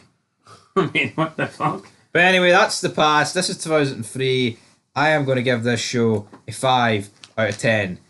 Massively propped up by Hogan and McMahon. I mean, the Guerreros thing was good as well, but just a lot of matches I am not invested in here for the Blue Brand. Yeah. I mean, I'll give it a 6. Decent, but not much more than that. Decent, but not much more than that. We've got, 3 more shows, or no, 2 more shows till WrestleMania. Well, let's look at the big matches that are happening on SmackDown. Take away McMahon Hogan. Brock Angle, really disappointed with that feud. The tag team match, a bunch of guys I don't really care about. I mean, Eddie Guerrero's Eddie Guerrero, but yeah, you know, it is what it is. Taker and Nathan Austin, what's his name? Jones. I wish it was Taker and Austin. Versus Big Show and A-Train. Abysmal, don't care for it. Matt Hardy and Rey Mysterio, it's a throwaway match. Yeah. The build is pretty much non-existent. There is no build. Yeah. Yeah, they might be facing each other, but where's the build? Where's the rivalry? Where's the feud? It's not really there. I think that's it. Yeah, no, I think that is it. But you know what? Another reason why wrestling. But you look at everything on Raw. Everything that is on Raw is, even if you don't like it, you feel like it's been built a lot better on SmackDown. Yeah. But I mean, look at the WrestleMania card. It's still really good. But could you imagine though, in these days, if they were trying to force it with 50-50 with the men and the women, how much diluted the card would be? Diluted. Dilute it. I mean, it'd be ridiculous. There's one women's match on this card, and you could argue it's one too many. I've no issue with the one women's match. Like, no, I know, I've no issue with it, but I mean, if it got dropped for another match, I mean, people wouldn't be greeting about it back then. no. They wouldn't be. Anyway, it's a 5.5 out of 10. Top 5 moments up next. Personally, I'll struggle to find 5, but we'll do our best. There'll be 5. There'll be 5. Anyway, till next time. Peace. It was Raw's final stop before WrestleMania 19, and I can't help but feel things felt a wee bit undercooked on the red side going in to the granddaddy of them all. Woo! 24th of March 2003 edition of Monday Night Raw, but it quickly became what happened on SmackDown with about 18 minutes left, and I can't believe it. They carried the ball about 60 yards, got to the touchline. And now fumbled. They fumbled. I mean, they do say that if your chicken's red, it's probably raw, and tonight I think it was red. Look, this wasn't a bad show, and I would say it was a pretty good show, and I did enjoy it. However, I mean, it was lackluster. Rock concert, it's been promoted last week, it's been promoted most of the night. I mean, that is what they were hanging their hat on, Rock concert to be great. That ended the show. Not Jericho Michaels, not Triple H, Booker T. It was Rock concert, and yeah, I'm not saying that's not the right way to do it because The Rock's The Rock and he's taking on Stone Cold Steve Austin. So why would you end the show any other way? But I mean, you just look at how they ended it going into Mania 17. Where I'm pretty sure they had a rock concert-esque or something similar. They were doing a sing-along. That was Survivor Series 2001. Well, Survivor Series 2001, point is, that was better than what we got here. What we got here was just not good at all. I mean, we got the Hurricane, I guess, got a wee bit of closure maybe on The Rock, and it was nice to see him thrown in there as the designated driver, but honestly, man, Austin came out and then The Rock bailed, and that was it. I don't think the Rock Austin thing's the problem for me. I don't think it was particularly, unreal and that's the greatest thing I've ever seen sort of conversation. But the problem for me is that Raw has been great the past few months. 2003 I think has been really good. But then the last show before Mania is McMahon coming out and basically showing us what happened on SmackDown. Yeah, for me, you should be doing that. If you want to show the two main feuds from SmackDown, if you want to show those highlights on Raw, I would do it throughout the show. I mean, remember that time we seen SmackDown basically just show a replay of Kurt Angle getting an F5'd into the ring post? Yeah. And it was like 8 minutes? Like, if they were willing to do that, then why not just... They're willing to do that on SmackDown and for some you've already seen, so why not just show these two clips on Raw? And then you could have had the overtime being the Rock stuff. It felt very weird that they added an extra 20 odd minutes on to the end of the show and decided just to give you fucking highlights for SmackDown, replays for SmackDown. McMahon came out on Raw just to basically point at a Titan turn and show you two fucking highlight clips. And they made a big deal about the boss being here. We have to be fair. See if this happened today, 2024. Shitting all over it. Yeah. Be absolutely brilliant. It's like, how did they dedicate the last 20 minutes to something that happened on SmackDown? And this ain't an era, right? 2011, 12, where SmackDown is literally the B show. And it's a rerun of Raw. That's the only reason I can think, though, because this was the final Raw, and maybe you had people that only watched... Well, I say maybe, I know for a fact. We've seen comments of people that say they only watched... Although, to be fair, most people, if they say they only watched one of the two shows, most people say they only watched SmackDown. Yeah. So, maybe they're trying to just get the people that only watch Raw, that they're trying to get them involved, they're trying to get them up to date and in the knowledge of what happened on SmackDown so that they kind of know the feuds going into Mania, potentially try and get a few more sales for Mania, a few more pay-per-view orders for Mania. I mean, I get it, because if you only watch one show, you don't want to go into WrestleMania when half the fucking show is going to be SmackDown stuff you don't know about.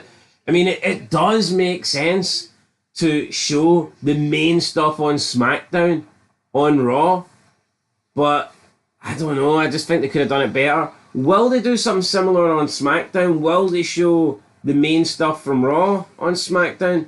I would have to assume so.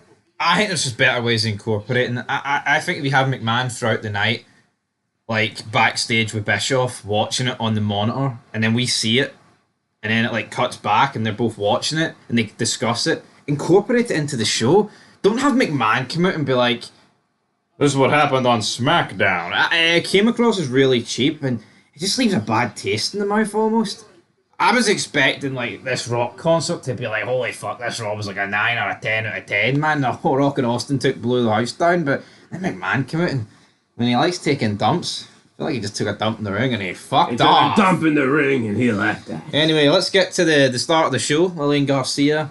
America. Iraq. We're killing them all, brother. Weapons of mass destruction. George Bush. All that good shit. And Hulk Hogan's arms, they're the real weapons of mass destruction. Yeah, we had a flat ramp here, so maybe the Austin. It's funny, the guy had massive fucking arms, yet it was his leg that buried everybody. What you gonna do? Maybe he should have the people's elbow. Maybe, aye. I love you, brother. What he said to his son on SmackDown, and yeah, you know what? It needs to actually address why is Hulk Hogan saying to his 10-year-old son, "I love you, brother"? I mean, what the fuck? We'll talk. It wasn't even the Jimmy Hart. No one can even use that excuse. He actually said it to his son. We'll talk about that when we get to SmackDown. Anyway, I thought that was pretty good. Anyways, anybody want to see some Raw tapings from Heat? let's have a look at the matches then. So we got Chad Collier beating Bobby Quance. Bobby Pants. Christopher Nowinski beat Al Snow. Maven and Tommy Dreamer beat Rosie and Jamal. 3-minute warning, absolutely fucked at this point. Test beat Rico. Yeah, that just confirms that. 3-minute warning. Dead, done, finished. Rodney Mack defeated Spike Dudley. And Jazz beat Jacqueline. So there you go. I mean, a pretty decent heat. Like, I mean, you've got Maven and Tommy Dreamer teaming up against 3-minute warning. You've got Test beating Rico. I mean, it's not bad. I mean, it'd probably... I'd rather watch that than watch Wrestling a Day. The only match I think's bad is fucking Chad Collier defeating Bobby Quance. Well, I think that was a dark match, so I don't think that didn't actually happen. That didn't make TV. Well, I don't care about it. Didn't make heat. I've seen it. I've read it. It may as well happen. That's bogging. Anyway, we get the national anthem from Lillian Garcia. In the ring, Steve Austin comes out and says he knows he's not supposed to be here, but he's got something to say. Steve talks about The Rock. And Steve says he's going to stay there until The Rock comes out to join him. Tess comes out apologetic. He's like, sorry Steve, I've got a match here. Stacey came out looking good.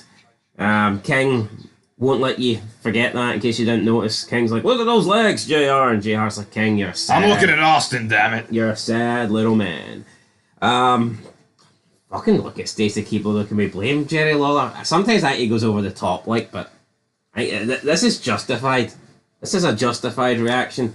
See if Jerry Lawler started chanting "This is awesome" at Stacey Keebler, I think I would say justified. I'd be like the most justified "This is awesome." I'd be like Tony Khan. I'd be going on Twitter and I'd be saying that's a justified "This is awesome" chant. But anyway, did Tess get a justified stunner? Because Austin didn't really care what Tess was out there for. Nails him with a Stone Cold Stunner. Lance Storm then runs down Tess's opponent, goes into the cover. Austin sneaks in. Storm doesn't even see who's counting. Austin goes 1, 2. Storm turns around, and instead of a free count, he's got a middle finger stuck in his face. Storm gets up. Austin hits him with a stunner. You thought it looked more like an RKO. Yeah, I mean, it's not Austin's fault. It was Storm's fault. I prefer stunners when they go down, then they bounce back. Storm sold this like an RKO. Considering the only thing he's good at is wrestling, you'd expect him to know how to fucking do a stunner. Yeah, so we had that, and then Eric Bischoff. I'm back! Eric Bischoff comes out with a legion of police officers, and he gives Austin... Well, he gives him a restraining order, first of all, and then he gives him an option. Either you'll be leaving the building by yourself, or you'll be leaving in cuffs. And Eric sends the police down, and the police then walk Austin out of the arena. Eric announces the viewing audience they will get to see a special rock concert tonight, which we already knew about. And then Steve Austin runs into The Rock backstage, who sings a song on his guitar for Austin, which I believe they didn't show on the network. Yeah, they cut this out, so... Now, I do remember seeing this, I think, at the time, or at least watching Raw after, where I'm pretty sure when the police are walking Austin backstage, The Rock is there on his guitar and he sings it. But for some reason, they didn't show that on the net. And I wonder why. Why would they purposely cut that out on the network? Maybe The Rock said something distasteful. Who knows? Makes you wonder about all the other good stuff they've cut out in the network. It's sad though, because this is Austin's last Raw as a full-time guy.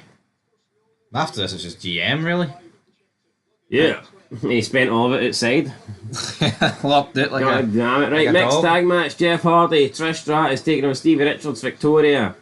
Trish gets the pinfall on Victoria. Is that a sign of what's going to happen at Mania? Who knows?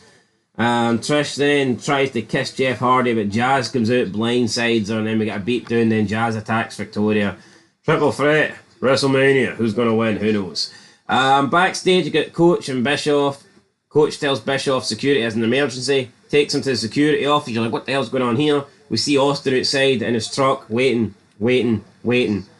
Bischoff's annoyed. He's like, I thought you guys had a restraining order, and the security tells Bischoff that restraining order is only good for inside the building, not outside the building. So Austin's gonna wait there all night long. Bischoff tells Coach that he's got to go out there and tell Austin to leave. Coach says he'd rather not do that, and then Bischoff's like, yeah, I can understand why. I don't blame you. You make a good point, but here's a point. Either you do that, or you're fired. Coach is like, well, I guess I'm going to go and speak to Austin now. Fuck it, Jonathan Coachman, man, would main event Mania, man. 2025. Even these interactions with Coach and Bischoff, like they just the wee promos and vignette segments, they just come across as so good. It feels real though. Bischoff's like, yeah, I can see why you wouldn't want to do that, but See when people interact See see when they interact backstage though with Pierce and Alda, it feels so fake. This feels organic. Like it actually feels like the Coach is working for Bischoff. Yep. It doesn't feel like, oh, these are just two guys talking to each other. We get Booker T and Goldust backstage. Booker T catches Goldust looking at the Playboy issue featuring Tori Wilson. Goldust says that Booker T will become the new. Imagine he was going to say new and he said a different word beginning with. No. That would have been. That'd have been a bit awkward. Says that Booker's going to become the World Heavyweight Champion, and that's it. Goldust reminds Booker, everybody else, about Booker's old catchphrase: "Don't hate the player, hate the game." Triple H. It's in the game. Down and out. Right, then we got Online World of Wrestling are labeling this as a tag match. I can guarantee you it was a singles match. Unless you're looking at Steiner's fucking arms and you're counting them as two people. Well, we can't count Christian's arms as two people, so it was definitely a one-on-one match. Yeah, I think Christian barely counts as one fucking leg, never mind two people. I know. I thought it was a decent match, to be honest.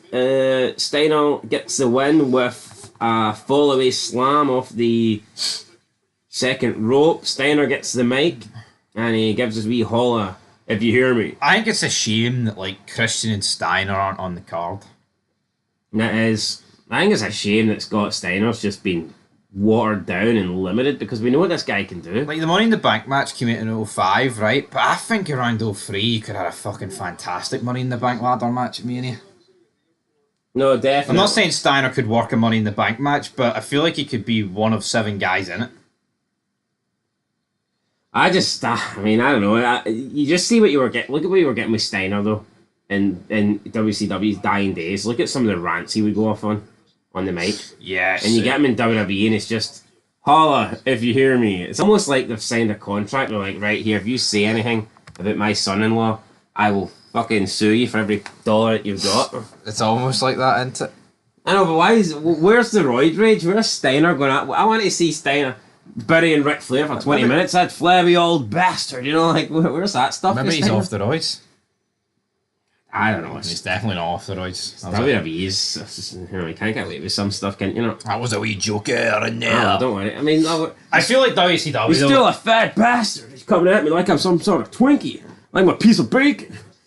I know, but see with WCW, they were throwing shit at the wall hoping it sticks. What were they doing in TNA? TNA just don't care. Yeah, it's just... Here, Scott, here's a mic. Do your best. Do your best, Scotty. Anyway, the coach informs Austin that Bischoff wants him to leave. Coach says he'll let Bischoff know that Austin got the message. Austin just sits there, doesn't move. Yeah, we get an interview. Chief Morley lands Storm with Terry. Chief Morley says, unfortunately, due to the 30-day rule, titles haven't been defended, so they're going to have to be vacated. But he's got some good news. He's going to he's awarding the championships to a new tag team, and that is himself and Lance Storm. Brilliant. So Lance Storm was without a tag team belt for like 15 seconds. Kane and RVD step up. After Storm wishes his tag team partner Regal a speedy recovery. They want a shot at the titles. Morley says, nah, we can't give you a shot. We've only been the champs for literally a minute. It don't work like that. But, obviously this leads to setting up RVD and Kane against the Dudleys, right?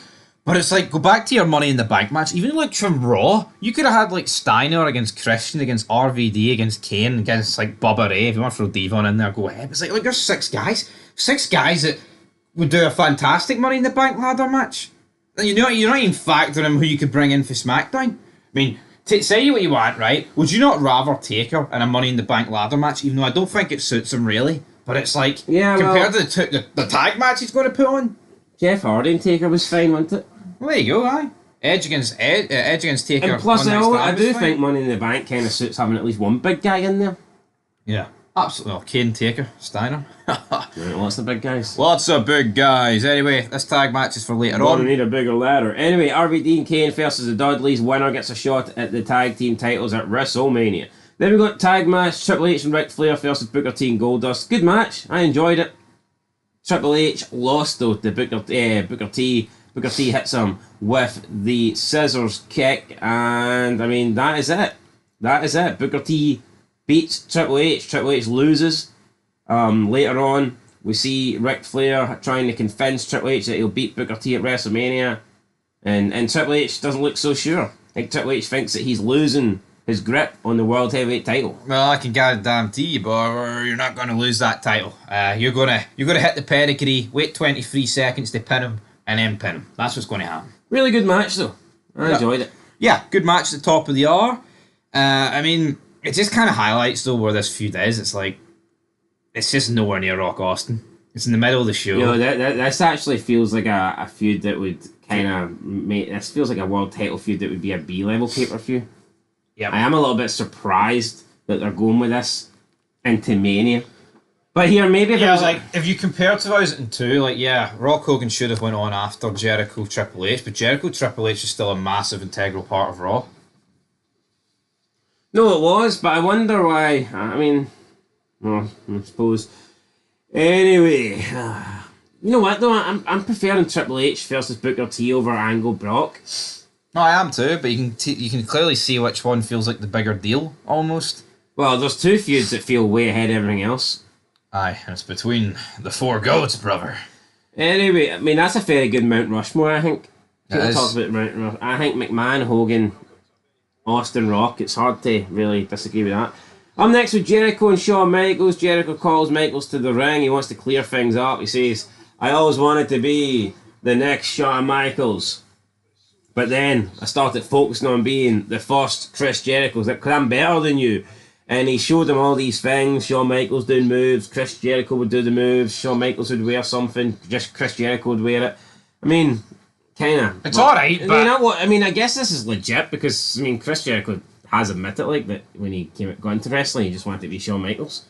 So, I mean, it makes... I guess this is true. It's not like they plucked this from anywhere, like, you know what I mean? This is... No, this is legit, but I almost don't like when they kind of break kayfabe like this and like, oh, I used to watch you and I want to do all your moves. I don't know. I think it's okay in this circumstance, though, because it's real. But it's like, not made up. I wouldn't want everybody on the fucking roster, and it's like, I can't really think of another time this has been done. I think if you do it once, and it's genuine and authentic, then it's fine. But it almost feels like that's everybody's gimmick today. Oh, I used to grow up watching you and all this. I know, you're right. 2003, it was very different. But I thought this was fine. You know, Jericho slaps Michaels, and then Michaels just stands there. he slaps Jericho. You know what? Michaels didn't say anything. This was weird, man. I think this feud's been alright, like, but... Could have been so much... They're 2008. One shit's over this. Yeah, I don't know what's happening here. I don't know what's happening. I mean, Michaels a couple of weeks ago, he asked, I could be out there, but it might not be, brother. I don't know if Shawn Michaels is drugged out his dome at this point. I think he's found God. I think. I Okay. don't know, Well, damn can it. he find his voice and actually cut some promos or something? We then got Eric Bischoff and The Rock backstage. Rock says he's got a fantastic idea. Bischoff says that he doesn't like the sound of that. Every Rock idea seems to have Eric getting his ass kicked, and Rock's like, nah, don't be daft, man. You whooped Austin last week. You took care of that. You beat that rattlesnake. Eric Bischoff. How can anyone think Nick Aldis, right, or Adam Pearce is a better GM than Bischoff? You've got to be smoking fucking crack, and even that's not enough. No, that ain't enough. Anyway, Rock says they should set up speakers outside so that Austin can hear the Rock concert. And that's what happens. Speakers do get set up outside. We then get RVD and Kane versus the Dudleys. Another really good match. Lance Storm runs in, accidentally kicks Bubba Ray. Kane chokeslams Devon. RVD hits the Frog Splash for the win. And they will be going on to WrestleMania to take on Lance Storm and Chief Morley. So two really good tag team matches tonight on Raw. People say that Raw is a show that doesn't have good wrestling. I've been more impressed with Raw matches lately than I have SmackDown. That's Absolutely. for I sure. mean, the strength of the mid card on Raw is insane. Yeah. It's absolutely like there's no real lower mid card. Now look at the tag matches you're getting Raw and look at the tag matches you're getting on SmackDown. No, I know it's night and day. The match SmackDown is not that good. I don't know. I think we've seen the best of SmackDown already, and I think it's just going to get worse for a few years. Yeah, right, then we got the Rock concert. Rock comes out with his Willie Nelson signed acoustic guitar, and he turns on Sacramento. He says the best thing about Sacramento is getting to leave Sacramento. Then we see Austin speed into the arena. The Rock then orders the police officers to come down and arrest Austin, but instead the Hurricane jumps at the truck and he fights the Rock. But the police officers come and they arrest the Hurricane. I don't know why, I guess because the Hurricane attacked the Rock and he broke up Rock concert, so there you go. But the Rock concert lasted about, what, a minute? If that. Yeah, if that, so, like, come on. But while the police get rid of the Hurricane, Austin then comes out from the flatbed of the truck in a blanket, stomps a mud hole in the Rock. Rock then escapes the ring. Rock tries to get his Willie Nelson guitar back. Austin stamps a mud hole in that. Stomps. Steve destroys it right in front of the Rock's eyes. And that's it. That's the end of Raw. Well, at least the normal Raw. Yeah, the normal Raw, the non-extended version of Raw. But here, I mean, it's not like it ended here because everyone got the McMahon extended show. Yeah, so then we get 30 minutes, and when you take, I think there was 2 commercials in here as well. It was about 18 minutes, I'd say. Maybe there was 3 commercials in, I don't know. McMahon then comes out, and literally McMahon comes down to the ring, and after that, he shows us footage from SmackDown. First, the contract signing between Hulk Hogan and McMahon, and then the feud between Angle and Brock. Very disappointing. Oh, we've got an extra half an hour on Monday Night Raw. What are we going to do with it? We're going to show you highlights from last week's SmackDown that pretty much, I'd say, all WWE fans have watched, especially in the Mania build-up, man. You know what I mean? This is Mania season. Who's not watching these shows? Yeah, everyone would be aware of these two feuds. Like, even if you're like, say you're in the arena and you're watching this like live, I mean, you just have to sit there and look at the Titantron for half an hour. It's stuff that you've already sat and watched in your house. It's not like you're rewatching it 20 years later and you're going, "Oh, that was good." These guys have literally just watched this. Like, and you're right. It wasn't like it was a quick recap. It was literally half an hour, including breaks. So that's the end of the show. I'm gonna give it a 5. I think the end. It was just a very lackluster edition. The Rock concert flattered to deceive, and then the end with McMahon. It was like, but see, once McMahon came out, it was like, what can he really do to make this ending great? You know what I mean? Like, what can he do when he comes out and he's like, "I'm going to show these 2 bits of tape"? What could he have done? He's the man. But how much of a man is he to turn that around? right, well, I don't think it's as bad as yours suggest. I'm giving it a 7. I thought it was a good show and just a lackluster ending for me, but some really good tag matches. I enjoyed the Bischoff vignettes throughout the night. I thought all the vignettes were pretty good. I mean, I had nothing. The Jericho and Michaels thing didn't really deliver for me, and I was a bit disappointed with the Rock concert. I'm not going to completely bury the show because I didn't like the extra half an hour that they added on. Just didn't really do it for me. But other than that, I mean, thought everything was pretty good. Even Christian Scott Steiner thought it was a good match. So yeah, I enjoyed Austin at the beginning. Stunning Test, stunning Lance Storm. Austin on the outside. Thought, like I said, I thought the tag match was really good. The Chief Morley thing, stripping the belts and then declaring himself and Storm new champions. Thought it was all good. Bischoff again backstage interacting with The Rock. Rock saying he's got an idea. Bischoff was like, "Oh, not another idea. I don't want my ass kicked again." It was all good up until the ending. Yeah, for me, would have probably gave it an 8, but the ending for me disappointing. So it's getting a 7. You gave it a 5. That's a 6 out of 10. Definitely don't think it's a fucking 5, man. Well, I don't think it's a 7, but I'm not going to drop an F-bomb. Well, I am. I definitely don't think it's that. No, I thought the ending pure sucked, man. We're talking about WrestleMania 19. This is considered up there with 17. It just felt incredibly dead. All I know is about a month ago I gave an NXT a 5, and this is, I certainly wouldn't give this a 5. Anyway, that's it, guys. Let us know your rating down below, and we'll catch you in the next one. Until then, Peace. we are just 3 days away from WrestleMania 19, but who is going to get the free count tonight when John Cena returns to take on the biggest ass in the company, Rikishi? Welcome back, guys, to Fog Wrestling. John Cena back for injury, back to make an impact. He might not have a match scheduled for WrestleMania 19, but he might have a rap battle instead. Big match, John! He's here. Raw has passed the baton. The Shred show didn't exactly deliver. SmackDown hasn't delivered for months, so why would it start tonight? I don't really know. But there is one last night to make it alright, innit?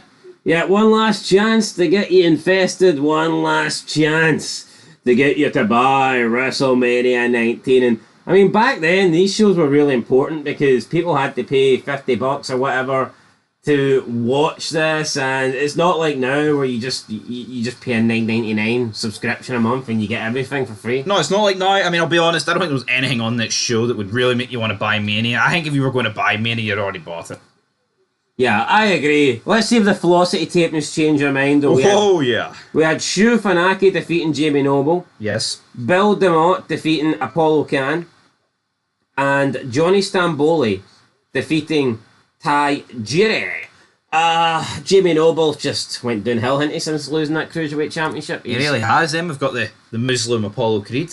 Apollo Khan. Apollo Khan. No idea who that is, so... No. Yeah, No idea. Could be anybody. And Tajiri loses to a member of the FBI. Then we're going to SmackDown opening match. Rey Mysterio and Brian Kendrick taking on Matt Hardy and Shannon Moore. I thought it was a pretty good match to start the show. Fast-paced action, cruiserweight action. And that's why I actually liked the cruiserweight division back on SmackDown, because it felt like it was actually a fast-paced environment with like smaller guys that didn't take up that much time, and the shorter time and the shorter matches just fit the cruiserweight style better. But nowadays it's like, fuck, everybody's this size and the matches last 20 minutes. So I don't know. I think I preferred WWE's cruiserweight division over any other cruiserweight division. I agree. I mean, I like Nitro as well, WCW's, but for the most part, if you don't like it, it's over that quick. It doesn't really affect the show, but if you do like it, it's an added bonus. Yeah, they pretty much get about maybe just a little bit more in-ring time than women. But it's kind of similar, isn't it? No, yeah, I'd say it's probably a bit similar. This is like the piss break match, I guess, of SmackDown, the Blue Brand. But when it kicks off the show, you've already pushed your pants. You already pushed your pants. Rey Mysterio clears the ring, hits 619, West Coast Pop on Shannon Moore. Matt Hardy enters the ring and hits the Twist of Fate on Rey after he already picked up the win by hitting the Twist of Fate on Brian Kendrick. So Matt Hardy looking pretty strong here going into WrestleMania 19. Then Hulk Hogan arrives with Jimmy Hart and Nasty Nick, his little son. And Hulk Hogan says to Nick, "I love you, brother." I mean... Don't work for me, brother. Yeah, I don't get it. Why is he calling his son brother? Bit strange. Yeah, I think it does. Is this just Hogan? Is this a mistake? Is this just natural? Or is this Hogan's ego? Where it's like, no one's anything other to me than a brother. Like, what is it?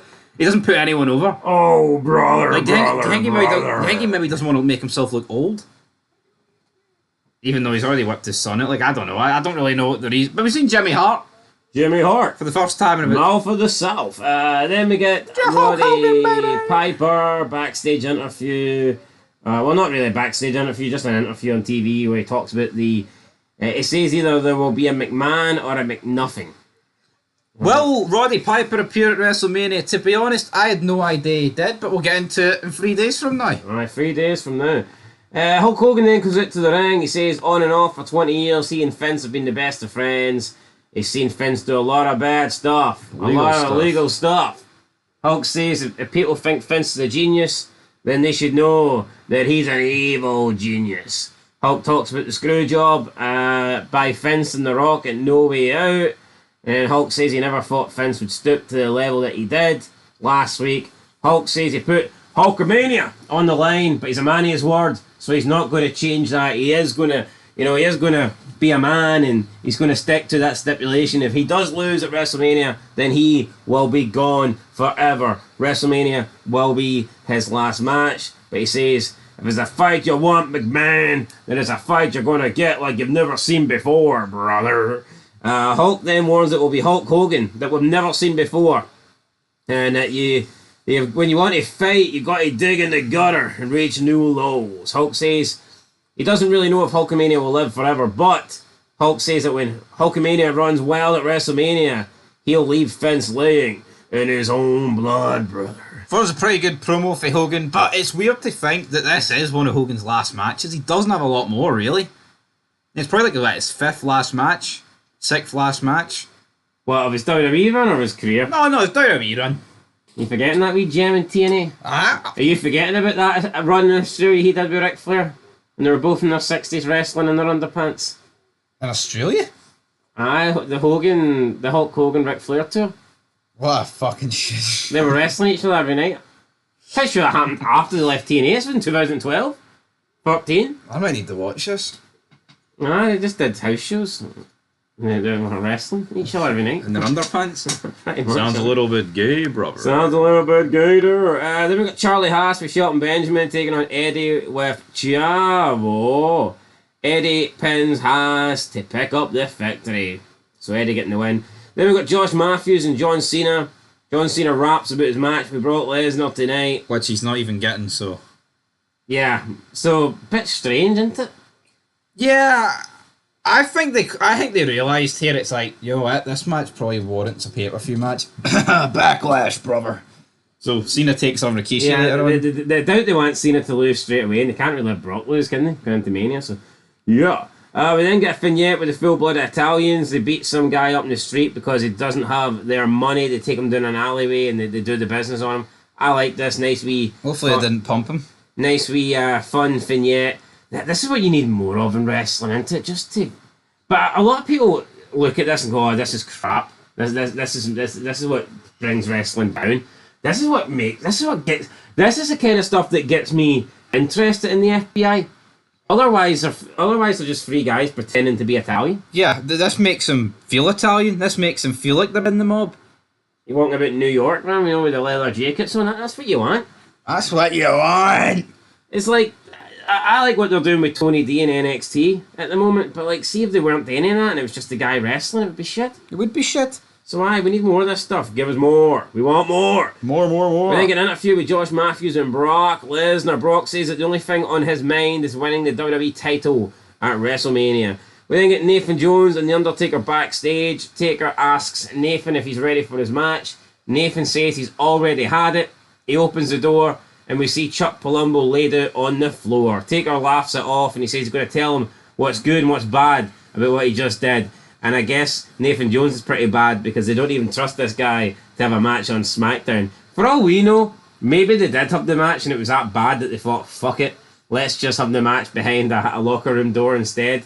But yeah, or maybe this was a plan altogether. But I mean, then they say he's going to have his debut at WrestleMania, and we all know that doesn't even happen. So, big question is, when is Nathan Jones actually legitimately going to have his debut? I wouldn't be surprised if it's not for a few months yet. Yeah. I mean, he could be on the next SmackDown, maybe taking on A-Train or something like that, but... I wouldn't be surprised at that, but to be honest, the guy, he's not that good, you know. I wouldn't be surprised if the guy's just put on Velocity. I'm going to tell you the good and bad things about this, brother. But he's not even on Velocity tapings. Yeah, like So how fucking bad is this guy?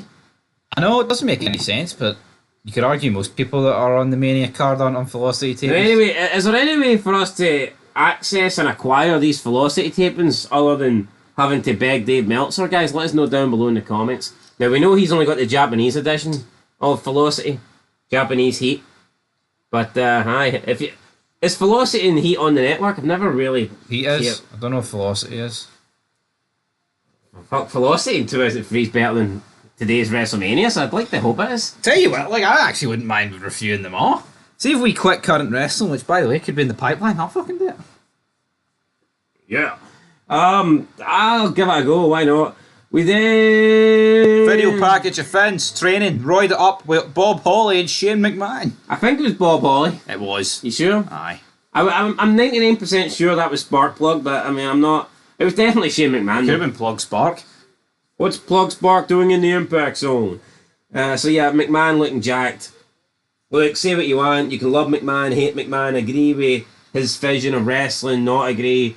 But you cannot disregard the input and the commitment and the dedication this guy has put into not only wrestling from like an owner, booking, writing standpoint, but also his like own appearance and physicality, and just the guy is fucking jacked. Honestly, man, look at McMahon in 2024 and then stand him next to Adam Cole. Adam Cole should fucking retire on the spot. He should be embarrassed, man. He should take one look to his right, see McMahon, and just drop his head and walk into the sunset, never to be seen again. No wonder Britt Baker probably looked at a photo of McMahon, looked at a photo of Adam Cole beside each other and went, I can't continue to be married to Better this to be guy. shit on than shat on. So, yeah. Woo! We then get Jamie Noble and Nydia. They're walking past a huge cardboard cutout of Tori Wilson. She says, you know, I can't believe they picked her, not me. I'm Jamie Noble. Nydia asks Jamie who's prettier, and he has to kind of look, and he's like, I don't know. And Nydia shoves. He's like, oh, of course it's you, Nydia. It's not Tori Wilson. Not Tori Wilson. She's pretty and all. She got the blonde hair, but she can't hold a candle to my Nydia. Then Nydia says that she won't be pretty tonight after she's done with her. We got a little bit of a Playboy video package thingy here, so yeah.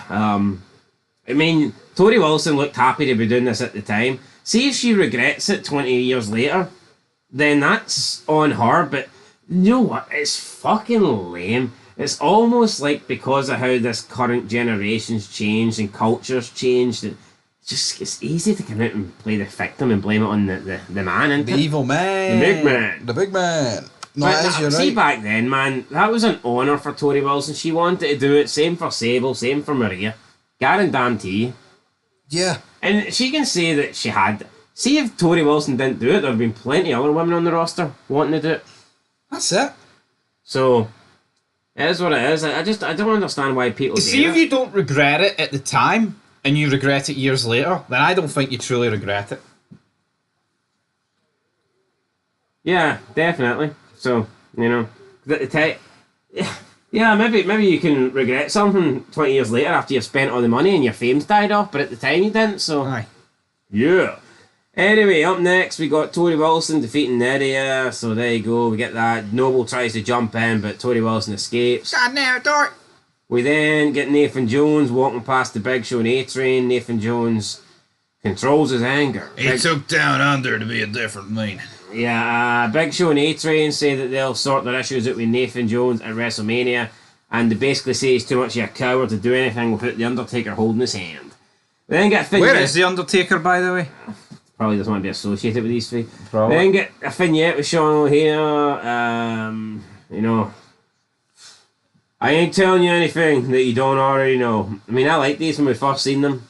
Getting a bit stale though. We need to see something more. We need to see something new. He'll be teaming up with Roddy Piper soon, which I welcome. I feel like those two together actually make But pretty... he was bashing food. He was basically saying, you're eating all these chemicals. You're killing yourself.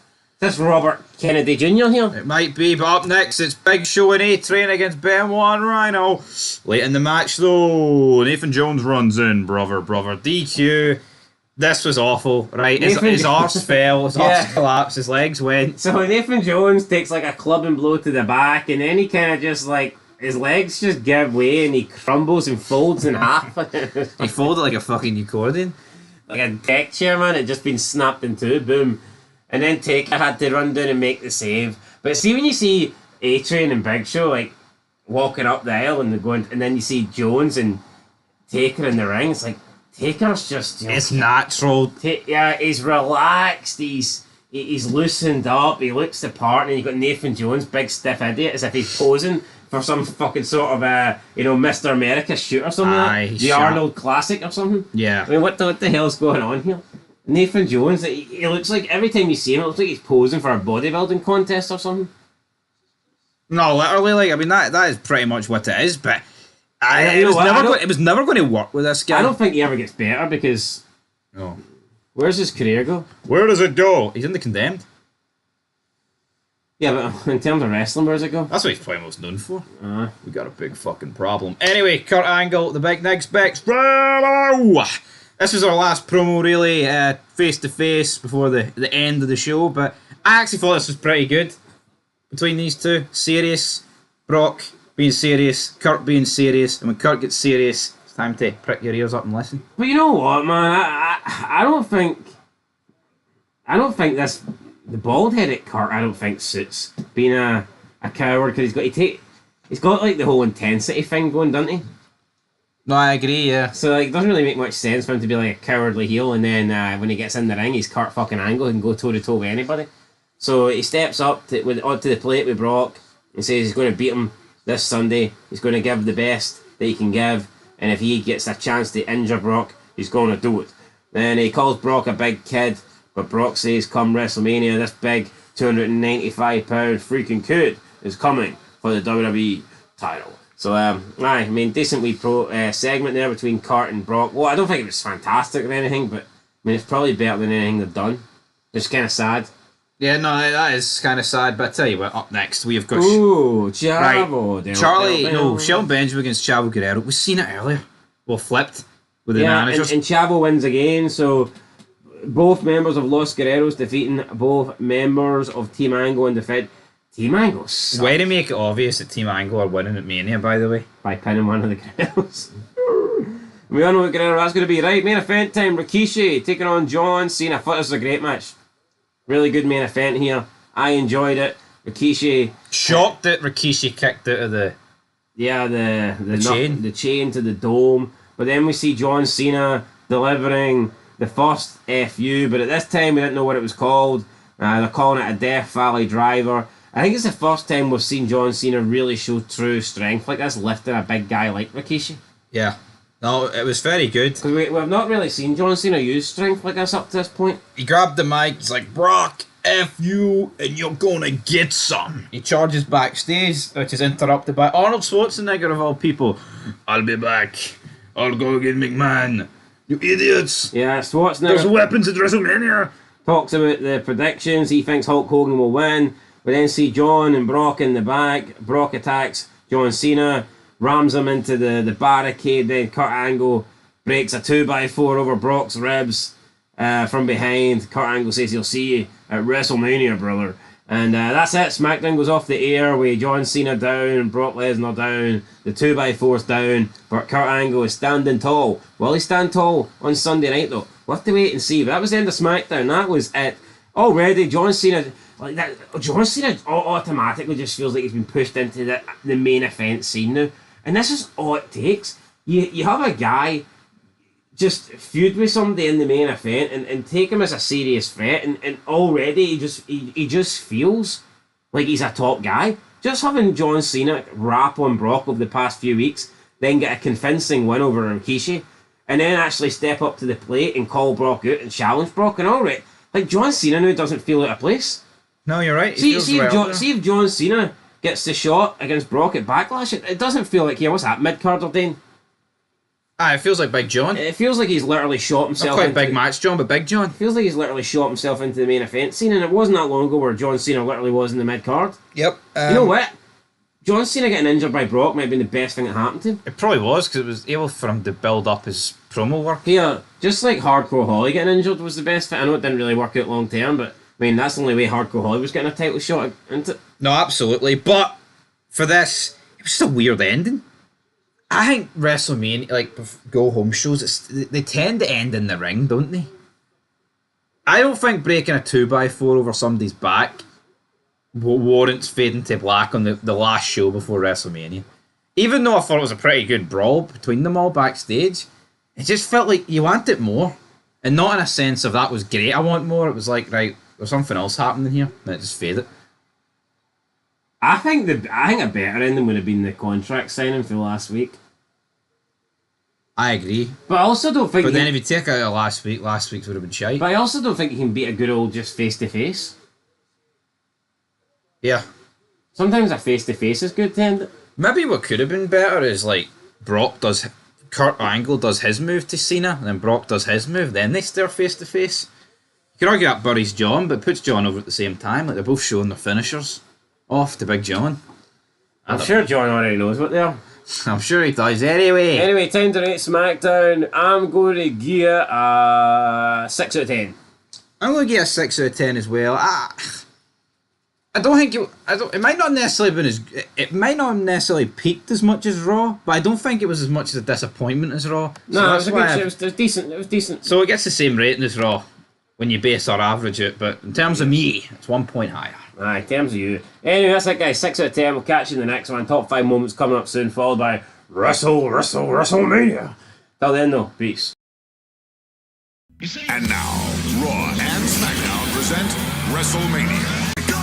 So shut it up. You keep on talking. 3, 2, 1, let's go! WrestleMania 19 Fog Wrestling. Let's do this. I'm a crack addict. I'm a crack addict. We're wrestling addicts, and we're here to review one of, no doubt about it, the best WrestleManias of all time. Just looking at this card, how could it fail? An absolute stacked card. I mean, what more could you want? Main event, you got two legitimate wrestlers in Kurt Angle and Brock Lesnar. You've got the two biggest stars, in my opinion, that we've seen in recent times, in this era, and arguably of all time, in Rock and Austin meeting for a third time at WrestleMania. You have two of the greatest in-ring performers of all time, Shawn Michaels and Chris Jericho, putting on a classic. Alright, you Triple H and his big nose holding down Booker T, but then you also had the two guys responsible for WrestleMania even being here in the first place. And you can argue who was more important, but Hulk Hogan, Mr. McMahon, what more do you need? What more do you need? It was epic, man. McMahon doing the leg. Just McMahon and Hogan, right? Yeah, they couldn't work hee-haw, but it was fantastic. Has McMahon had a bad match? And riddle me that. Well, the one at what was that one?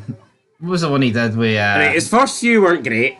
I'll accept that. No, I'm talking about the last one there with the ball and not Reigns. Austin Theory. Aye, that one. McAfee. That one. Right. Well, enough about that, right? We're here talking about good wrestling. I talk about 2000. Football. Yeah, let's talk about the good stuff. 2003. We are in the Safeco Field Arena, Seattle, Washington, and we're starting the show with none other than Rey Mysterio and Matt Hardy, Cruiserweight Championship on the line. Now, they did kick off the show with King and JR, and then they basically introduced us to Michael Cole and Taz. Was that a coincidence? I think not. I think McMahon knows it's WrestleMania, and how you kick off a show, I think that first initial 30 seconds, first minute, that's massive.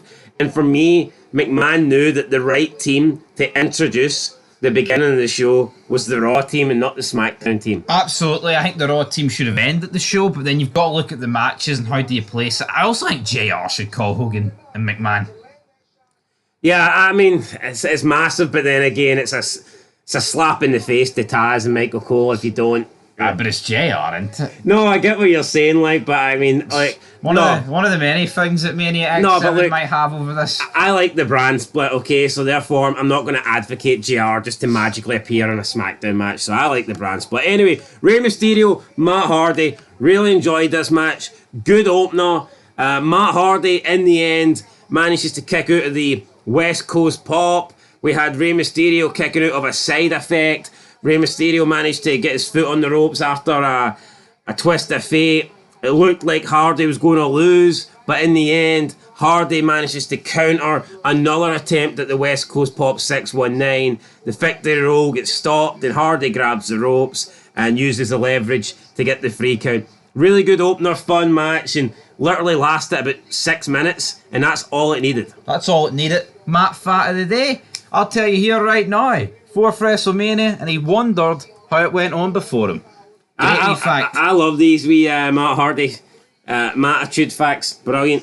Absolutely. But then a limousine appears. You're thinking, right, this is probably going to be McMahon. This could be The Rock. This could be someone else. It's actually the Miller Lite Catfight Girls. And they walk out, they're arguing. Hulk Hogan, Vince McMahon, and it's like the fact. Yo, I get it, they're saying the full name, but it's so forced, isn't it? It's like, right, these are your lines, say it. Hulk Hogan. Vince McMahon. Hulk Hogan. Hogan. Vince McMahon. Look, not going to complain. The catfight girls are here. Hot chicks. Jerry the King Lawler. His heart rate is just about to go through the roof. Do you know your heart rate is 220 minus your age? And if you're over it, you're humped. So I wonder what Jerry Lawler's is it? Do you think that's why Jerry Lawler likes them young, so it keeps his heart rate down? Or does the age of your partner have nothing to do with it? That's got nothing to do with it. Oh well, I was trying to defend Jerry the King Lawler, but I guess not. Anyway, can we defend this? Because it's Sunday Night Heat. We get a recap. Big man, the big boy, Nathan Jones. He's lying unconscious on the floor. So pretty much the FBI lured Nathan Jones into a bathroom, and Big Show and A-Train pumped him in the bathroom. Well, we don't know what they actually did, but he's there. He's dead. He's on the floor, planked out. See, when the FBI and Nunzio are battering, well, I mean, taking part in battering you on Sunday Night Heat, they get you out of a match on Mania.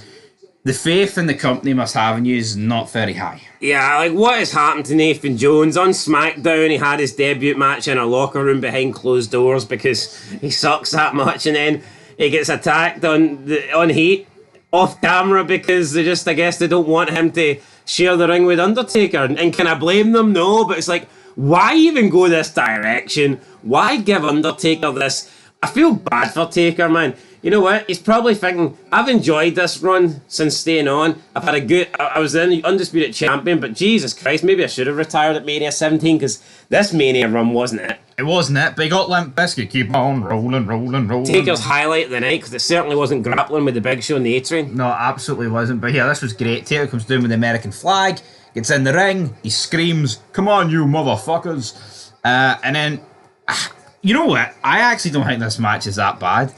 It's not, but the crowd was into it. I actually think this is probably one of the hottest the crowd was for a few of the good matches. It's just not what I want to see, though. No, it's not what you want to see. To me, it's wasting Taker. Like, Taker's an icon, and he deserves a better match on the card than this. No, there was a vignette. It wasn't actually on the network showing, but there was a vignette the night of Mania. They showed that Goldberg was going to be debuting on Raw. Could they not have brought Goldberg in a month earlier? You could have got Goldberg Taker. Like, you really could have. How great would that have been? Like, we got it in 2018, but then again, if that happens, like, I mean, does that mean Taker streaks at the window? No, that is the only problem, like, but yeah, and you don't really do screw finishes at Mania. It's a tough one, but this one, it wasn't as tough as watch as it could have been. I mean, Taker wins eventually. I mean, obviously, it's the Mania streak. It wasn't going to end. Nathan Jones comes down. Yeah, but you know what? Back then, it didn't feel like a big deal. Yeah, Michael Cole brought it up, but see, in later years, Taker's Mania streak almost felt like a World Championship match at WrestleMania, didn't it? Felt like another title match, whereas back then, it was just like a wee trivia. Oh, Undertaker's never lost. No, Nathan Jones, though. Yeah, it was a pretty good spin kick, apart from the fact it was about 4 meters away from Big Show's jaw, but it is what it is. Now, I don't know, it's the camera angle, you couldn't really see, and I think they filmed it that way. Yeah.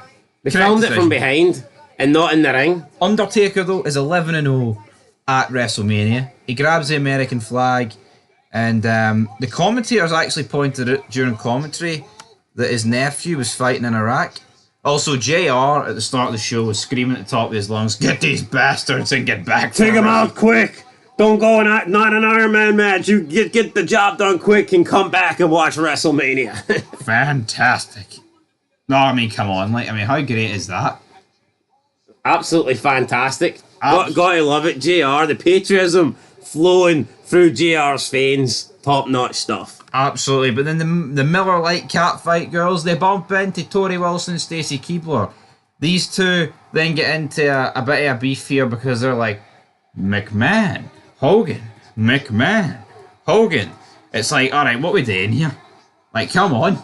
Like, how many people... I mean, McMahon Hogan's turned into the new, what about Al? What about Don? We then cut to JR and King. They're all getting very excited here, JR.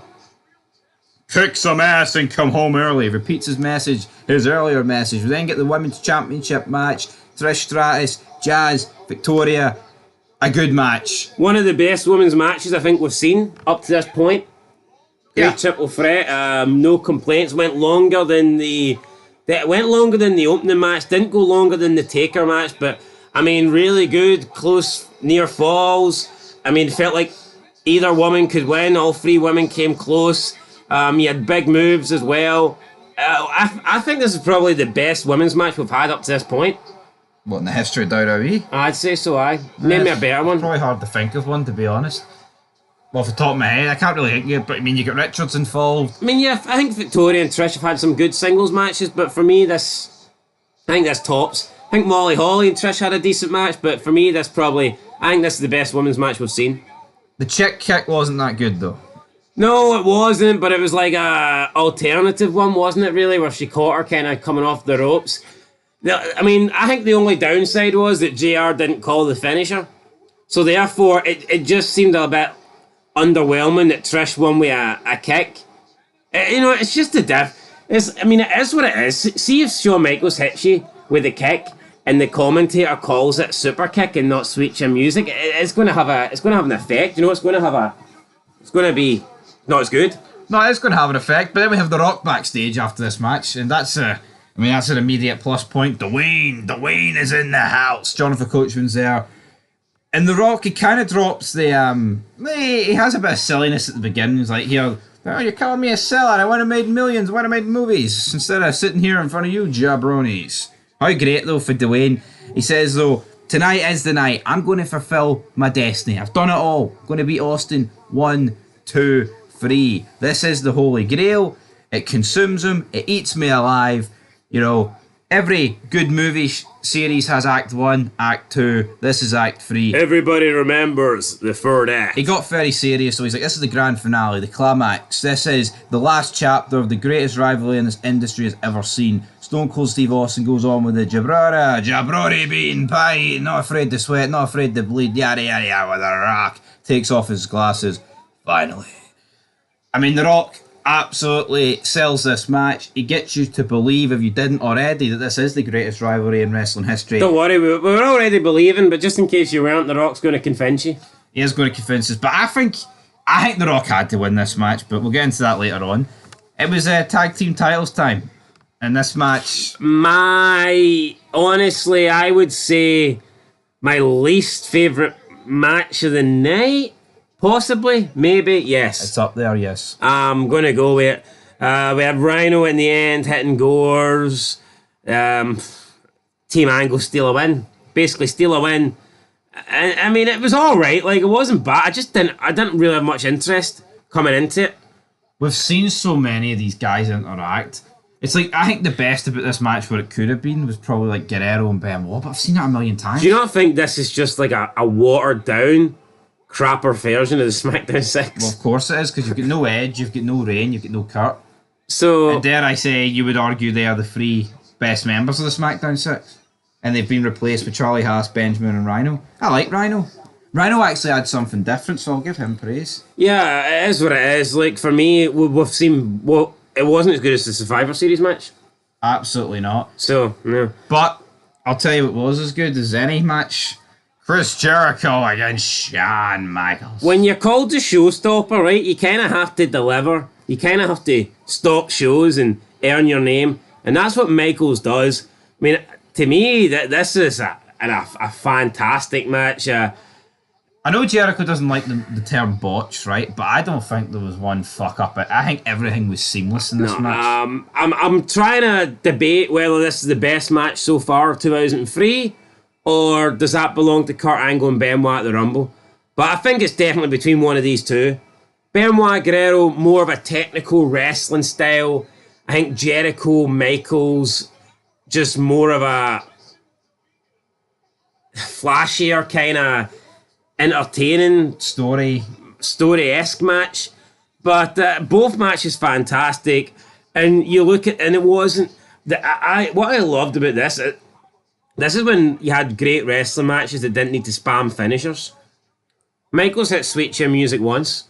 And that is it. But you've just got so many great spots. Michaels, doing all those iconic moments. But remember back in the day when matches were great and they didn't need to hit 4 finishers? No, I know. But you've got just some great counters, Matt. It was just perfectly paced. I do not have a bad... Nobody hits a better moonsault than Shawn Michaels. No. And it was just... And what I liked about it is the fact he beat him with a roll-up. He outsmarted him. Jericho was getting too big for his boots. 1, 2, 3. Shawn Michaels is the correct winner. He goes to handshake him. He does the hug, boot in the balls. Yeah, Jericho leaves Michaels laying down in the middle of the ring. Jericho not happy that he lost. But honestly, great match. Fantastic. Watching it back, I didn't know if it was going to hold up to the expectations that we were, hoping it would have. But yeah, for me, definitely one of the best matches of 2003. Again, Two guys that know what they're doing. only match that I've seen in this year that comes close to this would be Angle Benoit. So fantastic. Oh, absolutely. And then we move on. Yeah, we do move on. And you know what, man? I know it necessarily didn't need it, but I just feel like this could have been so much better if Michaels was actually having a championship run, and this was for the belt. Oh, aye. But then again, how far down the card does that demote Triple H Booker T? Because the only thing that match had was the world title. But honestly, I think if Triple H Booker T ain't on this card and you promote the belt to this match, I think it elevates the card. Anyway, Sylvain Grenier is walking backstage. He knocks on the door of Mr. McMahon and enters. Did this really need to get shown? I mean, I get why it was shown, but I think just to show you that, Hogan was up against it and the screw job was on. absolutely. Limp Bizkit then come out to perform Crack Addict. Tony Chimmel's 54,097 people. Yeah, so they obviously did Rolling for The Undertaker, then they did Crack Addict here. Great stuff.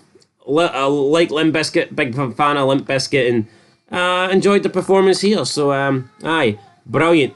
We then move on to the WrestleMania cat fight. So we have the two girls. Then Stacey Keibler comes out. She says, we're going to make this a triple threat match. Then Tori comes out.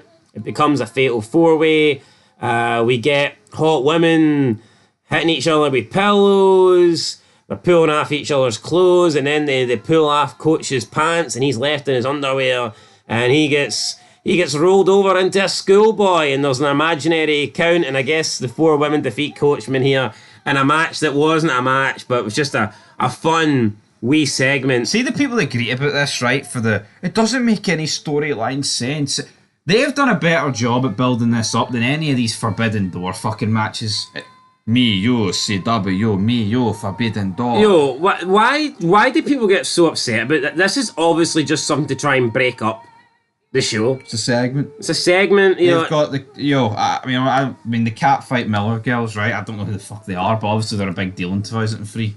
They get them in. It makes sense to utilise them, and you use the two hottest women on the show with Coach in a funny segment. Oh fuck the inhumanity. Yeah, I mean, but you just know these wrestling nerds aren't going to like this. No, but look at the way they've built this story up throughout the show with a couple of segments. Yeah, nothing wrong with it. It was good. It was good. But they just say, we want them to wrestle and we want no story. This is a better story than anything in 2020. Honestly, you know what? I think it's good that they had the McMahon Grenier thing. They had Tony Chimmel announce the attendance. Then they had the Limp Bizkit performance. Then they had this. Because honestly, see if who wanted to follow Michaels and Chris Jericho directly? No one. Absolutely nobody. So the best thing you could do was have a break before the next match. Which was Triple H against Booker T. So immediately, 10 minutes after, half an hour after, they couldn't follow it. No, they couldn't. Look, was it a horrible match? No. But, I mean, it's WrestleMania. I'm expecting greatness, and as for me, it wasn't great. Booker T tells Triple H, your punk ass is in trouble, but one pedigree and about 45 seconds later, it's Triple H crawling into the cover, getting the 1, 2, 3. We did have Booker T pulling off his Houston spin over leg drop off the top rope, landing right on Triple H's head. That was pretty good. Triple H pulled out an Indian deathlock in the match as well. His unique version of I guess it's his kind of version of a figure four. And Booker T, his leg gave out, he dropped to one knee, put him into position for the pedigree. Triple H hits it. Triple H gets the win. I thought Booker T looked weak in this. I mean, I get what they're going for.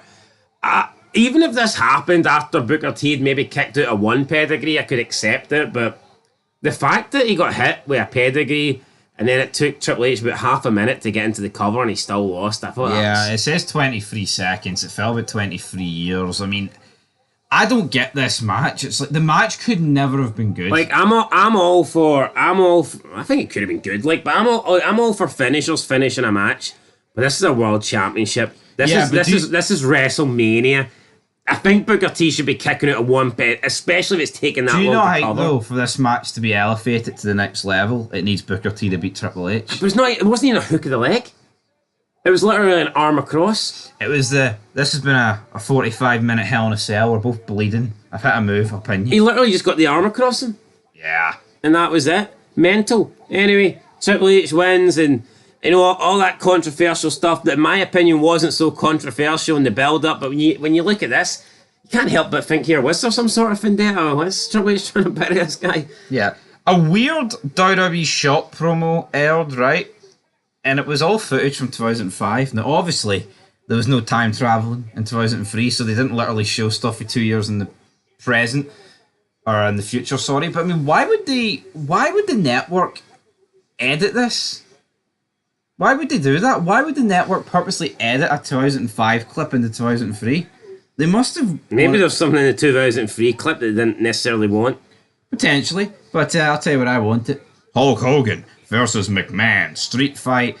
Yo, this is your sports entertainment match of the night. There is blood. There is spots. Hogan spends most of the match on his ass. I don't know if he got injured, right? Because I believe this is Hogan's last match until 2005, right? Quote me if I'm wrong. But why did Hogan spend the most... Like, do you not honestly think it felt like McMahon buried Hogan in this match? Yeah, McMahon dominated this match, and I guess that's what they're going for. Hogan needs to get battered so he can Hulk up at the end. Look, is McMahon a good technical wrestler? Absolutely not. He might be. In terms of matches, I'm not like one-off matches, but in terms of people that have wrestled over he might be one of the worst, if not the worst technical wrestler to ever step in a match. But you can't deny that his matches are fucking good. Whether it's with spots or storytelling or just like adding blood or like unique finishes or whatnot. I mean, you look at McMahon Shane, McMahon Taker, McMahon Hogan, McMahon Austin, McMahon Stephanie. Like, the guys had some great matches. McMahon DX. Hell, and I mean, you can say what you want about the guy, like, but his matches are... This was a great match. Is it any wonder, though, that this guy can work a great match? He's McMahon, of course not. The character alone can work a match. Look, he's got the name Man in his name, People and he bury, is the man. People bury McMahon. Could you imagine Tony Khan trying to work a match? That wee scrawny bastard. McMahon was more jacked than Hogan. He looked like a fucking nemesis here. And then we see the Spanish announcer, he takes a chair shot to the dome. McMahon's bloodied, Hogan's bloodied. We get McMahon doing the top of the ladder leg drop through the announce table. Just mental stuff, man. When he whipped Absolutely. out the ladder, it's like, what is he going to do? Like, Yeah. is someone going to die here? Maybe his arse when it landed on the table. Then he gets him in the ring. We get Silva and Grenier comes down after a referee bump. He gets in an argument with another ref. He knocks him out. Hogan starts to Hulk up. We get Roddy Piper coming out. Roddy Piper attacks Hogan, and then he like kind of spits on both guys. I mean, don't know. I don't really see the point of this. I mean, I guess they're going to go somewhere with it, but No, there was too much of a delay. Like, Piper was making it seem like, what am I going to do? But it was like, right, you're obviously going to attack Hogan. And then he spat on both of them, as you say. I mean, I've never been a fan of Piper. But he's weird. His face never ages, but his body does. I think Piper's best moment was he was on that show and he pulled his pants down. He says, "Look at this. Owen Hart, dead. Tell his wife it's fake." Remember that guy? I can't remember who it was, but it was like one of the American talk shows. Anyway, we get back to it. Hogan hulks up. McMahon's got no answers for the Hulkster. Hogan batters Grenier. Hogan batters McMahon. Hits 3 leg drops. Gets the pin. Leaves McMahon laying. Celebrates. Shane comes down to check on his father, and Hulk Hogan allows him in. Shane looks at McMahon, and Vince McMahon's just been laying there the entire time, No, see the flat on his back. spot where Hogan's on his back, which was most of the match, but and McMahon goes and gets the lead pipe. Oh, aye, and you and just the see his blood head is pop up. pissing out his forehead. That's a meme though, isn't it? Like that's just great. You just see his head slowly rise above the ring apron. He's got that evil smile on his face. Fantastic. McMahon's. But see, that's a spot that makes a match. Only McMahon's got that. Well, not only McMahon, but that's one of the things McMahon brings. No, absolutely. It was fucking incredible. And people don't understand how that one little scene, how much that can improve a match. Yeah, there was so much going on. I mean, this, 20 years in the making. It's Hogan McMahon in a street fight. I think this might have been my second favourite match of the night. Yeah. It was fucking epic. I don't have a bad word to say about it. No, it was great. Loved it. Hogan wins. McMahon loses. Is this the end of the feud, though? Possibly not. Possibly not. Anyway, we get the video package for Stone Cold against The Rock. I prefer this. I prefer this one to Maniac 7. Video package? Aye. Mainly because... Aye, not the match. But mainly because I think Deborah just takes up too much of the X7 one. This package is simply Austin and Rock. No, it was. And you know what? Austin's been limited in his return. We haven't really seen him do much. He's had a couple of matches with Eric Bischoff. And I'm not saying that Austin didn't train for this, but I mean, could you see that maybe Austin's body was giving up on him here? But he was still young. Could it just be the 6 months off, or what? The 7 months off really had a toll? Could be maybe ring rust.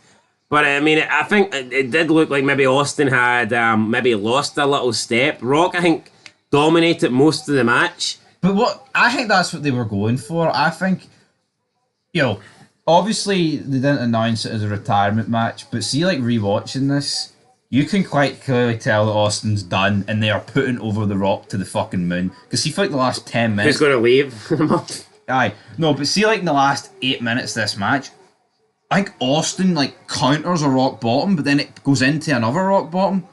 It's like, the last 8 minutes is just The Rock pummeling Austin. Yeah, it's almost like... The last 8 minutes almost counts as 2 wins compared to Austin's other 2 wins. Yeah, I think he levelled it up at the scoreboard. It's like a 10-8 round, so to speak, in boxing terms. But no, Austin was like, he kept kicking. But I see towards the end of the match, you didn't feel like it was, Austin could still win this. You felt like... How many rock bottoms is going to take to defeat Yeah, Austin? you just felt like, how much longer can Austin hang on? And when Rock hits the third rock bottom, it did feel like Austin's fate was sealed, and it was like, goodbye, old Yeller. Even though he wasn't I'm not saying that he was fucking I old, think it would have made it better if they made it a retirement match. Yeah, like one of us has got to go. Aye.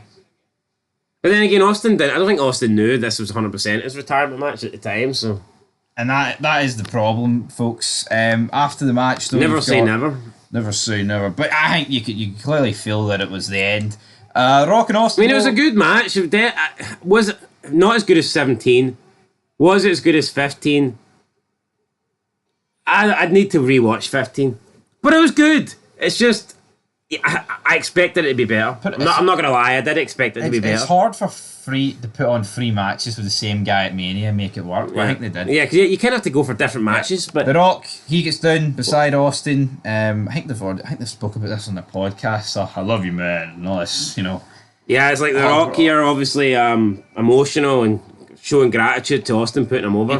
He keep pushing fucking Hebner. Why does Hebner keep coming over? Yeah, no, like maybe The Rock and Austin just want to share a genuine moment. And you know what, right? We always talk about people breaking kayfabe, but if Rock and Austin want to break kayfabe at the end of their trilogy, end of their feud, then fucking go ahead. Yeah, but you know what I mean? They've earned it. But for all we know here, it looks like The Rock's trash talking him, so I've no issue. I don't think this is breaking kayfabe. No, it's not. It's not like he's grabbing a mic and letting everybody know. I love this man. You know what I mean? So, anyway, I loved it, but I think it's just because of who's in it. I just had higher expectations. Not taking anything away from the match, fantastic. Yeah, and also what you've got to bear in mind, which you need to properly address here, Austin was actually in the hospital the day of this. He'd passed out, and he was like seriously unwell. So probably... Yeah, I think I remember Austin saying he felt like he had to do this match for The Rock. So just to read this out, he says, Austin was drinking energy drinks and wound up overdoing it, leading him to spend the night in a Seattle hospital the night before the show. Against the doctor's advice, he checked himself out and went to Sacrificial Field to do this match and end his career in a big way. How he was able to get through this match, when you see on his face how much pain he was actually in, was incredible. This was a phenomenal match. Yeah, and I mean... Sin Cara would have just lay in bed for a week. Yeah, I mean, he checked himself out. Senor. But see, that's the difference. So Austin was never going to do that. No, Austin was. It's one thing walking out of a King of the Ring qualifier on Raw that hadn't really been announced. Yeah, but not even letting The Rock down. You think Austin's going to let McMahon down? Aye. You know what I mean? He's letting himself down. And the fans. I mean, it wasn't going to happen. Yeah. And I think you could tell there was something up, but I read it more as like, this is the last match. He's feeling emotional rather than he's fucked. And who thought in 20 years' time he'd be having another one? Exactly. But The Rock wins. Correct decision. And maybe there's still time in 2026 for Lex Luger to have another match. Yeah. Yeah, well, maybe not. Lex Luger's in a wheelchair, but as WrestleFew puts it, you're watching Dwayne Johnson speaking with Steve Williams, his friend. It's a beautiful and real moment. What a match. Yeah, great match. Loved it. For me, it's up. I mean, I think it was up there with the Hogan. I think there was 4 standout matches on this show. Yes. But it wasn't the last 4. It was the last 3 and the one in the middle. Sorry, Triple H. Right, main event time. Kurt Angle, Brock Lesnar. You know what you're getting here. 2 great wrestlers going at it. Angle, Brock worked a really good match. You get your suplexes. You get your technical style wrestling. It is what it is. I don't think technical wrestling matches will suit being the main event. Just my opinion. I think Austin Rock would have made a better main event here. If Austin was retiring, it would have been the main event. If they knew and they properly went with it absolutely would have been. But I get it, they like the face to win, and I guess The Rock's the heel and Brock Lesnar's the face. Angle gets the Angle Slam, Angle's got the ankle lock, Brock manages to counter, hits an F5, Angle kicks out, Brock hits another F5, doesn't go for the cover, goes to the top rope. We're thinking, what the hell is Brock doing here? You're thinking, even if he's going for something where he can like generate a lot of distance, if he's like doing a dive and elbow drop, he's going to struggle to reach Angle because Angle's quite far across the ring here. Then Brock does a fucking reverse 450 shooting star press. Like, what was this? And I tell you what, very lucky he didn't die. I believe Angle said on a podcast or in an interview he thought Brock was dead. Yes. I mean, he lands face first. There's blood coming out his nose. He's fucked. He doesn't know where he is. We're talking maybe percentages here and angles, like 45 degrees another way and Brock's done. Aye.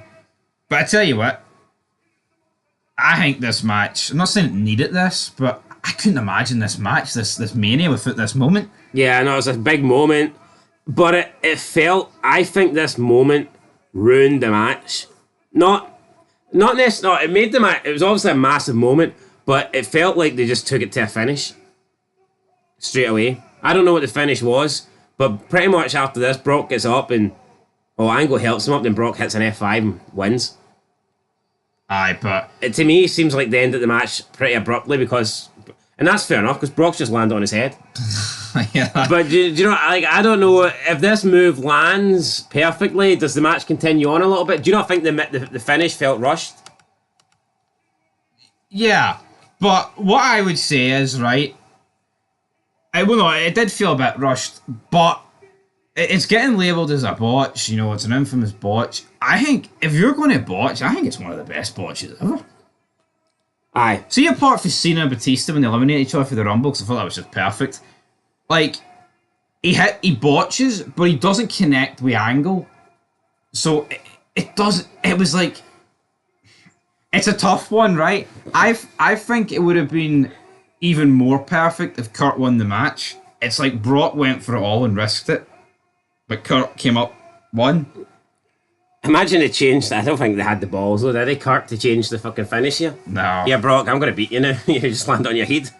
But it's one of the most iconic moments in wrestling. This. Yeah, and then Brock obviously hits the third F5, gets the win, 1, 2, 3, and at the end of the match, Angle comes and shakes Brock's hand, and they embrace in the ring. Angle fucked up neck. He's going to be taking some time off. So, I mean, we've got what a roster we have here, but we know Angle's taking time off. We know Austin's pretty much done at this point. Could you argue The Rock is leaving in a month? Could you argue that the shooting star press would have ended the match if he connects with it, considering how special it is? Like, it's Brock doing it. I think Angle's kicking out of that. But here, that's just my opinion. But do you think the match is better? I know you said this ruined it, but do you think this match is more memorable if he connects it, or is it better if he botches it, or what? No, I think the botch makes it more memorable. Yeah. But it is what it is. Look, we're getting to rating time here. People debate this Mania, 19 or 17. I think the consensus is these are the 2 best of all time.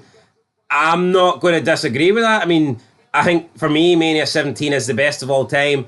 Mania 19 very well could be the second best of all time. Honestly, I think I'd need to rewatch all the best ones to decide that. But for me, for sure, 17 is my favourite. WrestleMania 19 is right up there. I'm giving it a 10. I think it's an amazing show, but still not as good as 17 in my eyes. Yeah, it's a tough one because I look at 17, right?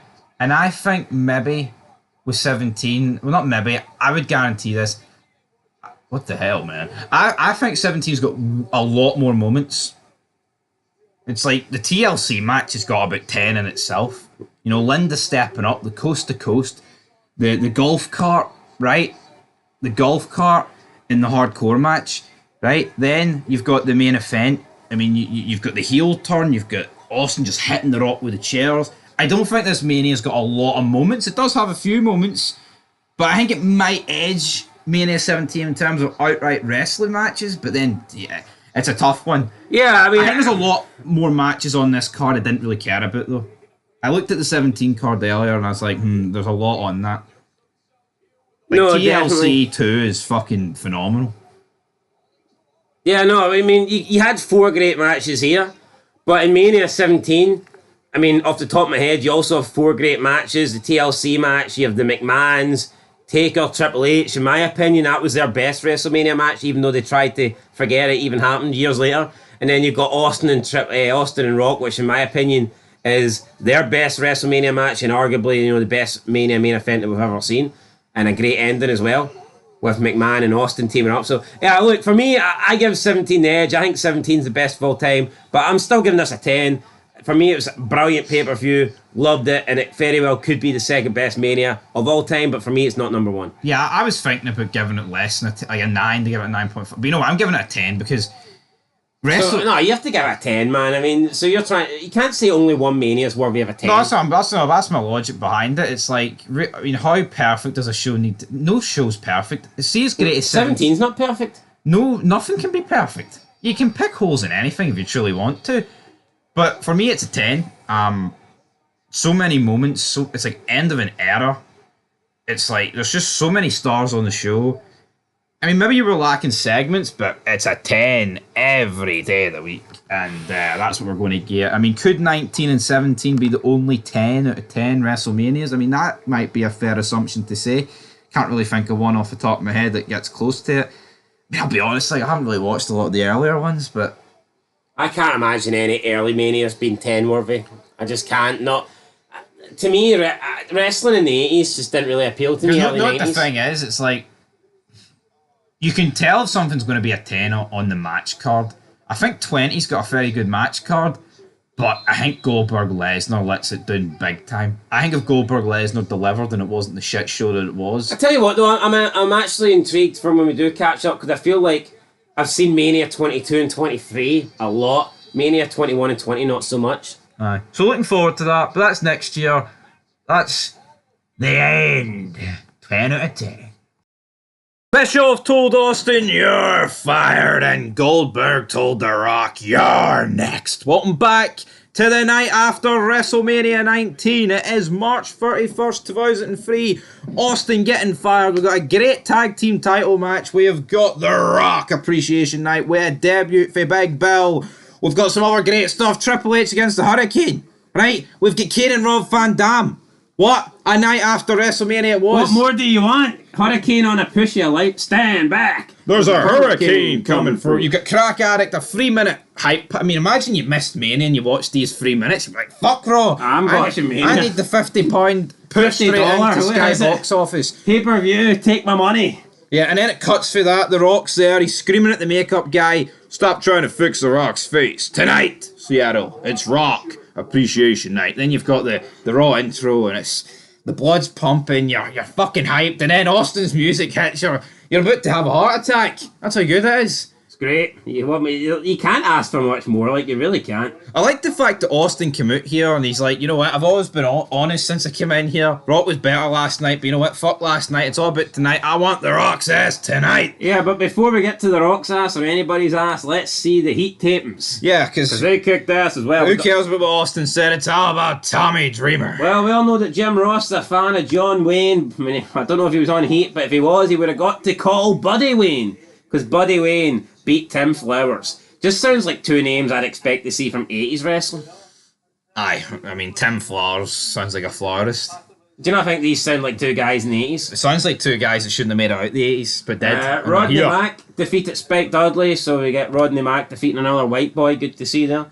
Trish Stratus defeated Ivory, women's title on the line, and Christian defeated Tommy Dreamer. So Christian didn't have a spot on the WrestleMania card, neither did Tommy Dreamer, but he did have a spot on Monday Night Heat. He did have a spot on Monday Night Heat, but Bischoff, back to Austin, interrupts Austin, comes out, he's like, you're a vengeful bastard and you want to do more than just shake The Rock's hand. Austin's like, yeah.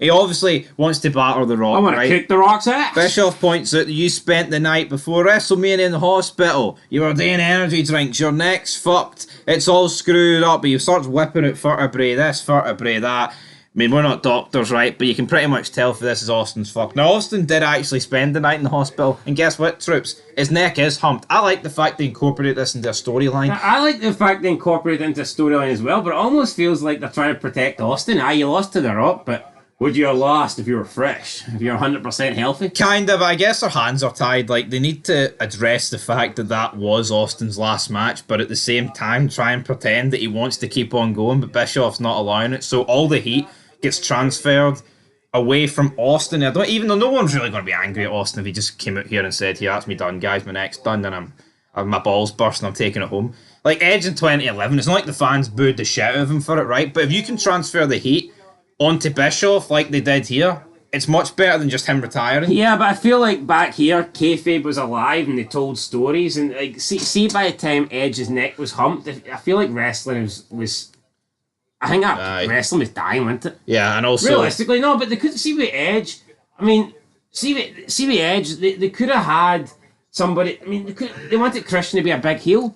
Could have had Christian turn on Edge and like break his neck or something, take him out, concerto. Aye. You know, they could have played it. They could have played some sort of storyline into Edge's neck injuries, but you're right. They decided just to have Edge. You know, I mean, that's what they did in '99. I mean, they run Austin over. Iconic moment. There's no excuse why they couldn't have done that. And here, it's because wrestling's dead, real in 2024, and it has been for a very long time. Kayfabe's dead. Stories don't exist. It's all make believe now. The cat's out the bag. We know that there's nobody really keeping character.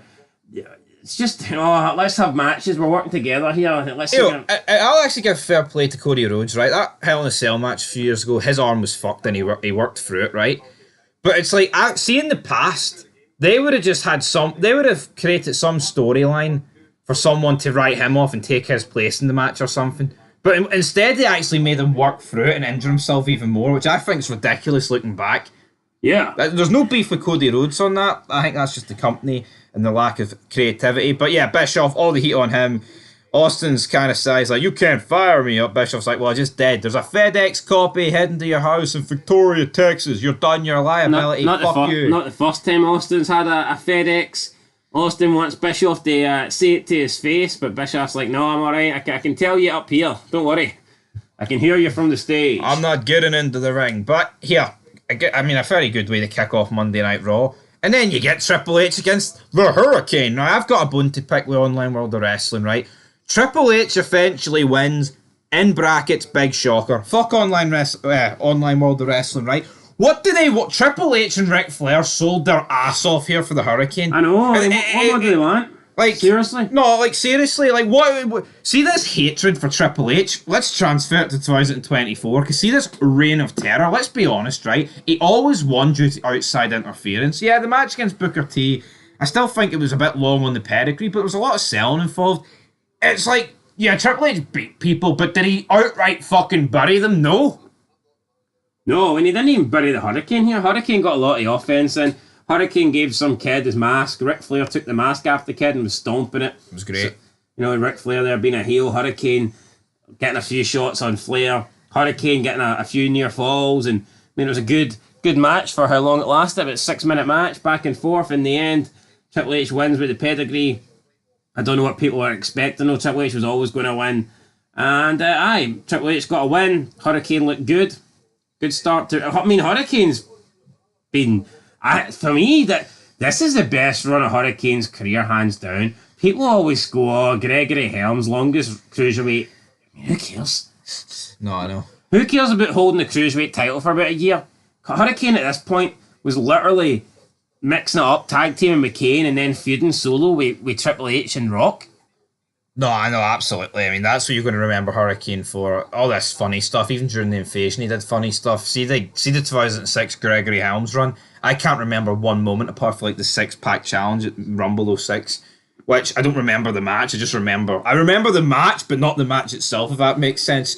Anyway, Kane and RVD are backstage, right? Kane's like, right, but let's go our separate ways. Rob Van Dam's like, no, we got another title shot, but the only stipulation is if we lose, we have to join the Bischoff Corporation. Kane's like, I can't believe you'd go and do that. He walks off and goes, but we're not gonna lose. We're gonna win. Rob Van Dam. Kane's upset. RVD doesn't understand why. He doesn't understand why, but Scott Steiner knows why. What's about to happen? Christopher Nowinski. Basically, Scott Steiner battering the fuck out of Christopher Nowinski. Christopher Nowinski doesn't know what Scott Steiner is capable of, and he comes out with a plastic mask. He says, I know I look funny wearing a mask, but all you guys look funny without wearing a mask. And he then asks Scott Steiner, take it easy on the face. Scott Steiner does not take it easy on the face. At one point, hits an overhead belly to belly, and it looked like he almost dropped Scott. He dropped Nowinski on his face. So, Steiner just beats the crap out of Nowinski, puts him in the Steiner recliner. Nowinski taps. Big win for Big Scott. It was a big win for Big Scott, and I'm looking forward to this feud. The wee war debates going forward. That should be good. Austin's backstage up next. Terry then asks him if it was true. Austin's like, yes, it is true. My neck's done. I'm fired, so it doesn't matter. She kind of like cries, and then Austin walks off. So we had that. We then had the Rock appreciation moment. We got a recap of the Rock concert. Fun fact, guys, when we reviewed the Raw last week, they actually cut most of the Rock concert. We were left feeling shortchanged, so maybe that Raw rating needs boosted up a bit. Yeah, I feel bad, but the network literally cut it off. I don't know if it's because of copyright songs or whatnot, but I can't help but feel Netflix is going to be a million times worse as well. Yeah, that sucks. I think one would think they'll literally just copy and paste the network onto Netflix, but something tells me that Netflix are going to be a bit more like, like they're going to be way more checks, for example. Could we see some stuff getting... Netflix is very, very woke. Could we see some of the promos and stuff like that just getting completely, scrapped? I'd say so. And it'll be a real shame, and once you're watching... see, the really controversial segments, right? In wrestling, I don't think they're not massive, they never really tended to be at the top. It's not like the main event feuds really had them up there, but they still had massive parts of the show. And see, when you're taking out a third of a show, it fucking affects it. They took out the whole DX impersonating the Nation, and I can guarantee that was one of the best things about that show in '98. Definitely, and that's going to have an effect, but it is what it is. But yeah, backstage, we've got the Dudley Boys with Chief Morley and Lance Storm. It's announced here it's going to be a triple threat elimination tag team match. The Dudleys aren't they're not in it to win it. They're in it just to help Morley and Lance Storm beat Kane and RVD. Then they're going to lay down. Devon doesn't like it. He thinks this makes them slaves. Bubba, though, can't quite understand. No, Bubba doesn't quite understand. But funny, it's the black guy who I understand slavery. Yeah, we then get Booker T, Ric Flair backstage. Booker T's got his knee wrapped up. Ric Flair comes in and taunts him. Booker T beats him up and says, yeah, if I never stick your nose. It's a big fucking nose. But not as big as Triple H's in my business again. Then we get Maven versus Rosie with Rico. Awful. This was just really, really bad here. Maven gets the win with a schoolboy pinfall, but the last minute of this match, every little move fucked up big time. And I wouldn't be surprised if the last time we see 3-minute warning. I think it'll be the last time we see Rosie. Rosie's obviously dead, R.I.P. But it's just one of those things again in wrestling where it's see when someone dies, they just automatically get overrated. See this guy compared to Roman Reigns in the ring, he's fucking nowhere near him. Well, who's suggesting that he is? Like, Oh no, but that's the thing. Like you hear hype packages like, "Oh, Roman Reigns' older brother Rosie, what a great worker he was." He just wasn't. Like their sloppy style worked when they were battering 80-year-olds, and 80-year-olds didn't know how to sell for them. But see this match against Maven, man, you're right. Like every second move was just a botch. see, looking at how bad Rosie was it safe? Fucking letting him do moves to Mae Young? No. I mean, at least when Bubba Ray's doing you would rather take a powerbomb off the stage from Bubba Ray through like 10 tables than do any move for Rosie. 100%. We'll see people trust Bubba Ray. I don't know, just looking at Rosie. Is what it is. We then got Jerry the King Lawler. He was doing a celebrity photographer, Playboy photo shoot. So, we got Online World of Wrestling. They're saying, fucking stop mixing my wrestling with porn. I mean, that's Jerry. That's not fucking porn, man. It's some photographs with someone in a bikini like that. That's not straight up porn. Like, I don't know what he's talking about. It's Jerry Lawler. Like, that's his gimmick. It is what it is. Yeah, that is his gimmick, right? And see a woman doing a bikini shoot, like what's the difference between that and what like Steiner and Triple H did at the start of the year? Pose downs. Yeah, I mean, it's just I think just some people are fucking borderline gay. The WWE. This is done for comedy, and if you can't accept it, then move on. Is Jerry Lawler a bit pervy? Absolutely. I don't think anyone on the fucking planet's going to deny that. But if you're watching this, it's like, it advances. They've obviously got some form of deal with Playboy. It advances like storylines with Tori Wilson and like Niddy as well on SmackDown. And it makes total sense for Jerry Lawler to be the guy doing this.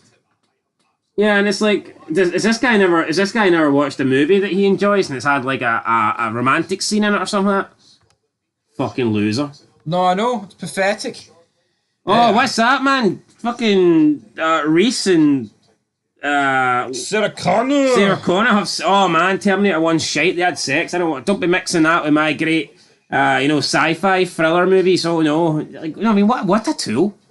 Seriously, man.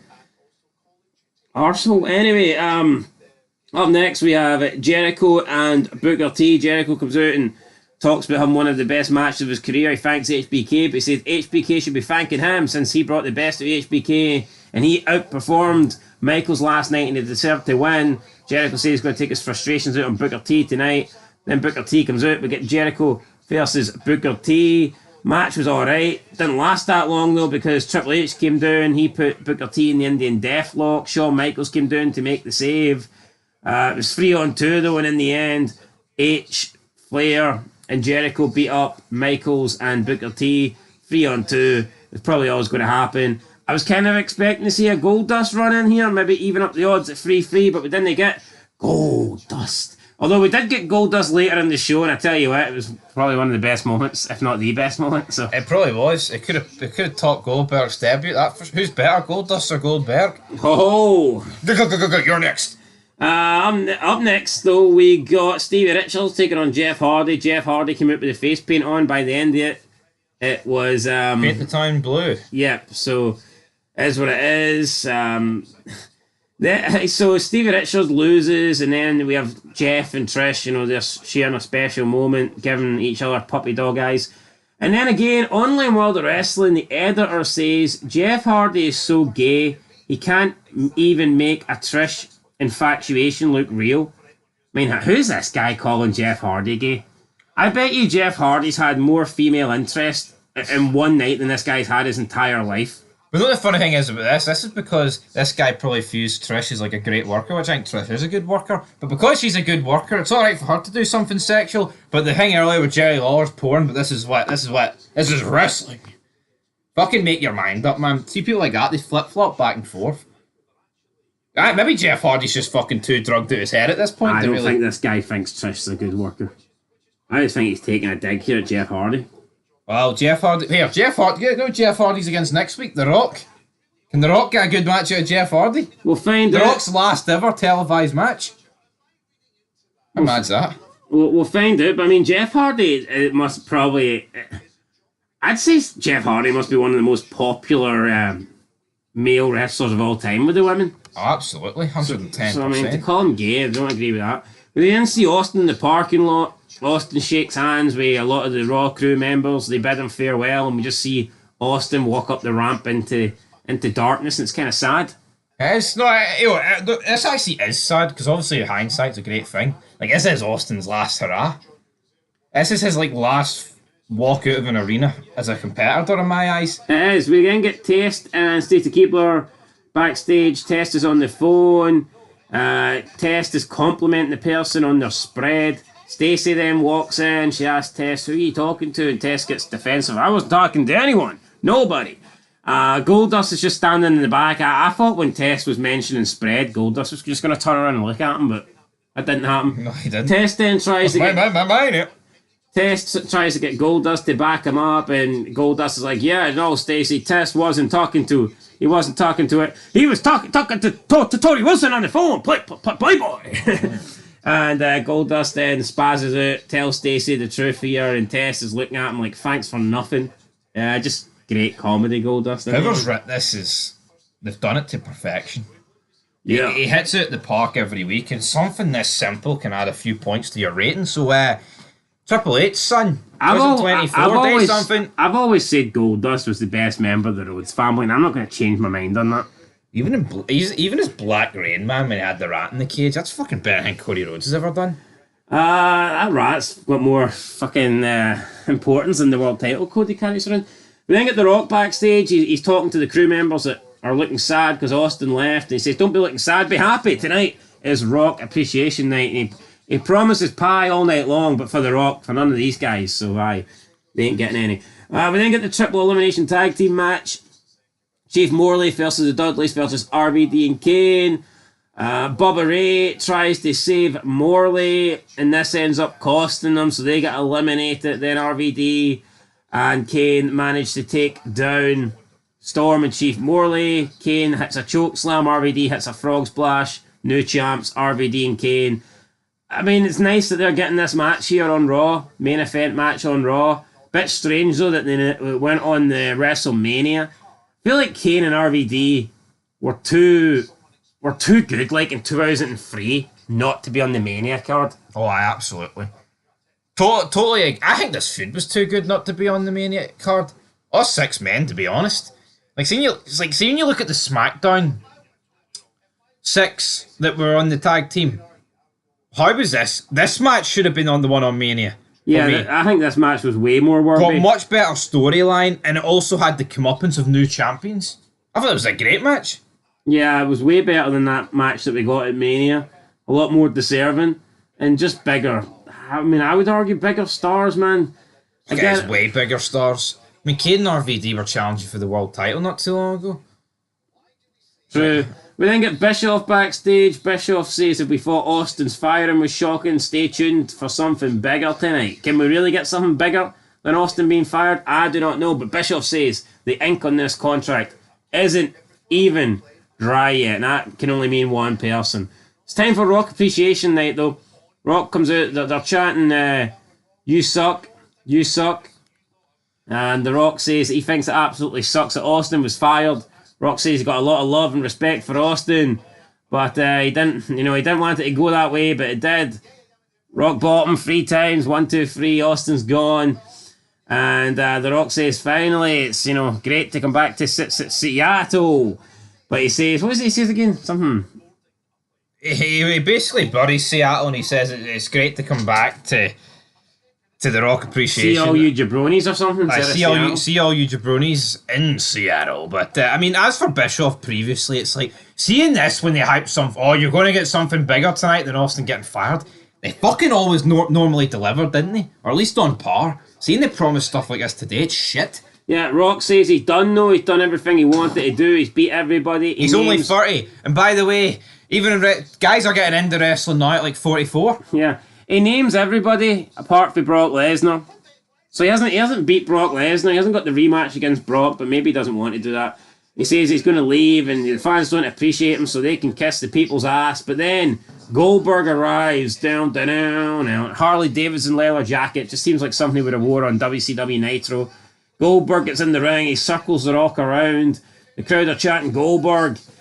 Goldberg then asks if The Rock wants to know who's next, and Goldberg tells The Rock that he's next. And then Goldberg hits a spear on The Rock, Honestly, I think due to the fact there wasn't a lot of distance between the two, both were standing still as well. And like the Goldberg is wearing like a heavy leather jacket and jeans. Just didn't seem like he got a lot of velocity on this. The camera angle, I think, helped make it look a wee bit better. I mean, The Rock sold it like he was dead, but I mean, The Rock was like selling it as if he'd literally been torn in half, but it didn't look like a great spear.